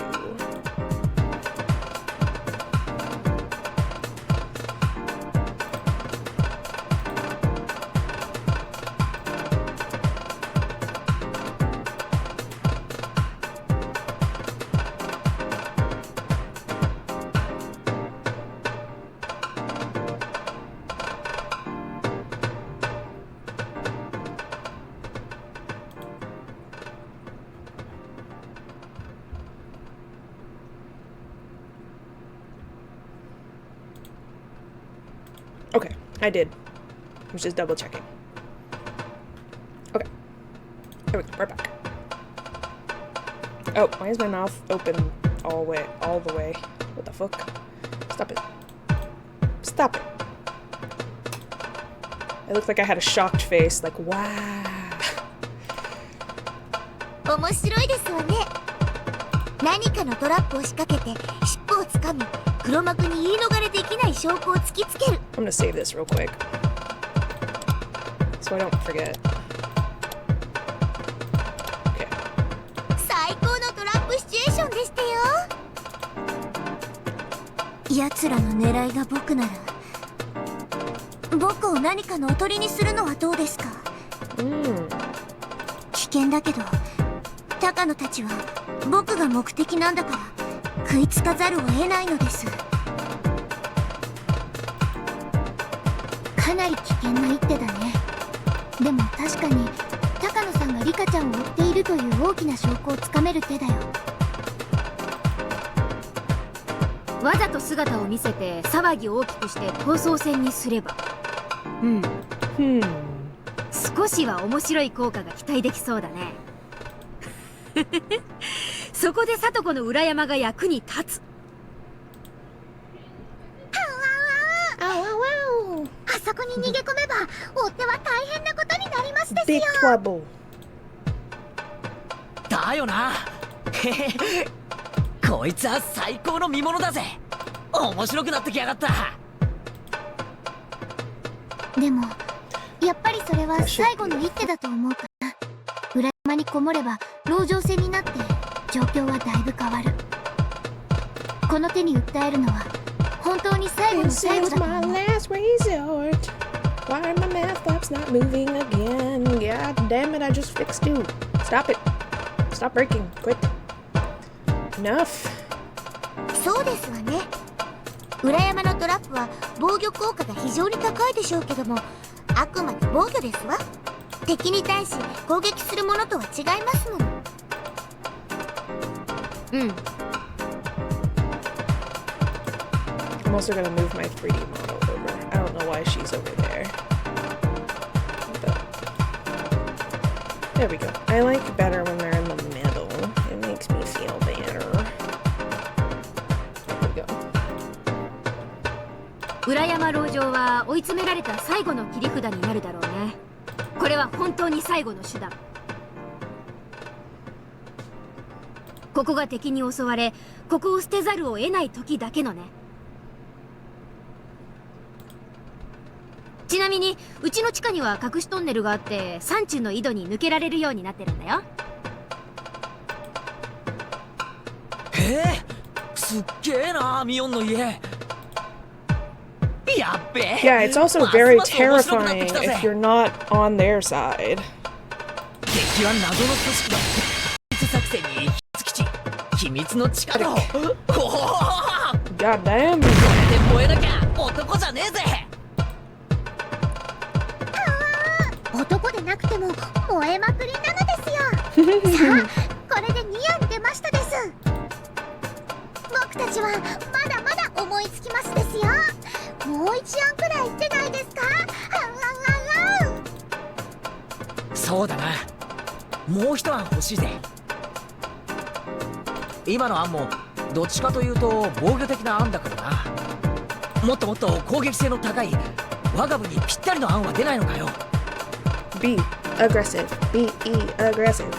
なんていうのかな、相手にガツンと一撃が入って連中の陰謀が頓挫しちまうくらいのすげえ A やつだよ。 secret ultimate attack. Yes. Surely we must have 僕たちに one. そんな方法があるのでしょうか？ I mean, we almost had her last time. If Hanyu, Akasaka, maybe even just those two, but like the fact that we got Irie Oishi and Tometake to help us too, that makes the world of difference. きっとあるよ。レナたちはリカちゃんが思ってるほど無力じゃないし、切り札だってないわけじゃない。 Because they all have the connections to get the information and like, you know, monitor things that we don't have because we're kids. We babies. We just little baboos. 彼らにとって We're doing our 重要 best. なリカちゃんというキーマンが一緒にいる。これが重要な切り札になるんだから、リカちゃんをおとりにするっていう意味じゃなくてね。確かに女王感染者が私たちのところにいるのは彼らに対して大きなアドバンテージになるね。連中の目的は何？リカちゃんを殺して緊急マニュアルとやらに従って緊急措置の行使を余儀なくさせ、それを組織内の派閥争いに利用すること。そうだね。そうだね。そうなのです。リカは奴らにとって全てを吹き飛ばす爆弾みたいなものなのです。それを爆発させて大騒ぎを起こし、それに乗じて何かを得するのが奴らの狙い。 Oh my god. I just set off the worst fucking pun ever. If she dies, it'll wreak a havoc. Oh my god. That's so awful. それを Please, 爆発 please, させないのが please 私 hit たち me. の勝ちということになる That's と、それはあまりいい状況ではありませんわね。確かにこちらはいつまでもずっと守り続けなくちゃならないけど、向こうはなりふり構わずリカちゃんを殺せば勝ちになる。まるで片方にしかゴールがないサッカーだよ。 Goal only on one side. その片方にしかゴールがない異常なサッカーを告発して番犬部隊を呼び寄せるのがいわゆる富武作戦の要だね。奴らの陰謀を砕く私たちのゴールは何かない？あるはずだよ。こういう時は立場を逆にして考えると見えてくる。Oh? あれ Oh, you have an idea? その手があったか。 Mion started to grin in a weird way. Here she goes. The winds are blowing stronger on her side, and she's getting into better than top form. Mion is pretty smart. She's great at analyzing situations. She is very tactical. That's why when Rika first told her everything, she immediately decided that there was no way for us to win and became depressed. However, while Mion's easily crushed, she's also able to exhibit incredible power when the wind's on her side. We created that tailwind and now her sail is receiving the push it needed. リカちゃん、もう一度確認するね。Every fucking time. Exactly. Every time, son. Yep, damn it. Oh, I fixed our water fountain filling problem. I brought in jug. Thank you. Yeah. So now we just refill it whenever it gets low, and then when that's empty, we refill that. That way we don't have to keep getting water constantly. And... Yes, I had big brain idea. Yes, I'm so smart. リカちゃんが死ぬと村人が48時間以内に全員発狂するって言うから、 as long as it's like 2 hours. 村を鎮圧するために発動される。 Let me finish my stream. God damn it, I need my hours. Hello, sun. The sun was trying to like bap the lampshade because the colors were like a mystical, magical like thing, and he was like, I want to touch it. And I'm like, no, son. Don't knock it over, son. You can't, son. どうしてリカが死んだこともないのに48時間でそんなことになるとわかるのでしょうか？ It go. 確かにそうだね。 I mean, we're on chapter 8. We're on chapter 8 of chapter 8. なんで48時間で There's 11. I looked it up. There's 11 chapters total. So once I finish this one, I'll only have 3 more left, and that'll be technically the end of the main Higurashi story. But then I have 2 other ones that are like extra stories, extra lore, because I'm that obsessed, I guess. I'm gonna play those too. 他の国の例でよく似たケースがあり、それが48時間だかなんだかの根拠らしいのですが、僕にはちんぷん Look at か their んぷん models. な Their ので models す。 are huge. I know. It's one day. Very, very pretty. Mal has my Oh. monitors. I think I can change it back to the old art style. You want to Wait, see? there's another one? You want to see? Let me see. This is the remake. Mm-hmm. Do they have the old ones? The console. These were the console ones, which is actually not bad. Oh! That looks more But like the older anime. art, yeah. The anime. I guess I can't show you the old ones. Maybe they just don't. Old, gotcha. Oh, the old ones are hilarious. I wonder if She they're on the looks so Steam much store. younger in this one than the other one. She looks older. Right? 入江も実はちんぷんかんぷんだと言ってまし Hold た on, で let す。 me see if there's pictures of the old art. Lying to me. No, you're not lying. Lying? Hold on, I'm trying to... I'm in the mood. Look at her, she's so cute. One of these has the old sprite art on it. Is it on the page, maybe? The sprites. Hold on. I want to show you what the old sprites look like. The 'cause they're sprites. funny. The sprites. There, that's Oh Eerie. my god! Look at of course, this game came out originally like in the 80s. So long ago. So 80s, 90s. So it was a lot older. Oh That's my how god, I that knew. looks nothing like that. Isn't it crazy? And then these are the recently remade ones. They re-released this in 2020.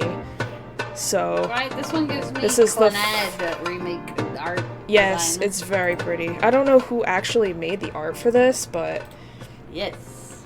They did a great job. まさか。なるほど。なるほど。なるほど。私、わかりましたわよ。敵の弱点が。ああ、俺も分かったぜ。そうかそうか、そうだよな。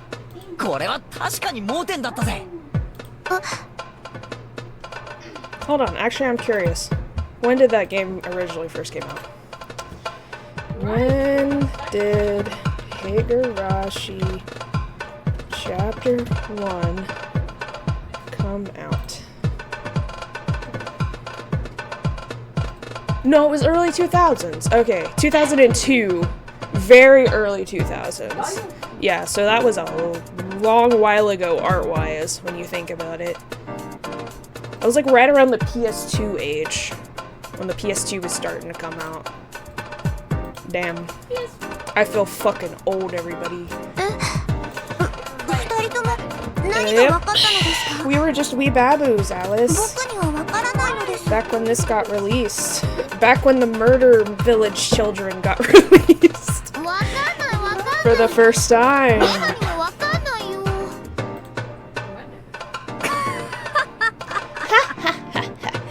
あれあれ、レナとリカちゃんはわかんないの？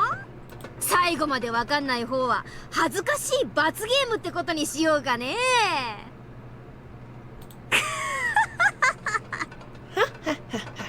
羽生はどう？あんたならとっくにピンときてそうだね。はい、わかってますですよ。 She's so freaking cute. だからこ Oh そ、 my リ goodness. カは高野にとっても重要 What 人 a 物だっ happy たのです。 little これはリカ little とレ sweet ナへのヒン bean. トなのですよ。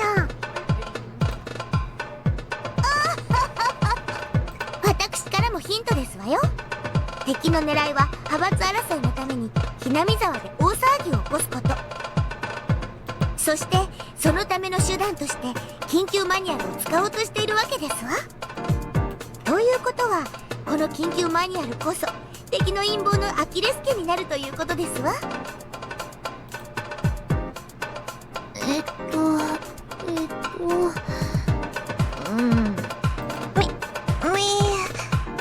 わかんないのです。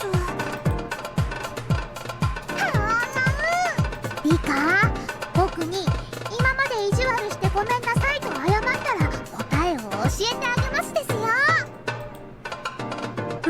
まっぴらごめんよ。そのあうあう気が散るから黙らせて。なんだなんだ、鋭いレナまで気づかないのかよ。いいか、俺たちの攻撃が富武さん一人に委ねられていて、それがアキレス腱であるように敵の攻撃も緊急マニュアル一つに委ねられているんだよ。ってことは緊急マニュアルの根底を打ち砕いてやればいい。How are we gonna do that? わかるか？緊急マニュアルの意味を失わせてやればいいんだよ。Have to make it lose its function. How do we do that? 緊急マニュアルの意味は何ですか？それはひなみ沢症候群の大騒ぎを最大のふりをして隠すためなのです。だから村人たちがおかしくなる48時間以内に村を、そしてそれが敵の狙いなのです。I mean, ideally. ということは、つまり48時間以内に緊急マニュアルを使わせなければいい？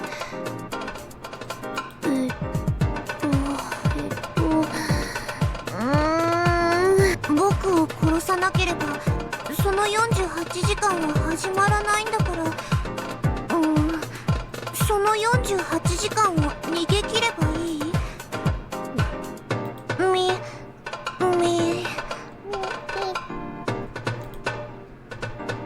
何よ、二人とももう答えを口にしてるじゃない。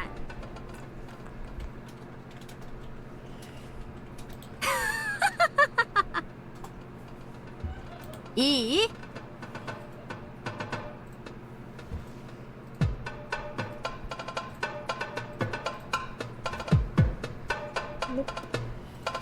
じゃあ答えを教えてあげよう。みんないい？せーの。リカちゃんが48時間前に死んでればいい。 What? She can't fucking do that.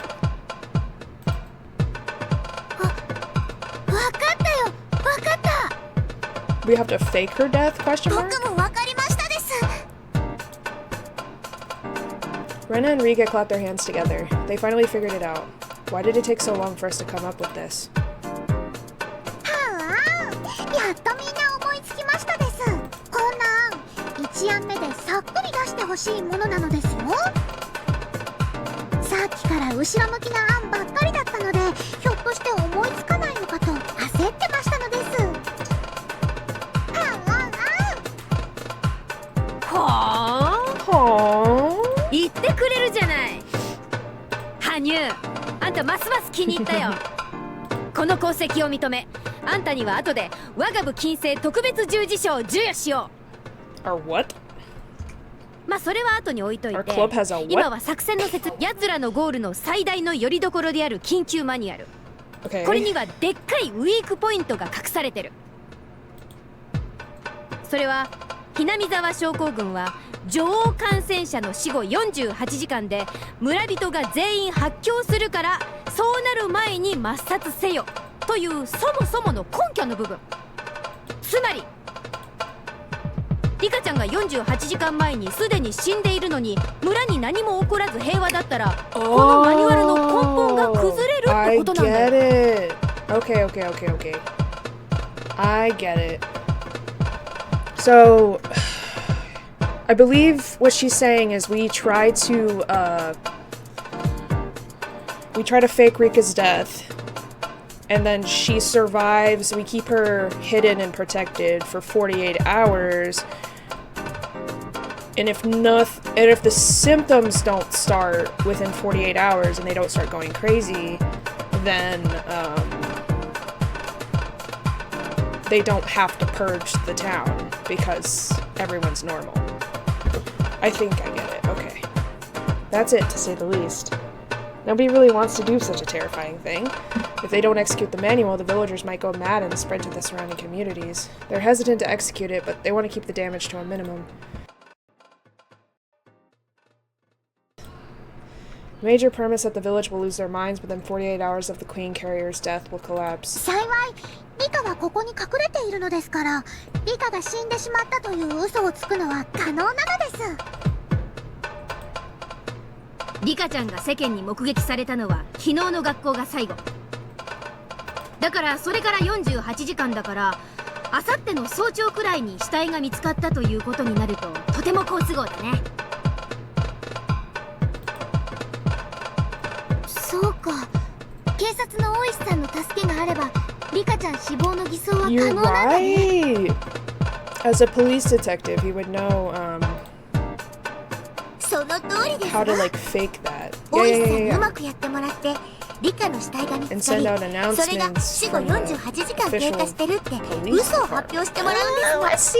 I see. Connections. It's all about the connections. まあ公式 Well, 発表 you're にす gonna る have to と stop いろ being い so ろ余波があり introverted そう and だ make から connections. You're 入り駅 right. 間 God にだ damn け it. 嘘を流せば十分だろ The game called me out. Get back here, mouth flaps. Get back here. しかも監督がこっちの味方なんだから、連中をコロッと騙すのは可能なはずだ。これは考えたわね。緊急マニュアルの信憑性が失われれば、こんなひどい作戦が承認されることなんてありえない。つまり連中にとって最大の弱点は緊急マニュアルであり、そしてリカちゃん自身だったというわけなんだよ。大石は協力するとまだ言ってくれたわけではありませんが、僕はきっと力を貸してくれると信じていますです。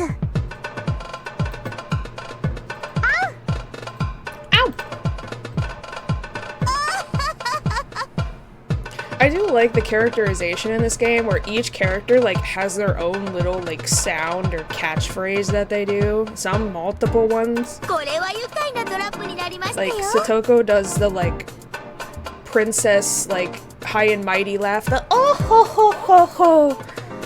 And then Hanyu has the ow ow. And then Rena repeats things multiple times. So she'll say kana, kana. And she also says how, which is very similar to what Hanyu says. Then Rika says meep and nipa. Does Keiichi have one? I'm trying to think. I actually don't know.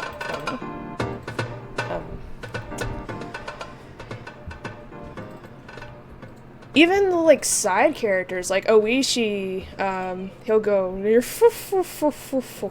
Yeah, that's how he laughs. Takanoは私と聡子が風邪で寝込んで家にいると Very, 信じ very, 込ん like, で everybody gets their very distinct, like, personality traits. でも Very, 姿を見たわけじゃなくきっとそこにいるだろうという想像でしかない Very more realistic.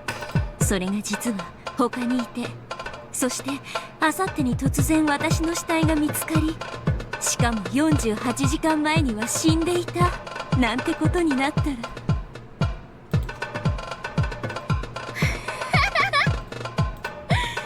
かすっごい痛快なことになりそうだね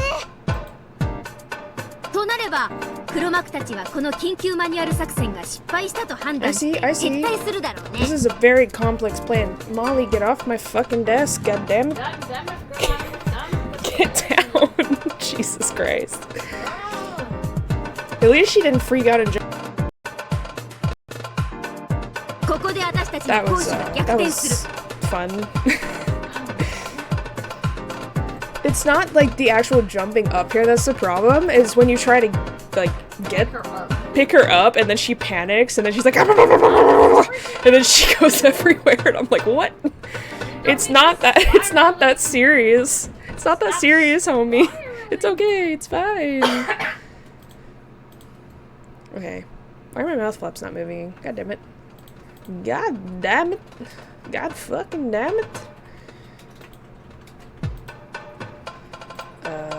Maybe I need to load it again?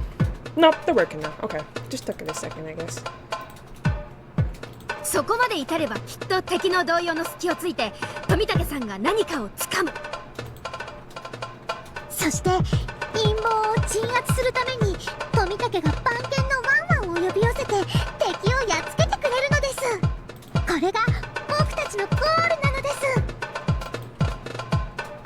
すよっしゃー見えてきたじゃねえか俺たちの勝ち方がしかも最高に俺たちにぴったりの騙し方だぜ気に入った気に入った最高に気に入った We all encouraged each other with a hip hip hooray! Now's not the time for hip hip hoorays. This is definitely getting really, really interesting. So what's key is that the claim of Rika's being dead for 48 hours is believable. For that, we'll need Oishi's help. You can also get Irie in on it too, because he's the local doctor. And he can, like, fake, you know, like, medical reports and stuff. And say that he did go over to the house to pretend to, like, check on them and, like, do an examination, because they're out sick, quotation marks. So, the connections, they're coming together. Right as we thought about asking him, he arrived at the Sonozaki residence. Hi, buddy. What's up, my dude, my main man? Oishi knows that Rika is hiding here.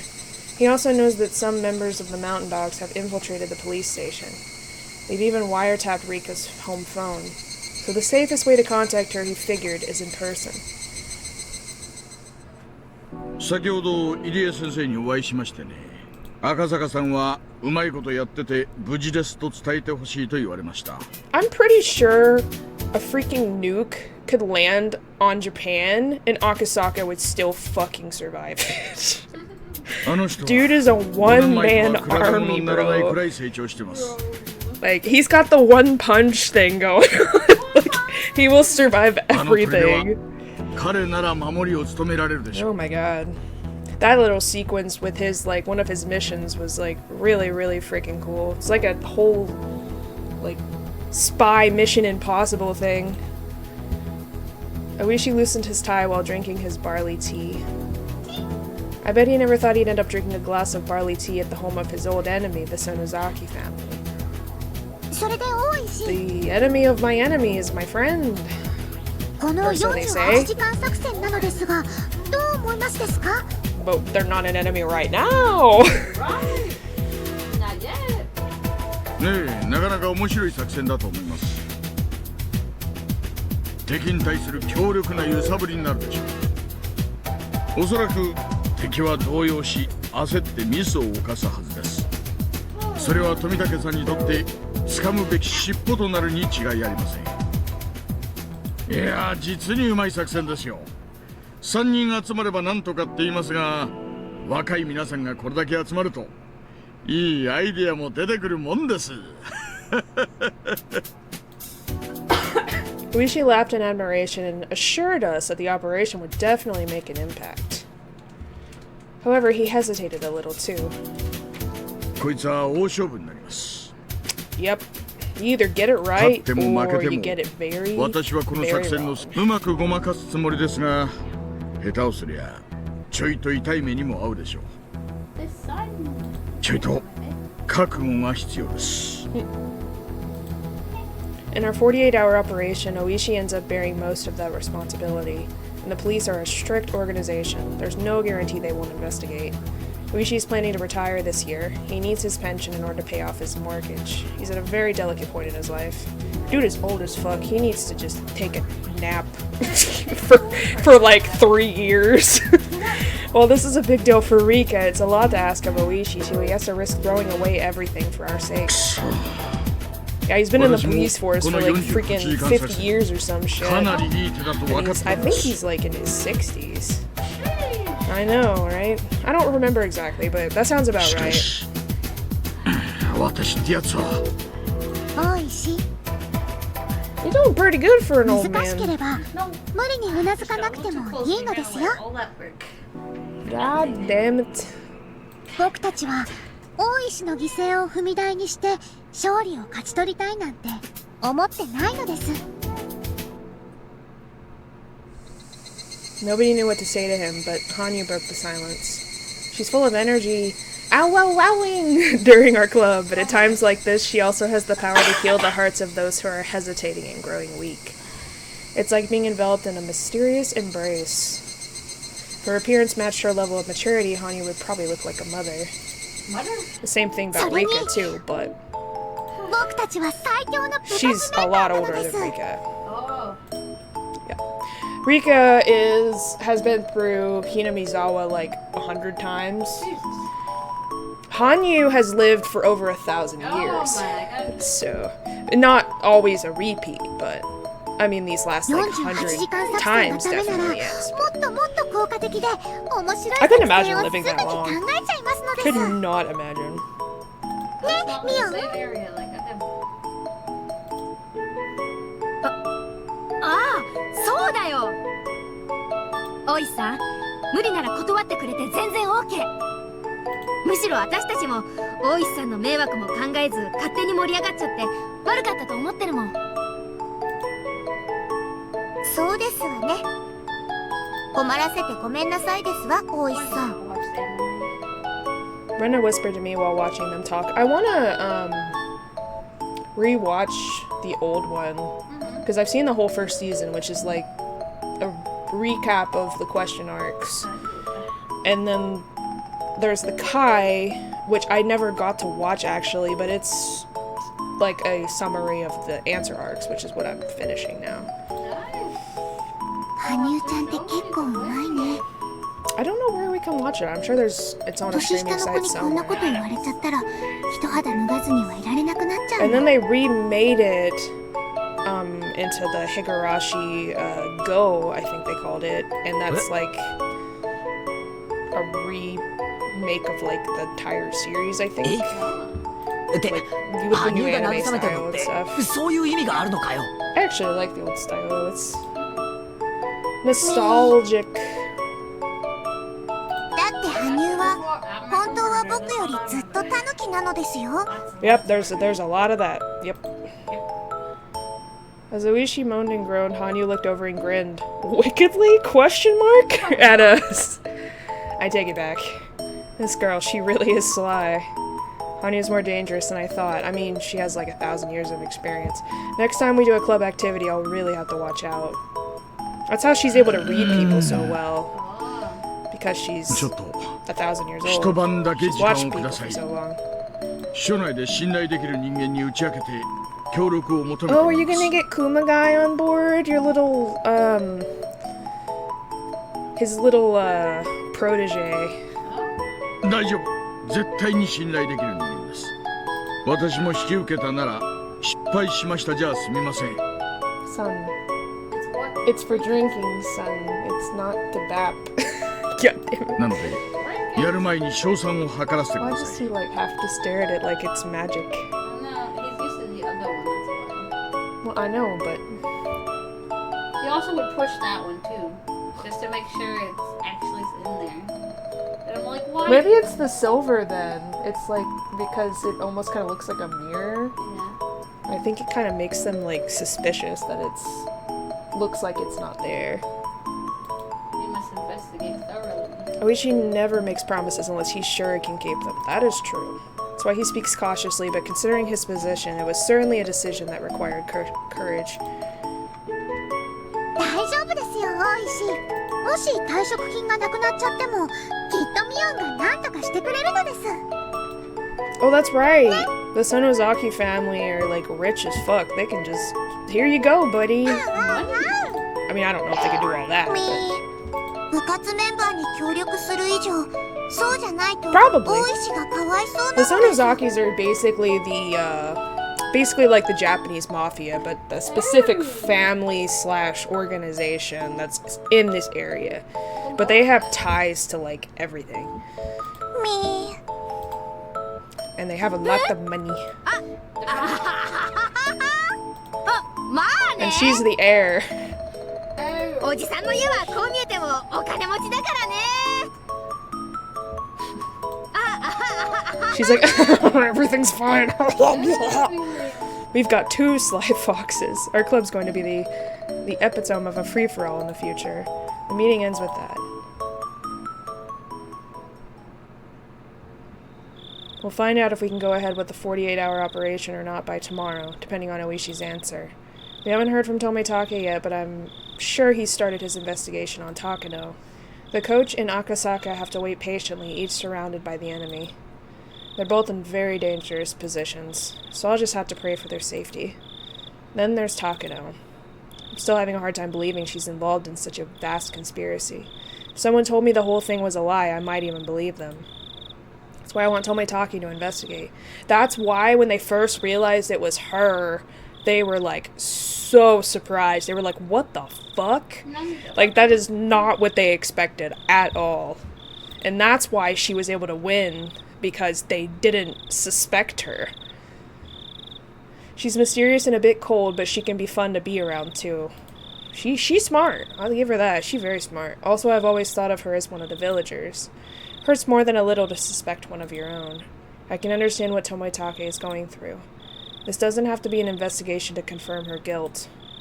Instead, I want him to prove that she's not guilty.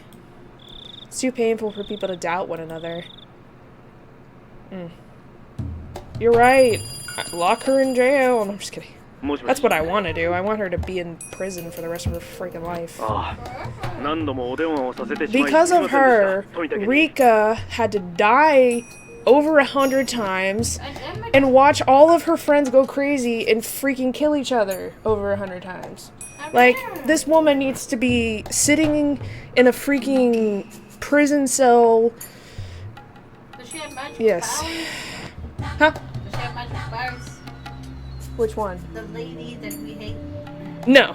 Oh, thank you. No, she doesn't. But she's very, very influential and she's very smart. One of those. いえ Yeah. それよ Very, り very 何か cunning 分かりましたか lady. Damn it. Background investigation usually takes a few months. It can't be rushed within a day or two. Imagine though if she had the rewind power. Could you imagine? That would She'd be ruin awful. Everything would be on fire. No. Fire. But Tomitake sensed that something huge had started to make its move after what Rika and the others told him. It was definitely getting closer. Once it was close enough to see, it would be too late. That was why he was checking on their progress so frequently. 高野3佐については現在調査を続けています。アルファベットの客員に迎えられるときに別の部署ですでに身辺調査を行っていたらしく、その資料の引き渡しを要求しています。 You did it, buddy. I'm so proud of you. アルファベット語については今総員体制で当たらせているところです。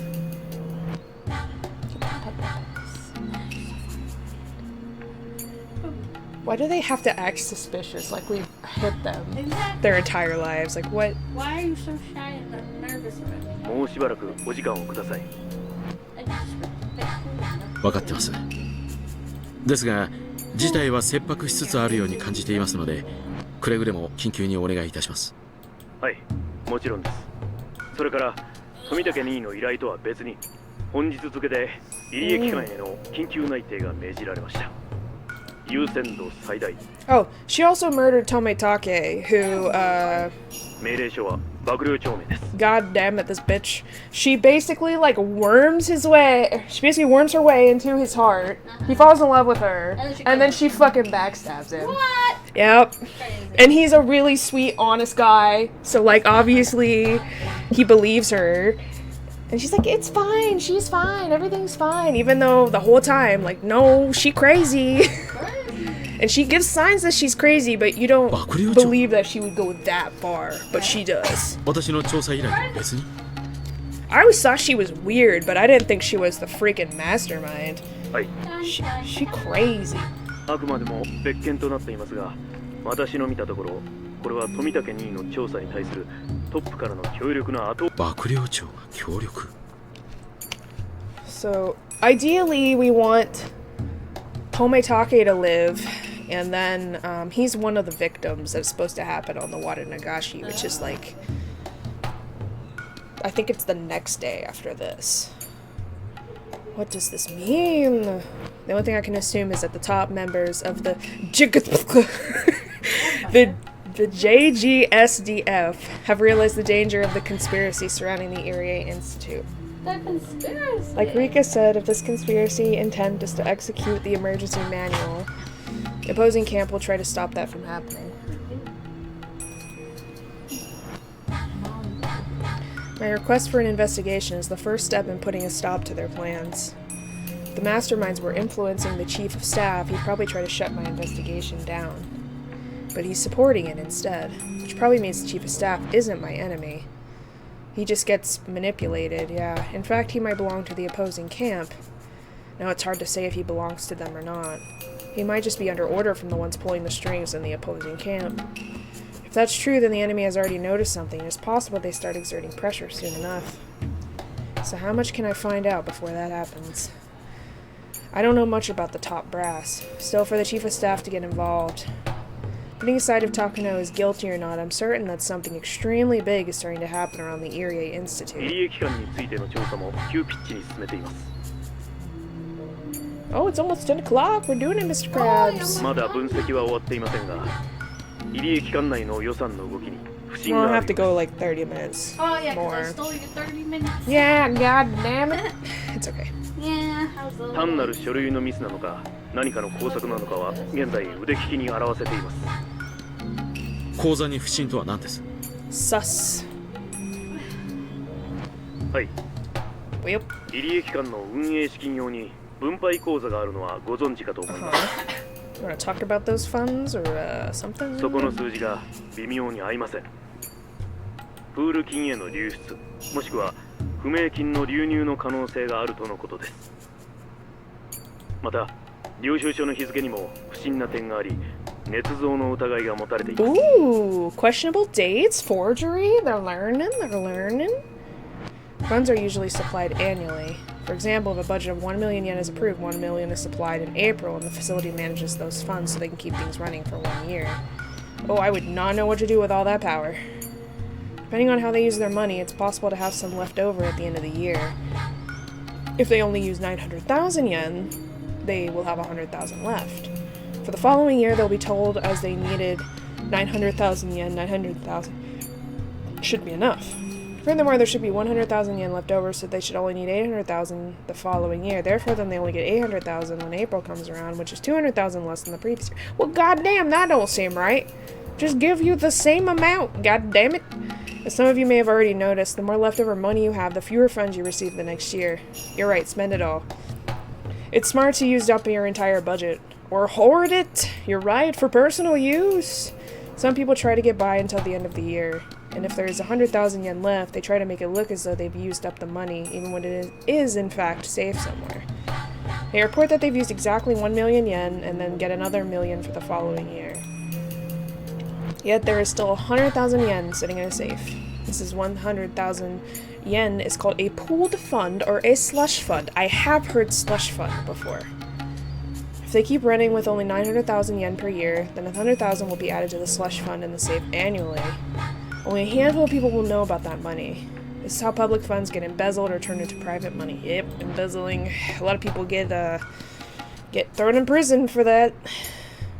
It's like the mafia guy, Al Capone. The only reason he ever got caught and was thrown in jail was because of tax evasion. Because of capitalism. Because of fucking capitalism. That's the only thing they could get him on. They couldn't get him on murder, like stealing, like torture, anything like that. No, just taxes. Fucking taxes. So we previously mentioned the Alphabet Project is using this exact trick, and certain masterminds are pulling in huge amounts of public funding. He's sketchy the carpet. To avoid this kind of situation, there is an audit of accounts performed every year and oversight to ensure no one's fattening their pockets or creating slush funds. By the way, it's been said that the reason why civil engineering projects tend to start at the end of the year is so they won't have that 100,000 yen left, but that's not relevant right now. The point is that they have to work hard to get the funds they want. Well, that's an example of having some money left over, which is certainly not bad. However, it can also be possible that there isn't enough money. After all, they're only granted 1 year's worth of funds, so they can't delve into the savings account like we do in our own lives. The excess money just doesn't exist. Therefore, an estimate report should never have shown more expenditure than revenue. If that happens, that means there is some extra money other than what was supplied. That's how slush funds are discovered. Oh, that's right. So if they use more, they have to dig into the slush fund money to pay for that. So that's how they find out that the slush fund exists. Oh, I see. You're right. Start a master plan. You're right. No, I'm just kidding. No, I can't lie for shit. So I would be found out like immediately. Tomitake was told that it was still under investigation, but the Erie Institute's suspicious financial records could be either case. The former would be fine. It's quite common after all. But if it was the latter, there could be something quite nasty lying beneath the surface. In other words, it was quite possible the funding was coming into the Erie Institute from someone other than the formal sponsors. To be more exact, there was a chance someone was interfering with the Erie Institute by supplying funds. Tomitake was having his men look into the possibility of Takano and the Mountain Dogs rebelling against Tokyo. While it was certainly possible for Takano to do so because of her personal investment in the research project, it was hard to believe that the Mountain Dogs could betray their employers out of sympathy. For the dogs to take part in Takano's conspiracy, a huge amount of money would have to be involved, and the discrepancy that Tomitake's men had identified could be such a sign of such. もしもし。失礼。今、一件報告が来ました。富武には小泉先生をご存知ですね。Koizumi sensei, that sounds familiar. Oh, was that the old man that she was receiving funds from that ended up passing away? Like a friend of her. Yeah, okay. She used him to get a lot of hold in the higher ups of nobles and such to get more funds. But you see, he passed away, and so the factions broke up that he was in charge of, and then new people got brought in, and they don't agree with her, and she upsetty spaghetti about that. Yep.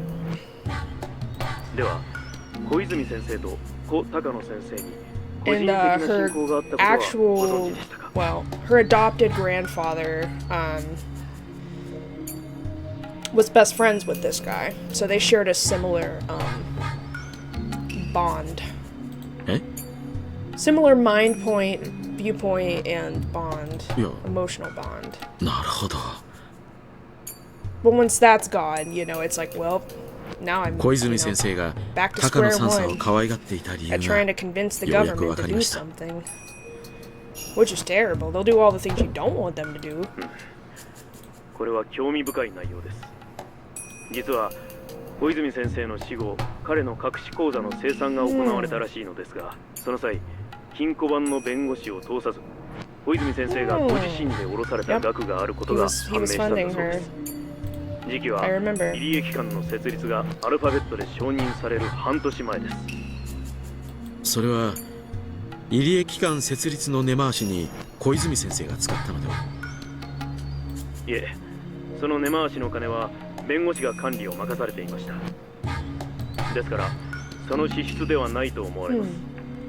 So it wasn't for the institute itself. 腹心の金庫番を素通しして支払うというのはよほどの個人的支出です。So could that involve the relationship between Koizumi and Takano? では、 Was it for like 高野 the 三佐に対し experiment 小泉先 part 生 of が it, 個人 which 的に is 資金を sus? 提供したということでしょうか。 Because that's a lot of stuff that she was doing that was not good. はい、こちらでもそう分析しており、現在裏付けを進めています。小泉先生による機関設立の根回しとは別に、高野三佐に対し個人的に設立工作のための現金を提供したのではないかと考えています。ということはつまり高野三佐は造反工作を行いうる現金を多額に持っている可能性があるということですか。高野三佐は機関設立にあたり各方面への調整にあたりましたが、それは全て表ルートの接触で裏ルートからの接触ではありませんでした。ですので設立工作にあたりその提供を受けた資金を使用していないなら、 Oh, so she's keeping it for それは private 丸 to 々 use 残 for ってい her る可 like 能性がありま little, す。you know, rebellion plan. Oh, to pay off the mountain dogs. I get it. I get it. Okay. 話が前後しま I すが get it. その提供を受けたと思われる額は Because いくらですか。 they're basically just hired contractors, like mercenaries. And they're hired by the government, which is like against what Takano's trying to do. But she paid him enough money that they were like, okay. That's 1 billion yen. Oh my freaking god. That's like, I'm trying to think in terms, because like 100 yen is like $1. So that would be $1 billion, I would think, maybe. そんなに? But less than that, probably. I don't know the conversion rates. I'm very close to Takano, but I had no idea she was so rich. Actually, she's rather tight with her money. She never acted as if she had 1 billion yen just sitting around. I want 1 billion, gib. But then that money isn't just money to her. It's a form of support from her dear grandfather's friend. So she'd have to save it for when she needed it the most. If the new board of directors had even a little interest in her research, she would have used the money on them, but they simply laughed at her. So Takano gave up on bribing them. Instead, she decided to use it now because her research project was going to be terminated anyway. With 1 billion yen, it might be possible to bribe the mountain dogs. If she had sponsors, it'd be even easier. Her grandfather couldn't complete his life's work, but she's planning a magnificent conclusion for it. Shit. These can't be her true intentions. Someone has to be deceiving her. No, it is. She's a psycho bitch. Takano, I'm sorry. I'm sorry I didn't notice your sorrow, even though I've been right beside you. Don't feel sorry for her. You know how many people she murdered and planned to murder? Absolutely not. No. I mean, she does have, you know, humanity in her still, but no. No.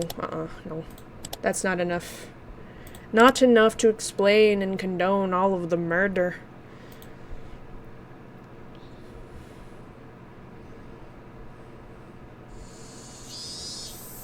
Alright, we're on chapter 9. So we've got 3 more chapters, including this one. I'm gonna keep playing this one until about 11:30. So we have about a little less than an hour and a half. The preparation for tomorrow's festival is moving right along at the Furude Shrine. I may or may not finish this chapter, because some of these chapters are really long, but we'll get as far as we can in it. Vans and pickup trucks are bringing in tents and equipment, and the village youth group and some middle-aged men are unloading them. Gee, I wonder where Rika could be. 大丈夫かいの？今日も学校休んだっちゅう聞いたんね。長引かっといいね。ああ、入江先生。リカちゃまの具合はどうですんね。はい。ちょっとたちの悪い風邪だったようですが、峠は越していると思います。ただ、風邪は治り際が肝心です。本人たちにも今日は治ったとはしゃがず、ああ、そうかそうか。さとこちゃんも一緒に風邪をひいてるんか。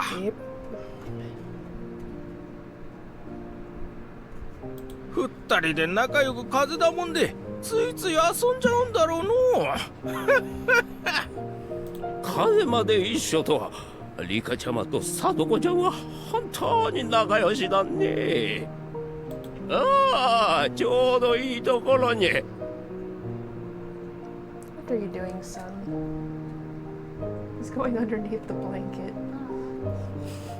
入江の先生がね、リカちゃまたち峠は越したって言うてんね。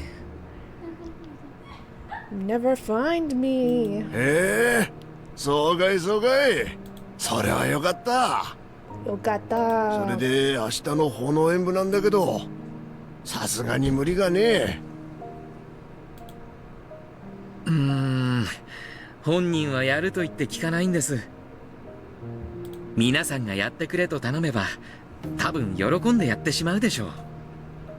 ただ医者の立場としては、たとえ今日熱が下がっていても明日は大役をお休みさせてあげたいところです。困ったね。ああ、お涼さん、リカちゃまの具合ね、よくはなってきたけど、まだまだ安静なんだってよ。そんな仕方ねえな。無理にやらせて祭りの日に倒れられた日にゃ、またお社様のたたりだなんて言われちまうんよ。いや、村のみんなも心配してるよ。また5年目のたたりもあるんじゃないかって言ってね。で、王城家の里子ちゃんとリカちゃんまだろ。物騒な想像してる連中もいるらしいんだよ。アホらしい。リカちゃまはお社様の生まれ変わりよ。そのリカちゃまがたたりに会うときは村が滅ぶときよ。縁起でもねえこと言うんでね。いやはや、まったくだよな。入江先生、二人を見舞うことはできんかいね。しばらく遠慮してあげてください。治りかけで遊びたい盛りなんです。外部との接触があると興奮してまた床を抜け出そうとしてしまいますから。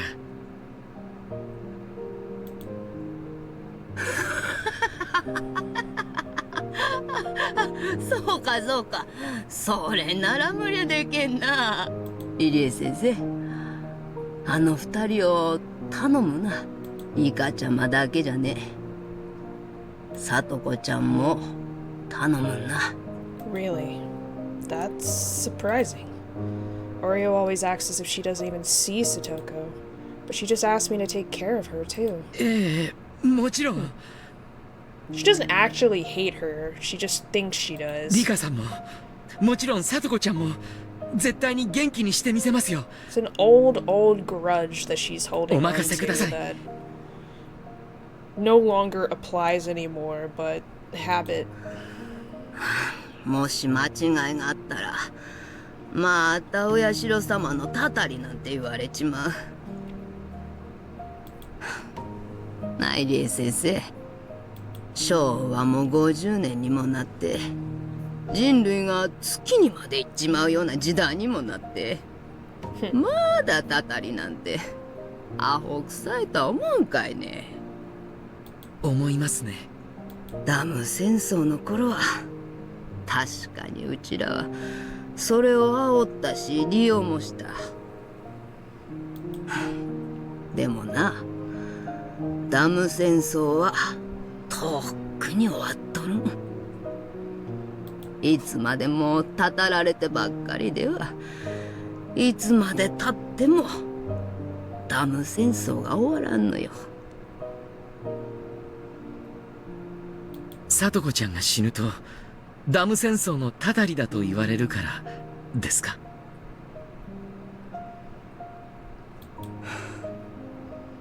ダム戦争はもう終わったんよ。村の子が風邪ひいたら心配するのが年寄りの仕事だっちゅうだけやんね。I already know what Ori wants to say. I want her to actually say it, but if I made her, she might get angry. This is more than enough. She talks about the dam conflict. She doesn't just mean the war they waged against the construction itself. She's also including how the Hojo family was ostracized after it was over. She's saying that the dam conflict is over, including everything that happened as a result of it, and that's why she told me to take care of Satoko. 聡子ちゃんもお見舞いの気持ちを汲み取ってくれると思いますよ。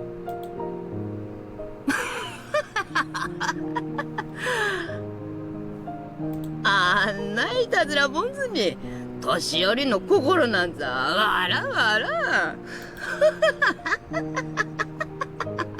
Or you left laughing. I wasn't the only one watching her leave. Kimayoshi and some other elders did the same. They all understand what Oreo wanted to say. The damn conflict is over now. あの元気な聡子ちゃんにも熱を出させるんだから恥の悪い風だね。入江先生、二人をよろしく頼んます。面会謝絶だからしゃあないけど、二人に年寄りがみんな心配してるから早う元気になると伝えてください。ええ、二人ともきっと喜ぶと思います。I vow to myself. Takano is more than likely planning something for tomorrow, taking advantage of people's belief in the curse. I can't let that happen. The curse of Oyoshiro will end before it can happen for a fifth time. I'm sure of that.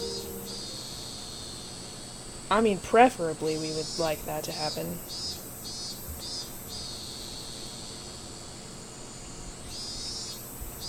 Oishi couldn't accomplish the 48-hour operation alone. He would need help from someone else.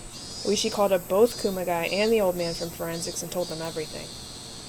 重ねて申し上げますが、こいつはヤバい橋になります。融資ならいいですがね、懲戒だったら退職金も吹っ飛びます。なんだ大石、お前ヤバい作戦の前にはいつも隣の雀荘に部下を集めてそう脅してるそうじゃないか。いつもと変わらんのう。そうっすよ大石さん。いつものようにもっと元気に退職金が欲しいやつは10数える間に出てってくださいってやってくださいよ。そうじゃないと調子狂うっす。いや、本当にヤバい話なんですよ、クマちゃん。その覚悟は本当にあるんですか？試しに10数えてみればいいじゃないですか。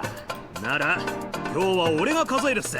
退職金が欲しいやつは10数える間に退出してください。1、2、3。わかりました。クマちゃんの覚悟はよーくわかりました。いやしかし本当にいいんですね。これあの日赤坂さんの武勇伝を聞いてるうちに熱くなってきたんす。やはり刑事になったからには巨悪と戦いたい。それに俺もやがては赤坂さんみたいに武勇伝を誇れる男になりたいんですよ。やばい橋上等じゃないっすか。それに大石さんの提案する作戦で俺たち一度も失敗したことないです。だから俺その大石さんがいけると思って誘った作戦ならビビりませんよ。若いというのはいいの。こいつな、あの日以来赤坂君にだいぶ感化されよっての。秘密捜査や秘密事件に関わりたいと息巻いとったんじゃ。いや若いっていいな。それでじいさまはどうします？わしも乗るぞい。というか、そこまで言われたら会社の検視がそいつらをちょっぴけるかどうかを左右することにもなるからの。今日まで散々不養生を重ねてきた。そうそう、この老いぼれが長生きすることもないだろう。なら男に生まれたからには最後くらいでかい花を咲かせたいもんじゃ。やれやれ、じいさまもクマちゃんもとにかく怖いもの知らずだな。だからドラが3つめくれてても強気でリーチ入っちゃうんだよな。何言ってんすか大石さん。男なら降りられない時がある。どうせ切るならど真ん中ってのは大石さんの口癖っすよ。違いない違いない。わかりました。お二人の首、私が預からせてもらいます。そうと決まればわしの方も少々準備がいる。今のメンツと機材じゃ薬物系まで調べるのは難しいからな。急いで知り合いの鑑識の中から手の空いた連中を呼びつけるか。大石、全部終わった後はちょいとでかくおごってもらうぞい。ええ、そこは任せてください。ですが打ち明ける相手にはくれぐれも注意してくださいよ。署内にスパイ混じってるそうですから。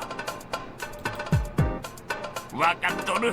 わしも伊達に人は見とらん。任せとけ。よーし、燃えてきたっす。刑事魂本開っすよ。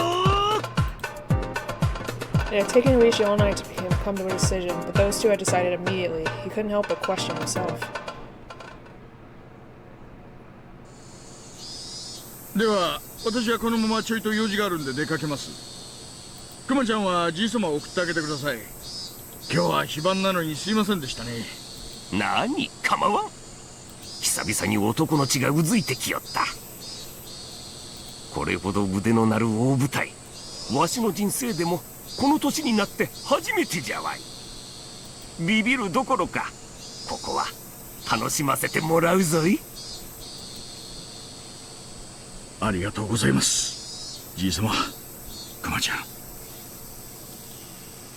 Higurashi thanked them after seeing them off, although they couldn't hear. Higurashi stopped by a flower shop. He bought a bouquet of balloon flowers. Usually the purple ones are the most popular. Higurashi was fond of that color, too. Today he didn't buy purple flowers, but got unusually white balloon flowers instead. The bouquet in hand, he headed to the cemetery across from the flower shop. For his friend? The date was June 18th. The real anniversary would be tomorrow, but as Oishi had to work on Nagashi every year, he usually commemorated it on the previous day instead. It was the day before the anniversary of the death of the old man. The one Oishi considered a best friend, a brother, a father. 毎年毎年私は今年こそはおやっさんの右腕を見つけ出すと誓ってますが、さっぱり見つかってません。Oishi spoke to the grave. He laid the bouquet of white balloon flowers down on top of it. ですが、ようやくおやっさんの死の真相に近づく機会を得ました。ただね、それが笑っちゃうんですよ。園崎家は関係ないって言うんです。私は毎年ここにお寮のばあさんを連れてきて土下座させてやるって誓ってきたのに私はすっかり参ってしまいましたね。またおやっさんにげんこつをもらっちまいます。勝手に当たり牌を誤解してベタ折りしまくった挙句にドカンと痛い目に遭う。決めつけないできっちり手を進めてりゃでっかい手がちゃんとできてたかもしれないのにです。私は全然進歩してません。麻雀も相変わらずですよ。こんな一度思い込んだら疑うことも知らない頭の固いやつは多分バカって言われるんだろうなと思います。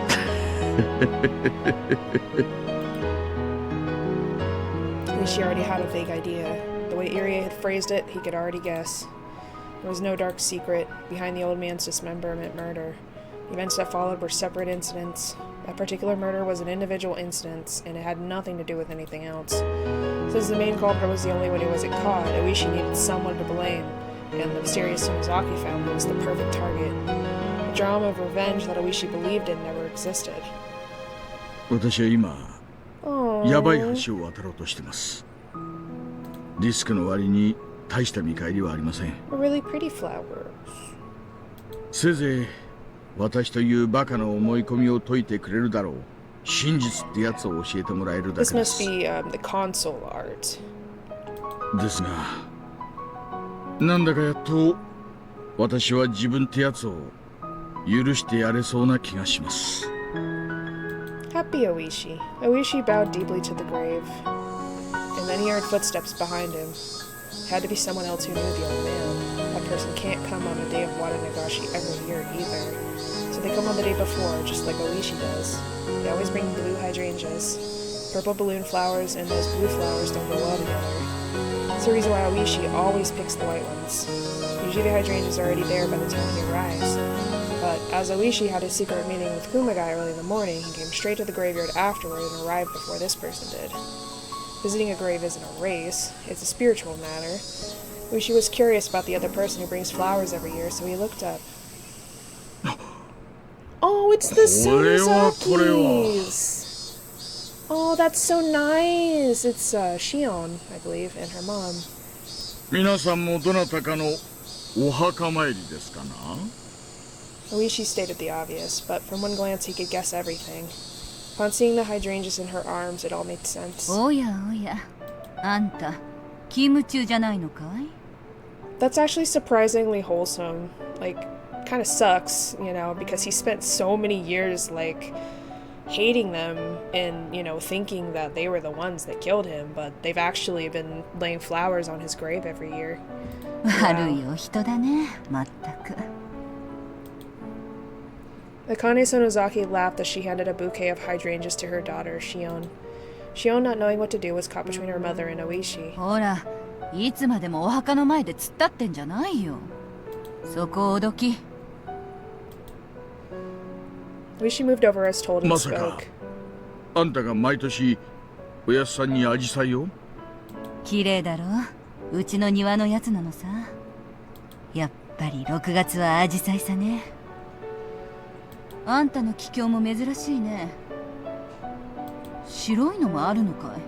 それも涼しそうで良さげだよ。ああ、大石のおじさま、ちょっとすみません。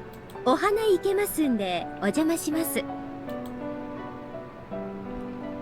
Shion knelt down in front of the grave and got the flowers ready. She put the hydrangeas in the vase alongside the balloon flowers. The flowers looked beautiful in the vase together, reminding their onlookers that summer was about to start. 空前にしちゃいい取り合わせじゃないかい。He did that very specifically, apparently. 白に青によく引き立て合ってるよ。毎年私が来るとアジサイがありましたからね。青い花じゃ相性が悪いと思いまして。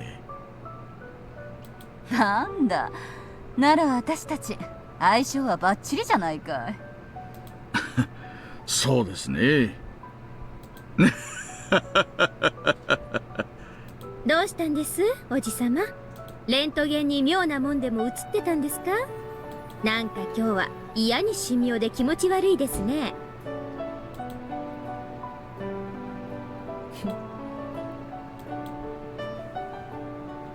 あと、うちの組の店にツケが残ってるだろう。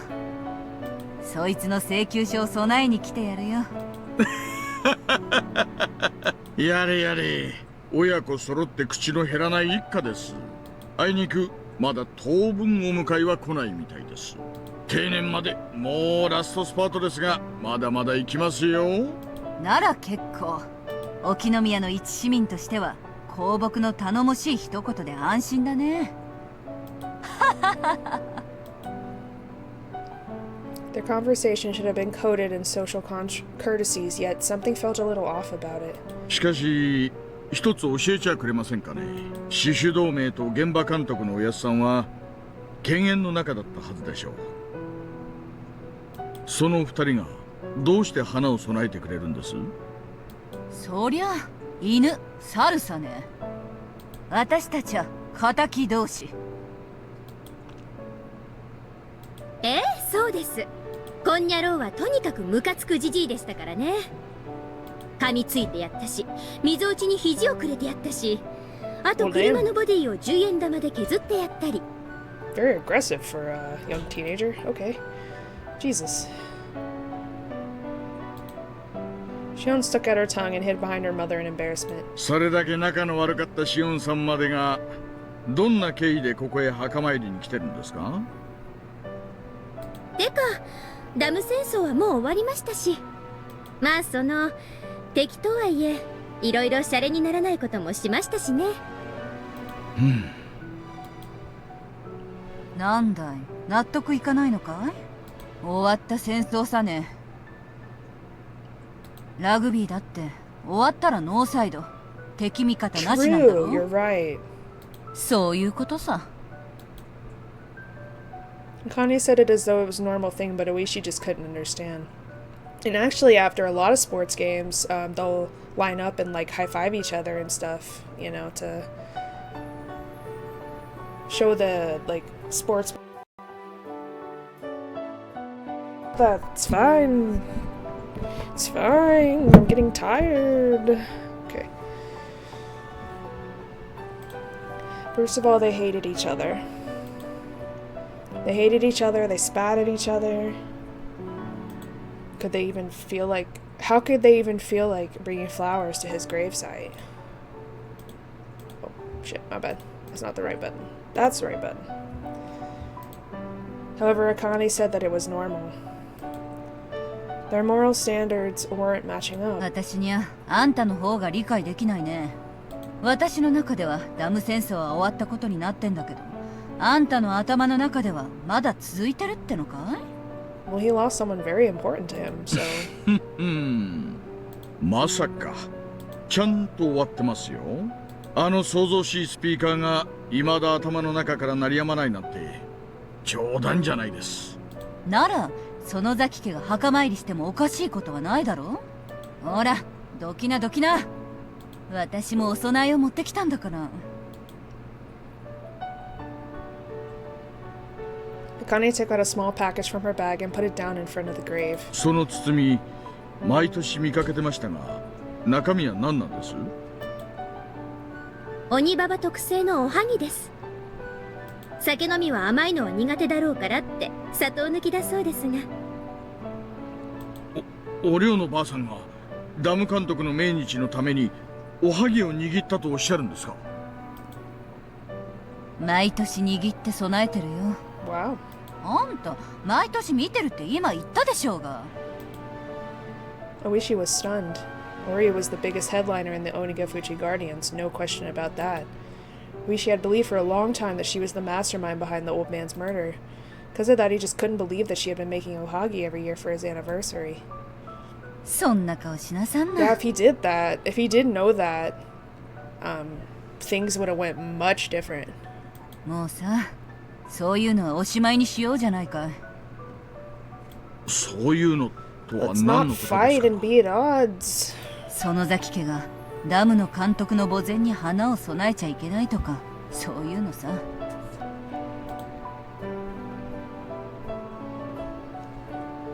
もう昭和も60年になろってんだ。下手すりゃ数年もしないうちに元号も変わるかもしれない。そんな時代にまであんたは終わっちまった戦争をずるずる引きずりたいってのかい？ご冗談を。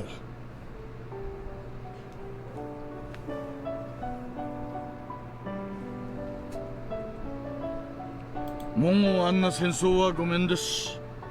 平和が一番ですよ。国にも悪いところがあった。反省が必要だね。でも私たちにも悪いところがあった。だから私たちは反省するよ。そしてそれはそれでおしまいになったなら、あとはいつまでもグダグダ言ってても仕方ないだろう。古い時代を片付けて新しい時代を作るのが若者の仕事さね。True. 不幸な事件があってこの御人は死んじまったけど。 Unfortunately, that's how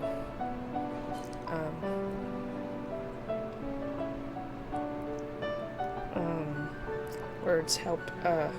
It's why a lot of people like end up hating each other, and like how wars get started even because somebody does something もし生きてたなら and then makes the other upset and mad, 水に流したいと思ったさ。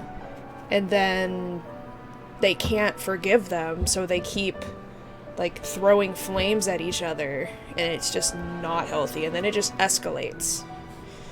でも But eventually, like, it's gotta end. Otherwise, you know, it's just gonna keep spiraling until it can't だか anymore. らこの御人とはもう仲直りできない。悲しいことさ。それが死別というもんですからね。でもあんたは生きているじゃないかい。 They had nothing to do with his death, actually. It was the そうですね。私は生 the きてます。 Hinamizawa syndrome caused the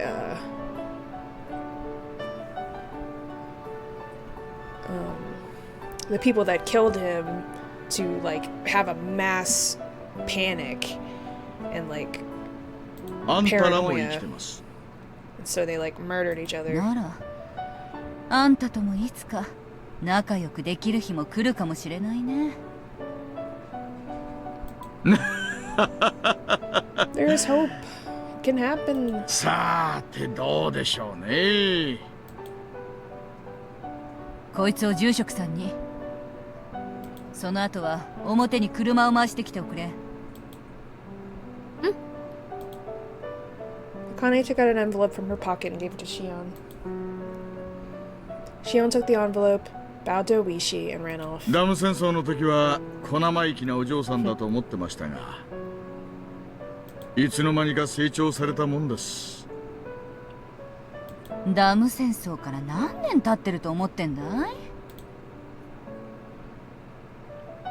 い？いつまでも戦争状態じゃ心も体も持たないよ。それだけの時間が経ってるんだ。それだけの時間が経ったんですね。時間は若者ほど濃密で、年寄りほど希薄になる。変わらないのは年寄りだけさ。 That's true. でも時代と若者は絶えず成長してる。そしてぼんやりしてる間に私たちを追い抜いていっちまうのさ。 I mean, that's just evolution in general. で私たちは隠居して若者を見守るのさ。 Things change over こつな time, もん and だろ so as you know, humans change, we adjust, and the newer generations kind of create their own way depending on, you know, the circumstances. おつなもんですな。あの獅子骨の鬼姫、園崎茜にいつの間にか説教をされるようになったんですから。嫌だね、そんな通りな。まだ覚えてるのかい？今じゃ獅子骨のレディーで通ってるんだよ。Yeah. そいつは内緒にしてくれるとありがたいね。ダム戦争も終わったんですしね。そうさ。もう終わったことなのさ。Two of them watched Shion and the priest exchange words in front of the main temple building. Both were silent, but the air between them was comforting. There was no breeze, and a cabbage white butterfly filtered around them. 勤務中だろうけどさ。どうだい一つ。ひんやり冷酒でも行かないかい？ Oh, they're gonna go out 今日 drinking? は遠慮しましょう。私も車ですし、あなたも Oh, 車 you're じゃ right, ない you're で right. す That's the か？ responsible thing to do. Both gotta drive home. You're right, you're right. そりゃ残念だね。 Maybe later. またの機会にしようかい。そうですな。またの機会にしましょう。Something that had been sitting inside Oishi for a long time had started to dissipate. Something that had coagulated, yes, was melting away. そろそろ戻ります。あなたもお嬢さんを待たせているでしょう。そうさね。お開きにしよう。あんたとはいろいろあった気がするけどさ。これで一度パーッとチャラにしちゃいたいね。そのあたりの生産会はまた後日に改めてやりましょう。いずれきっと。Akane turned around with a big smile on her face, but all of a sudden it changed into an impish grin. それでね、大石の旦那、私たちのわだかまりがパーッとなくなったところでさ。昨日反則切符もらっちゃったんだけど、むしゃくしゃしてパーッと破り捨てちゃってさ。これもパーッとなかったことにできないかね。 Listen, you're not that close. そいつは最寄りの警察署へどうぞ。私に声をかけてくれりゃ順番待ちを優遇するくらいはしますよ。チェ、サービスの悪い人だよ。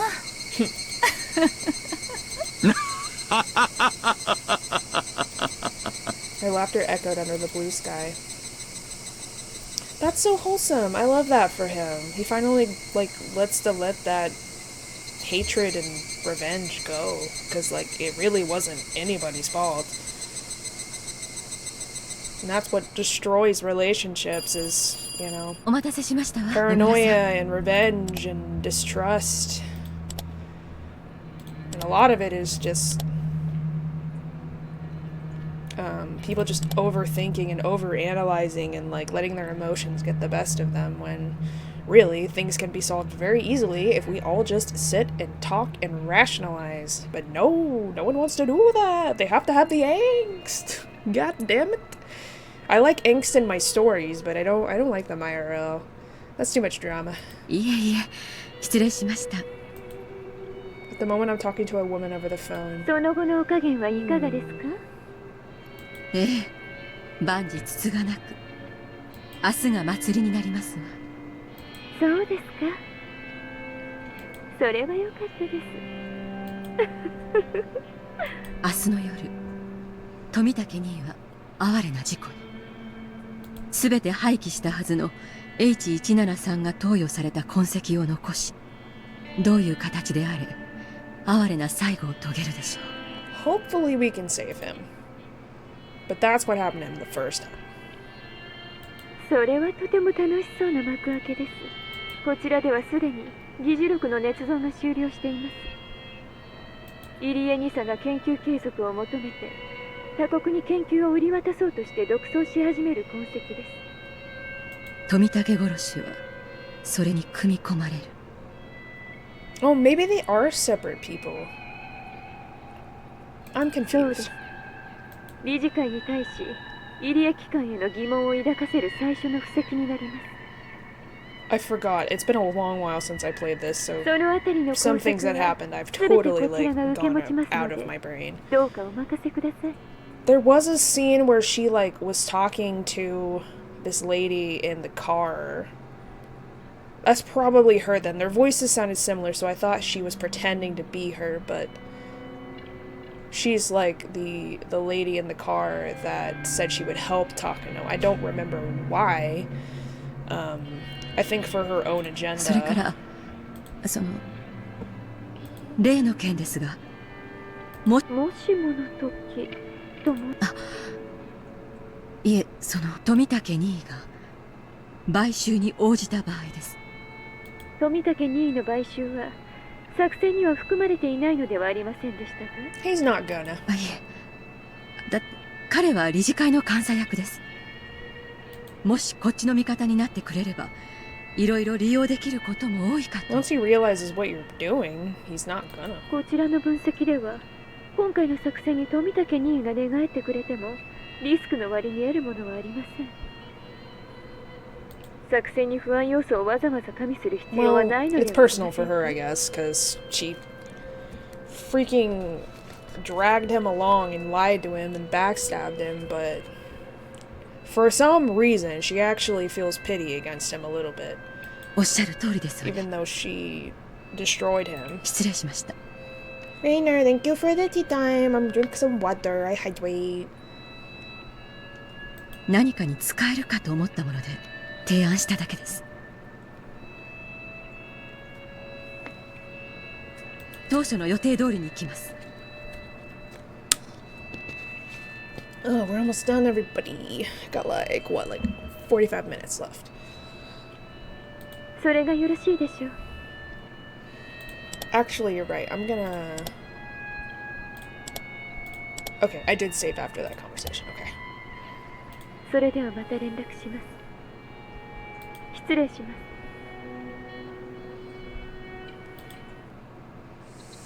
す。 For a while, I kept holding the telephone receiver lost in thought. I put it down. And dialed a number that I had become very familiar with. はい。エコノミーホテル沖宮でございます。 406号室富武をお願いします。高野とお伝えください。 She knows his hotel room number. はい。今お取り次ぎしますので少々お待ちください。 The telephone operator put me on hold, leaving behind only electronic music. I waited for about a minute and the operator came back on again. 申し訳ございません。406号室のお客様はただいま外出中でございます。お電話があった旨ご伝言いたしましょうか。もう何度も伝言を頼んでるから結構です。富武さんはいつ外出したかわかりますか？いつ頃戻るかわかりますか？あ、申し訳ございません。それにつきましてはお答えできかねます。 Patient confidentiality. わかりました。 Or I guess in this case it would be like customer/guest confidentiality. You can't give out personal information. またかけます。 I put down the phone before the operator finished speaking. This is the third time I've tried calling him. I left a message telling him to call me back, but he hasn't. Why? Is he out taking photographs by himself?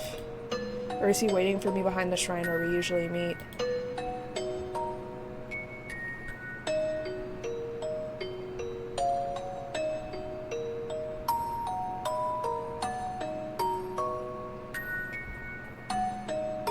Who would think I would actually come all the way here expecting him to be waiting for me?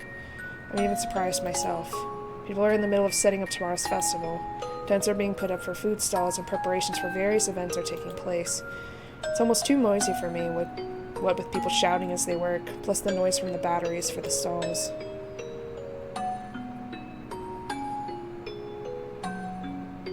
Soon I reached the back of the shrine before realizing it. This is probably the best view in the whole village. This is where Jiro-san and I usually meet. Just maybe he's waiting for me here. Of course, that's just wishful thinking. God will never grant my wishes. He only has a bit of fun by testing me. I look down at the village below, letting the breeze blow through my hair. He usually follows me around while he stays in Hinamizawa. He persistently asks if I want to go to eat, go for a walk, take some photographs with him. But he hasn't done any of that this visit. His behavior towards me has changed. Because he knows. Maybe it's because he heard about the horrible impression I left with the new board of directors. Maybe he thinks I'm a mad scientist because of that incident. I can feel that he's gradually losing interest in me. But I have my own complaints too. When I don't want him around, he's so persistent. But when I need him to listen to me, I can't get a hold of him. But if I did get through to him, what would I even talk about? What could I talk to him about? Right after talking to someone about the plan to assassinate him? Why should he even answer my call? I'm simply running wildly, and when I reach the point of no return, I want to be forgiven, and I want him to do that for me.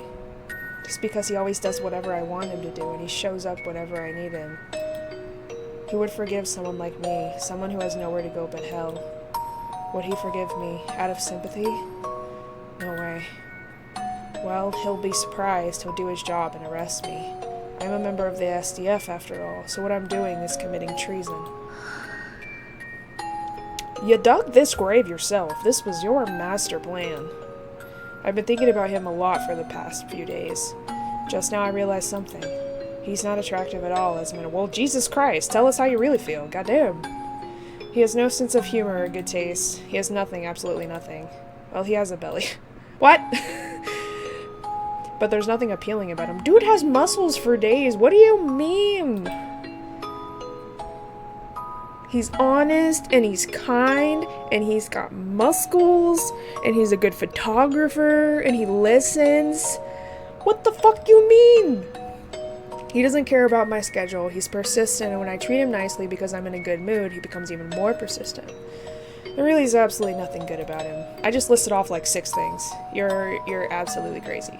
Despite his age, he tells me things like how the last time he held a woman's hand was when he did folk dancing at some summer camp. Furthermore, he says those things to make me laugh. He's hopeless. But more than anything, I can't stand when he completely ignores my feelings. I want to be alone sometimes. I don't want to do anything sometimes, yet he drags me out, completely ignoring how I feel. That's why even when I'm exhausted, I don't feel like doing anything. I end up going with him, which makes me laugh. I always thought that just wore me out, yet I want him to drag me around. I'll probably never feel this way again, and yet he's not here. Do I really believe I don't want to spend time with him? Maybe I've just grown used to his abundant affection. When he took me out on a day, I didn't want to do anything. I was in a bad mood at first, but after a while, I started to feel better and found myself having a lot of fun. If he was with me now, would he take me out to photograph birds like always? Would he happily explain it all with his know-how, even though I didn't ask? That'd be very boring and troublesome, but that's what I honestly want right now. Do I see my grandpa in him? I loved my grandpa. He gave me a purpose to live. I needed him. I loved Uncle Koizumi. He helped me with my dream. I needed him. After both of them died, maybe I just sought their aspects in him. Am I starving for a protector? Maybe I'm so traumatized by my parents' accident, I need to have someone nearby to watch over me all the time. Maybe I'm still immature. My inner child is throwing a fit because she can't put together a toy, saying that if it's going to be broken anyway, she's going to break it herself. It won't be just my problem. It will bring about huge, irreversible tragedy. But that's the only way to prove the truth of my grandfather's work. I believe allowed me to prepare up to this point. Just a few days, the top members of the government will be scrutinizing my grandfather's article. Terrified by the worst-case scenario he predicted, they'll regret canceling our research and neglecting countermeasures as they pass their final resolution. That's when my grandfather's article will become truth, his great work uplifted, and his name carved into the pages of history. And then he will become a god, an external existence, and I will reveal the god worshipped as Oyashiro to be the Hinamizawa syndrome, casting them down to earth. I'm going to complete the 5th curse of Oyashiro and with Jiro's death, as well as my own. I'll become the one who curses, not the one who is cursed. I'll be in the position to test instead of being tested. I will ascend to godhood. I'm going to make the curse a reality. I'm going to kick the god of this place off her throne. And then grandfather and I will be together forever. Gods don't get tested. Fate doesn't test gods. No grief will separate us. I will be with my grandfather forever. After that, we're going to work on our research together in that study, filled with the smell of formalin. Damn. A scene from happier days. Grandpa's at his desk writing down something. I'm in a good mood, lying on my stomach on the carpet right behind him while flapping my legs and humming a tune. I help him with his reading by organizing his books as if I were playing with blocks. To return to those times is my only wish. Of course, if I could go back that far, I'd want my parents to be alive too. If I could play with my grandpa's books while listening to my mother cooking in the kitchen and my father flipping through his newspaper, that would complete my happy world. It would be my ideal childhood. But that world doesn't have a door to the outside world. So I can't go over to my friend's house. Because if I go to my friend's house, there wouldn't be anybody there when I returned. Nobody. Because they'd all have died in a train accident. So I don't want an outside world. I want to stay in the house with my parents and my grandfather. Well. I am a doctor, after all. I can analyze myself. I know that what I'm wishing for is proof of my immaturity. But if I know that much, then why do I still long for a parental figure in Jiro? Even as I plan an operation which includes his death, I'm still trying to hang on to him. If I'm going to betray people so I can become a god, then I shall remain a villain until my final moments. But if I'd rather be a lonely little girl, then I shall remain modest and humble until my final moments. Either way, if it is my way of life, nobody can criticize me for it. It's like the child in her that she never, got to be because of, being raised in an orphanage, and then, when she did get to be happy, that was stolen from her.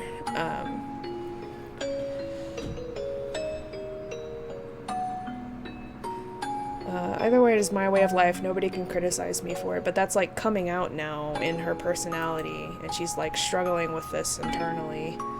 Because if I believe it is right, then all I can do is go on without listening to such criticism.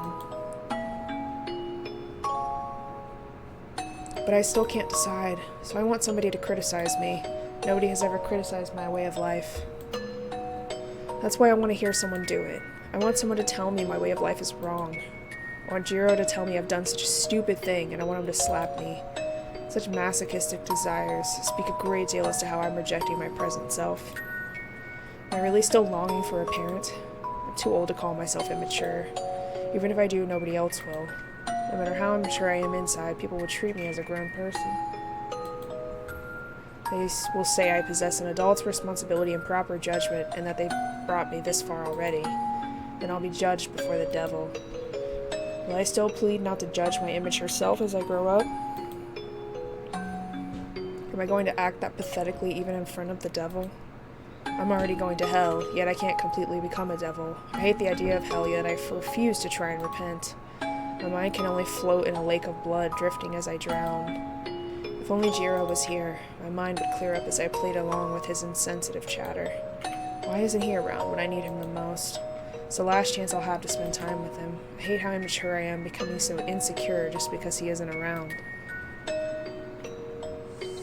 Found myself before the offertory box. I came here when the Erie's clinic construction had ended. The research at the Erie Institute was about to begin.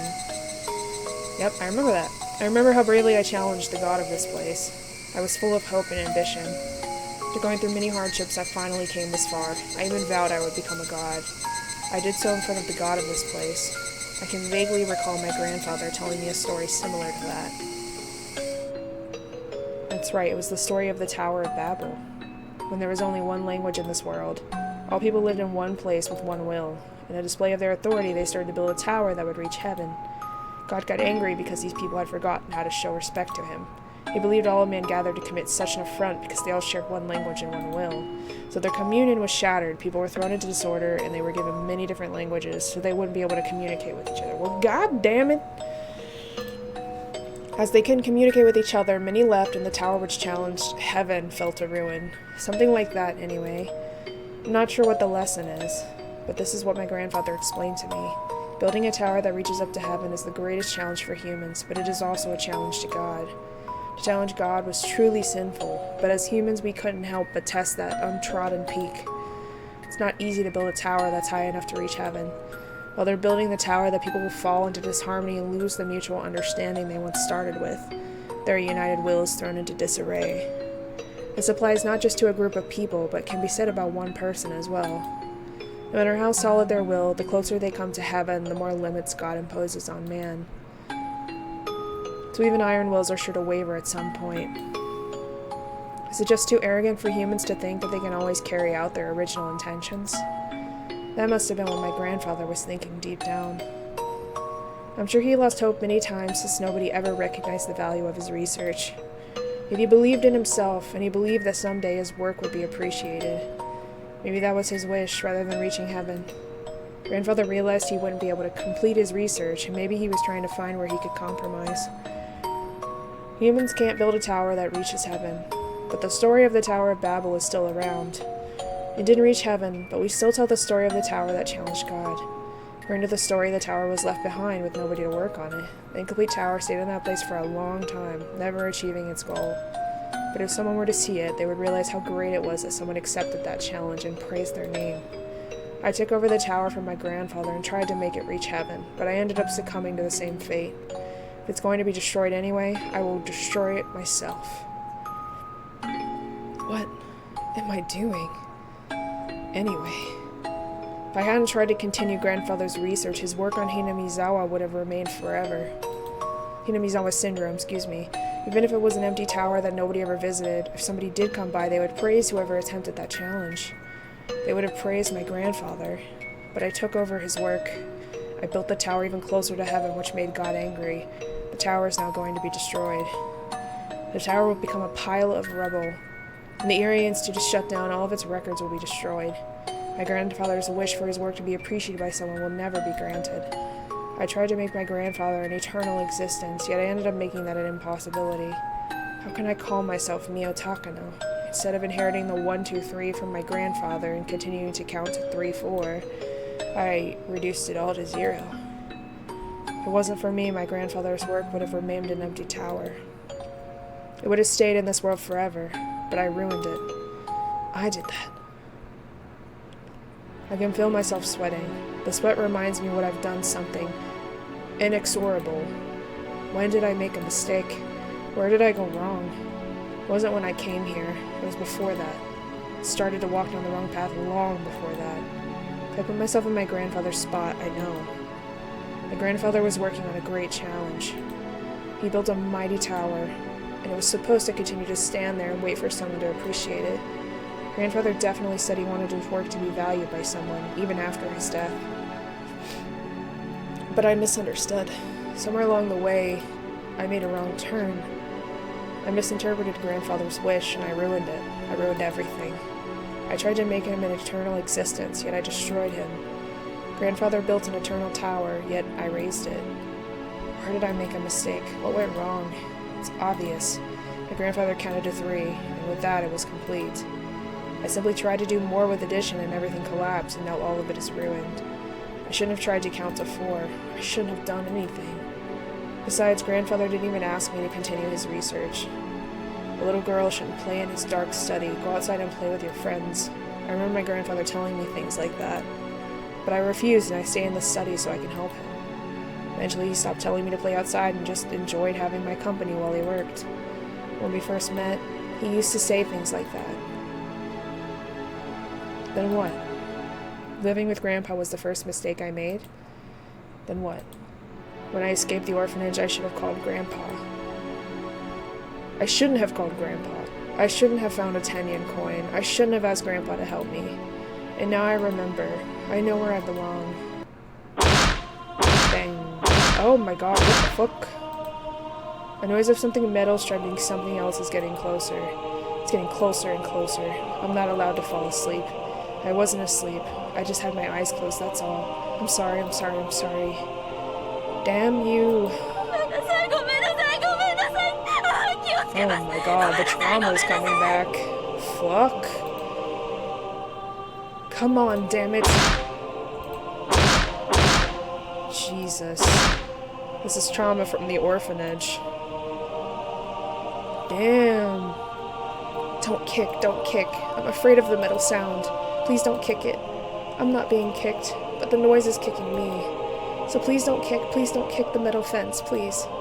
My body is getting cracked. I think my body is getting cracked. All the dirty, itchy, and painful things soak into these cracks, and the filth and prickling feel horrible. It's soaking into my chest, gathering together. I desperately try to resist so that it won't touch my heart.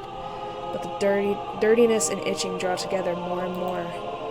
My whole chest is soaked, and soon enough my face will be swallowed. Even drowning in this dirtiness and itching, I tried desperately to hold my breath, so at least my heart would be soaked in it. Damn it. Jesus.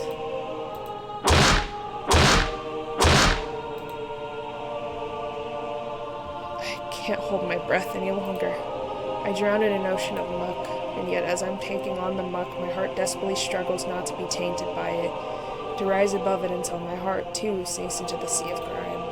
Only creatures that have lived on land will gasp and suffer the pain of drowning as they long to return to dry land.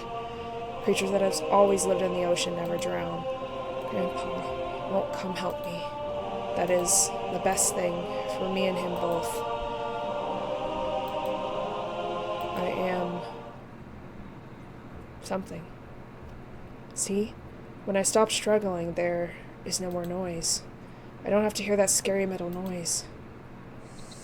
Is it a roar or a yell? I needed to borrow strength to scream in order to come back to the present world. My body's all sweaty. Feels dirty, itchy, painful. Reminds me of that day. I can feel welts coming on as the sweat crawls down my skin.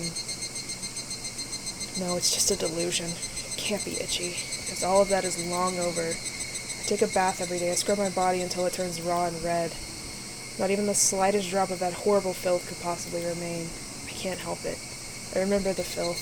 I can only get rid of it by scratching my arm so hard it leaves marks. I can't get rid of the itching. I can't get rid of the filth. Of course I can't. I am a filthy existence. Grandpa should never have saved someone like me. Meeting me made him unhappy. I shouldn't have existed. I shouldn't have been born. I should have stayed inside that metal fence and spent my whole life there. I need to go back inside it. I should have never left. That place is where I belong. Corner me with that horrible metal noise. Crush me with that filth, itchiness, pain. Gonna kill me. So that I'll never meet Grandpa. Damn! Is that your wish? Yes, much like those left behind at the top of Babel's crumbling tower, or Icarus, unable to reach heaven only to fall. That is my final wish. Bring me back inside that metal fence. Give me back the fate that's suitable for my filthy existence. The wish of a liar will never come true. But I'm not a liar. You have spoken your true wish once, yet you have yet to realize that's your greatest wish. I cannot grant that wish just yet. Yes. Are you saying that's the punishment we sinful humans face for challenging God? You should already know. The strength of your desire is what creates the future. You lack that strength. Are you saying I haven't tainted myself enough? Leaving the gates of hell remain shut for someone not fully committed like me?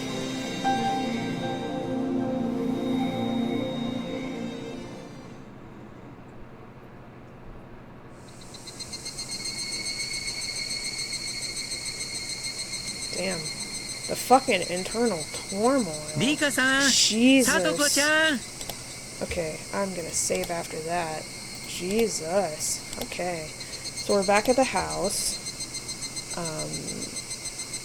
Okay, I got about 30 minutes. We'll see about maybe finishing this scene here and then calling it. 容体はいかがですか？私です。入江です。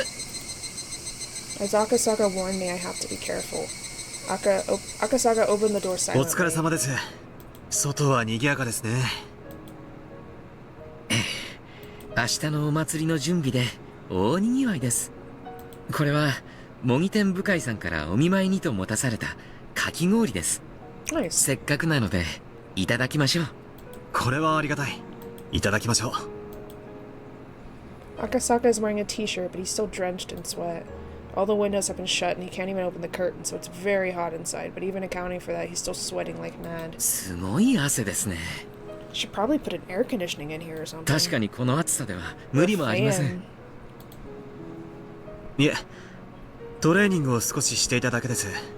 ドタバタするわけにはいきませんので、もちろん有事があるなしにかかわらず、体は常に臨戦態勢にしておかなければ。適度な運動は気分転換にもいいですからね。このようなところでずっと緊張を強いられていては精神的にも参ってしまうでしょうに。いえ、慣れてますから。でも先生の差し入れはとても助かります。 Akasaka smiled like a happy child as he ate the strawberry-flavored shaved ice. I want shaved eyes. 何か動きはありますか？富武さんから連絡は？いえ、まだ何も動きはありません。あ、高野さんが富武さんと連絡がつかないと言っていました。身の安全のために宿を変えているはずでしたね。Ah. 勘づかれたのでしょうか。Oh, she noticed. いえ、そういう不信感を持ってはいないようです。She noticed that he wasn't answering anyway. 私も写真撮影に飛び回っているのではないかとフォローしています。怪しまれるのも時間の問題ですね。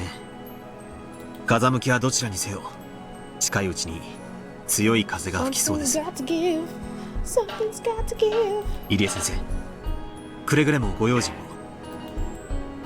ええ、もちろんですよ。ああ、そうだ。先ほど大石さんにお会いしまして、こんな話が進んでいるので伝えてほしいと頼まれました。Explain the 48-hour operation to Akasaka. Akasaka seemed impressed with the notion, especially because I told him it came from the girls. うまい手ですね。Damn. 連中に相当の揺さぶりをかけられるでしょう。Fresh my Twitch. We're gonna see if the Melisma is streaming yet.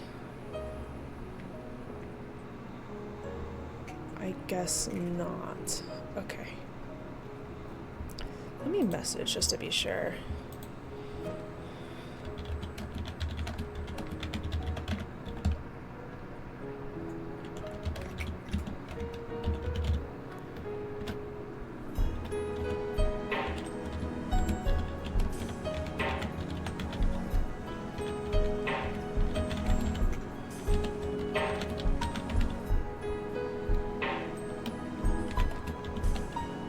And if she doesn't respond and I don't see her online by then I'll just find somebody else.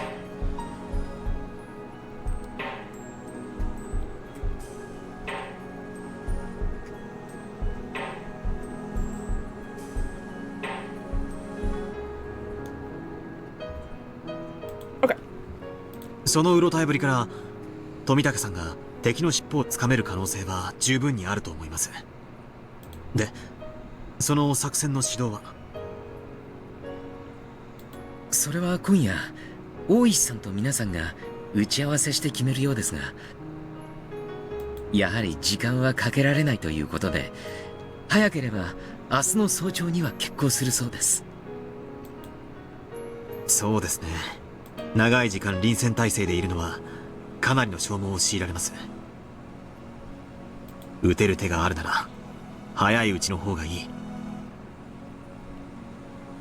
赤坂さんがひなみ沢に滞在できる休暇の限界もありますしね。いつまでなんですか？家内には一応日曜日の深夜には帰ると言いましたが、事情が変わればやむを得ません。幸恵も刑事の妻です。分かってくれると思います。ここでは奥さんに電話をすることもできませんね。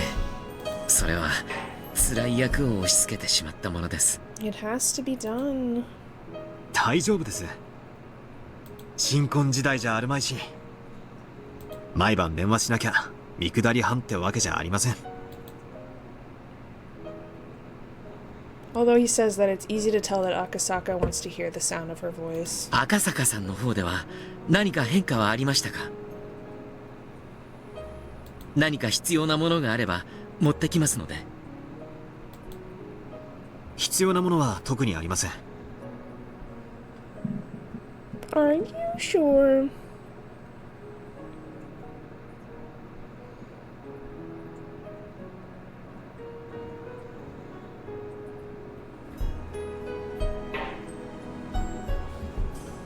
変化は難しいところです。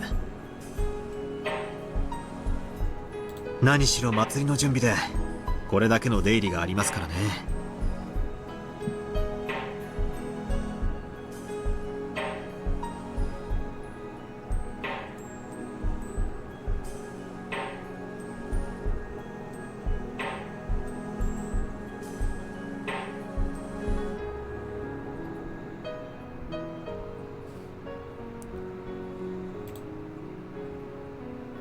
その中に不審な気配が混じり込んでいても、とても私には分かりません。むしろ逆に、この人混みの中にここを監視する敵も混じり込んでいると思って警戒するくらいがちょうどいいでしょう。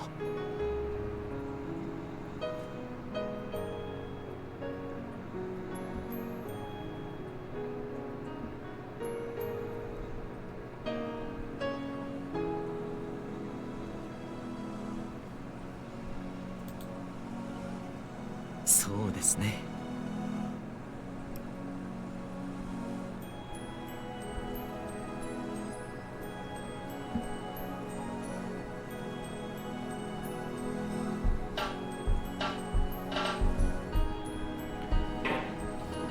そうそう、山犬ですが、やはり赤坂さんがおっしゃったように動き出しているようです。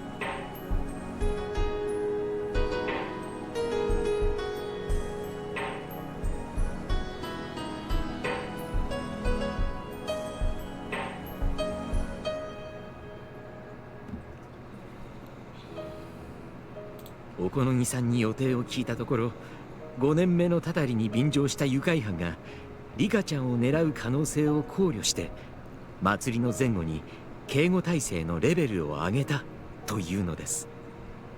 うん、現在の状況と一致しますね。まるで明日の祭りに合わせて表も裏も全ての準備が同時に進んでいる気がします。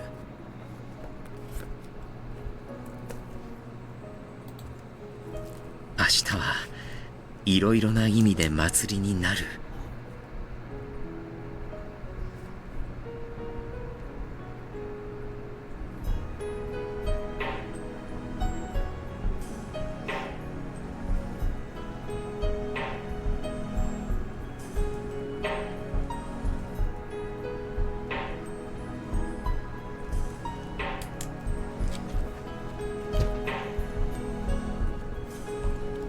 Write stuff down for ideas that I might want to do on stream tomorrow. とおっしゃるわけですね。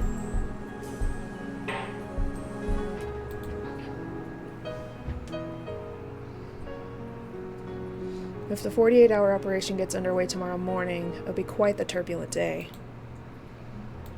Yes, everything will change starting tomorrow. June 19th, 1983. A tempestuous day that divides a peaceful world from a tragic one. The fate of the world will change on that day. I finished my secret meeting with Akasaka and left while calling up to the second floor window, pretending to address the girls. When some villagers saw me do that, they asked how they were doing. They asked me about both girls, which made me very happy. What Oreo said yesterday had already spread amongst the villagers. In other words, the curse of Uyashiro may have already been lifted even before tomorrow's festival. Nothing happens tomorrow, and this village is finally free from the curse and the ghost of the dam conflict. As we prepare for the upcoming battle, I realize the extent of the responsibility we've taken on, but at the same time, that gives me strength. After greeting officials under the main tent, I ran into Takano as I headed back to the clinic. It's unusual for her to be here alone. Tomoitake was with her, I could understand, but she'd never come here by herself. For a moment I thought maybe she suspected a connection between me and Akasaka, but it doesn't seem that way. I'm relieved. 珍しいですね。こんなところでどうされたのですか？ Yeah. いいえ、別に。ちょっとした気まぐれの散歩ですわ。 I do not buy that for a second. そうですか。今日は気持ちいい風が吹きますからね。散歩も気持ちがいいと思いますよ。二郎さんもそんな風に誘われて一人で散歩に行っているのかしら。 Those words had a strange nuance to them. Takano normally only spends time with Tomoitake out of politeness. At least that's how she's been acting, so when I heard her say that, I was a little surprised. そうかもしれません。彼は東京の人ですからね。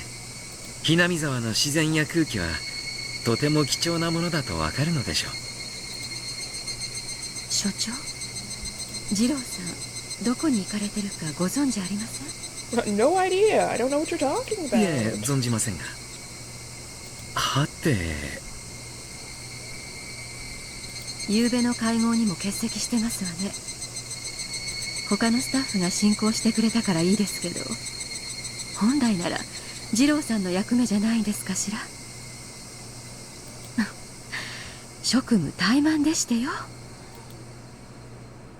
This is going in the wrong direction. I have to change the subject. まあ彼もたまには羽を伸ばしたいと思うこともあるんじゃないでしょうか。彼にもあるんですよ、一人になりたい時が。あなたと同じにね。そうですわね、私ったら。I think that went well. She didn't ask about Tomoitake after that. Interesting. When I look around, I can imagine how lavish the festival is going to be tomorrow. Waranagashi is the biggest festival of the year around here. It's grown in scale ever since the dam conflict ended, and this year the village festival is hitting a peak. I'm sure villagers of all ages will enjoy themselves tomorrow. Takano and I overlooked that heartwarming scene. 明日は楽しいお祭りになるでしょうね。ええ、楽しい祭りになりますわね。The conversation was very ironic. We both meant something different as we spoke. 祭りの幕開けが楽しみですね。ええ、楽しい祭りの幕開けですわ。I noticed an indescribably bitter smile on her 明 face. 日は晴れるといいですね。せっかくここまで準備して雨で中止なんて気の毒です。ここまで大々的に準備した盛大なお祭りですもの。雨天ごときで中止になるわけありませんわ。そうですね。明日はどんな天気になろうとも必ずええ、盛大なお祭りになりますわよ、きっと。 So she's still going through with it? I know she's having a huge internal turmoil, but I don't know if she's has actually decided if she's going through with it or not. I wish he had agreed to participate. In other words, he had given us the green light. やるね。さぞや話をまとめるのは難しかったでしょう。いや、それがね、私が呆れるくらいあっさり皆さん船に乗ってくれちゃいまして。いやー、若さっていいなあ。私一人だけがうじうじとみっともないったらありゃしないです。もう後には引けません。この大石クラウド、切るならど真ん中、最後まで突っ張りますよ。 Wish he was always a man with great presence. He seems pretty reliable when he's that determined. This will work.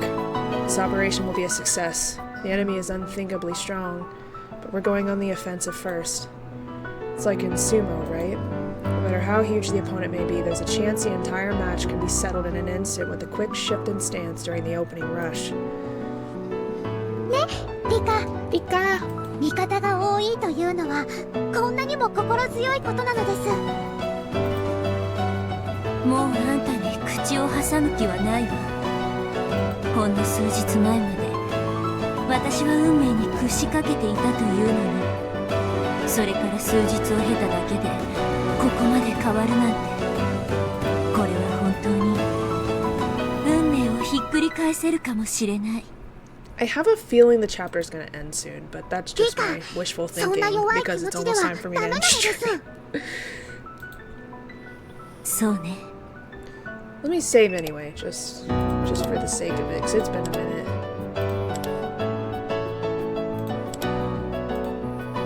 ひっくり返せるかもじゃない。ひっくり返す。勝つ。私たちは運命を打ち破る。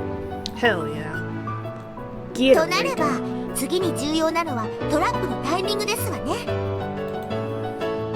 タイミングも何もねえだろ。即時発動だろ。今夜にはリカちゃんが姿を消してから48時間が成立する。待てば待つほど相手を利するんだから、すぐに仕掛けるべきだと思うぜ。そうだね。慎重さは今回に限り相手を利するだけというのはどうか。守りは慎重であるべきだけど、攻めは大胆であるべきだと思う。圭一とレナの太鼓判がもらえればとても心強いのです。どうですかみんな。私は依存ないの。もう覚悟は決まってる。いつだって OK よ。木はすでに熟してる。どう見るさとこ。急ぐのはもちろんですけど、今すぐというのは早すぎますわ。相手の隙を突くならもう少し冷静に引き金を絞るべきでございましたよ。奇襲なら夜だろう。今を除いて最高のタイミングがあるのかよ。まあ落ち着きな。さとこの言うのも一理あるし、奇襲の定番は野襲。でもね、今の私たちを見てごらん。ほら、こうして深夜でも血気盛んでしょ。野襲が効果的だったのは電気がなかった時代の話だよ。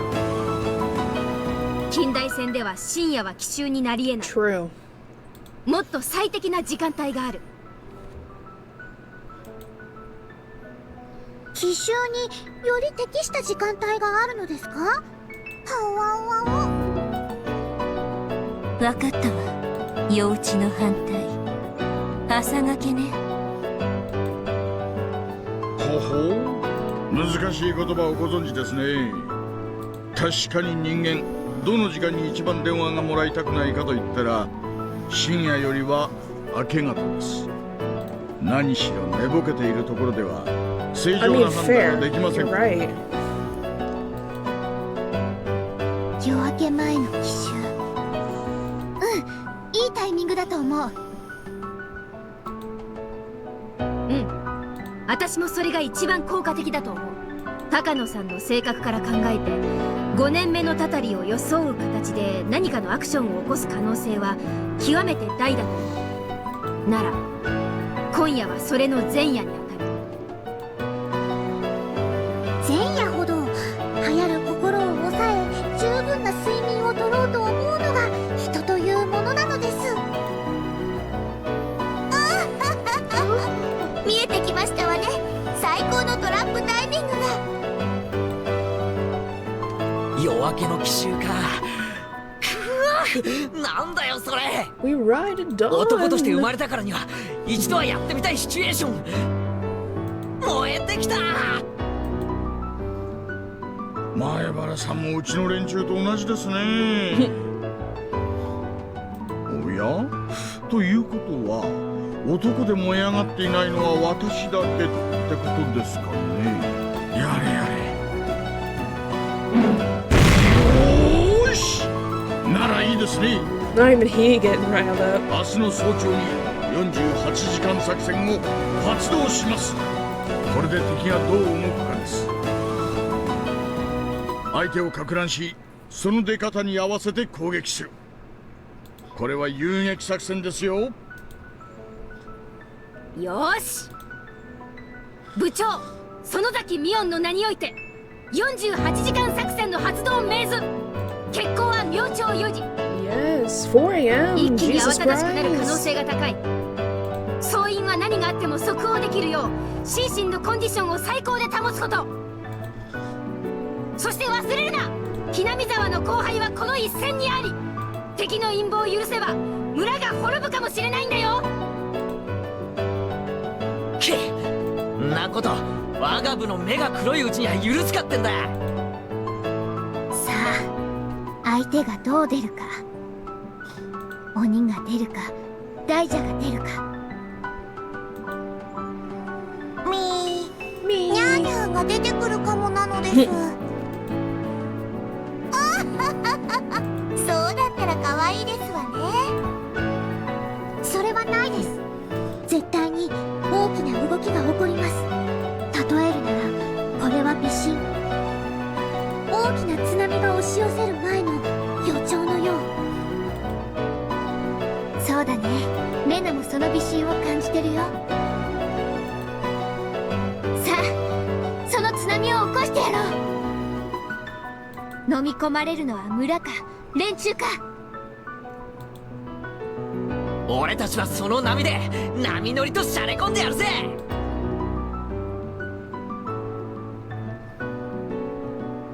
This 48-hour operation will be a shock to the enemy. They'll panic, their pace will be off, and they're guaranteed to slip up somehow. We don't know how they're going to slip up, but just knowing that they will, and preparing ourselves to act gives us the full advantage. We're surrounding our enemies on this huge game board that is Higurashi. This game, this festival, will start with our siege. Come on, we're ready. We're ready for June 19th,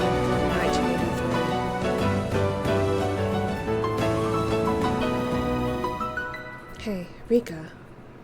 Have this many emotions ever gathered on this day? Actually, there were always this many emotions in this world. There were always countless numbers of them gathered on this forgotten June 19th. We just never realized it, because we always looked at the world subjectively. There are so many people in this world. Each of them has been important emotions. Those countless feelings are collecting together and giving shape to this world, this fragment. With this many emotions, what kind of world will we see? What kind of fragment will we be granted? Who will win, Takano or us? The time to find out is now. Let's open it. Let's open the door to June 19th of 1983. Chapter end. Ah, beautiful. Beautiful way to end a chapter. Hell yeah. My writer side of me is very, very satisfied. Okay. Is this the end of chapter 9? Yes! Perfect! Perfect. It's time to end stream, and that's the end of chapter 9. Oh, it could not have ended any more of a perfect time. Alright, we're gonna see who's online. Normally, I'm planning to raid Melisma, but if she is not available, then I will raid another friend. So let's see who's available.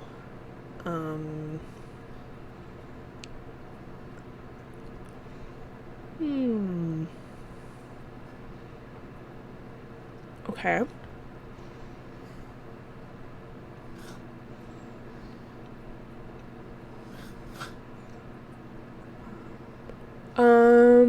Potion. I haven't raided Potion in a long time. So we're gonna raid Potion Brew. She's another witchy VTuber. I call her my witchy sister. She's amazing. Please go send the follows. Very, very funny, very, very kind, very awesome, very purple, which is very important, very witchy. They are playing Split Fiction, ? So yeah, please go send them all the support, and I'm gonna do the raid message for anybody here to copy. We're getting to the end of the game, guys. So next stream that I play this, I think I'm gonna take a break from it tomorrow because this was a lot. But next time I play this, I should be able to end this one and then start on the next series. The next game in Higurashi, which is like an extra stories, like compilation kind of game, like, I don't know, almost like a series of OVAs, I guess, if you will. But yeah, I finally got further, everybody. I should have done the just chatting screen, you're right, just kidding. But yeah, thank you so much to everybody for coming to the stream and supporting me full time now. I appreciate it. I'll be back tomorrow from 3 p.m. to 11 p.m. I'll see you next time. Bye-bye!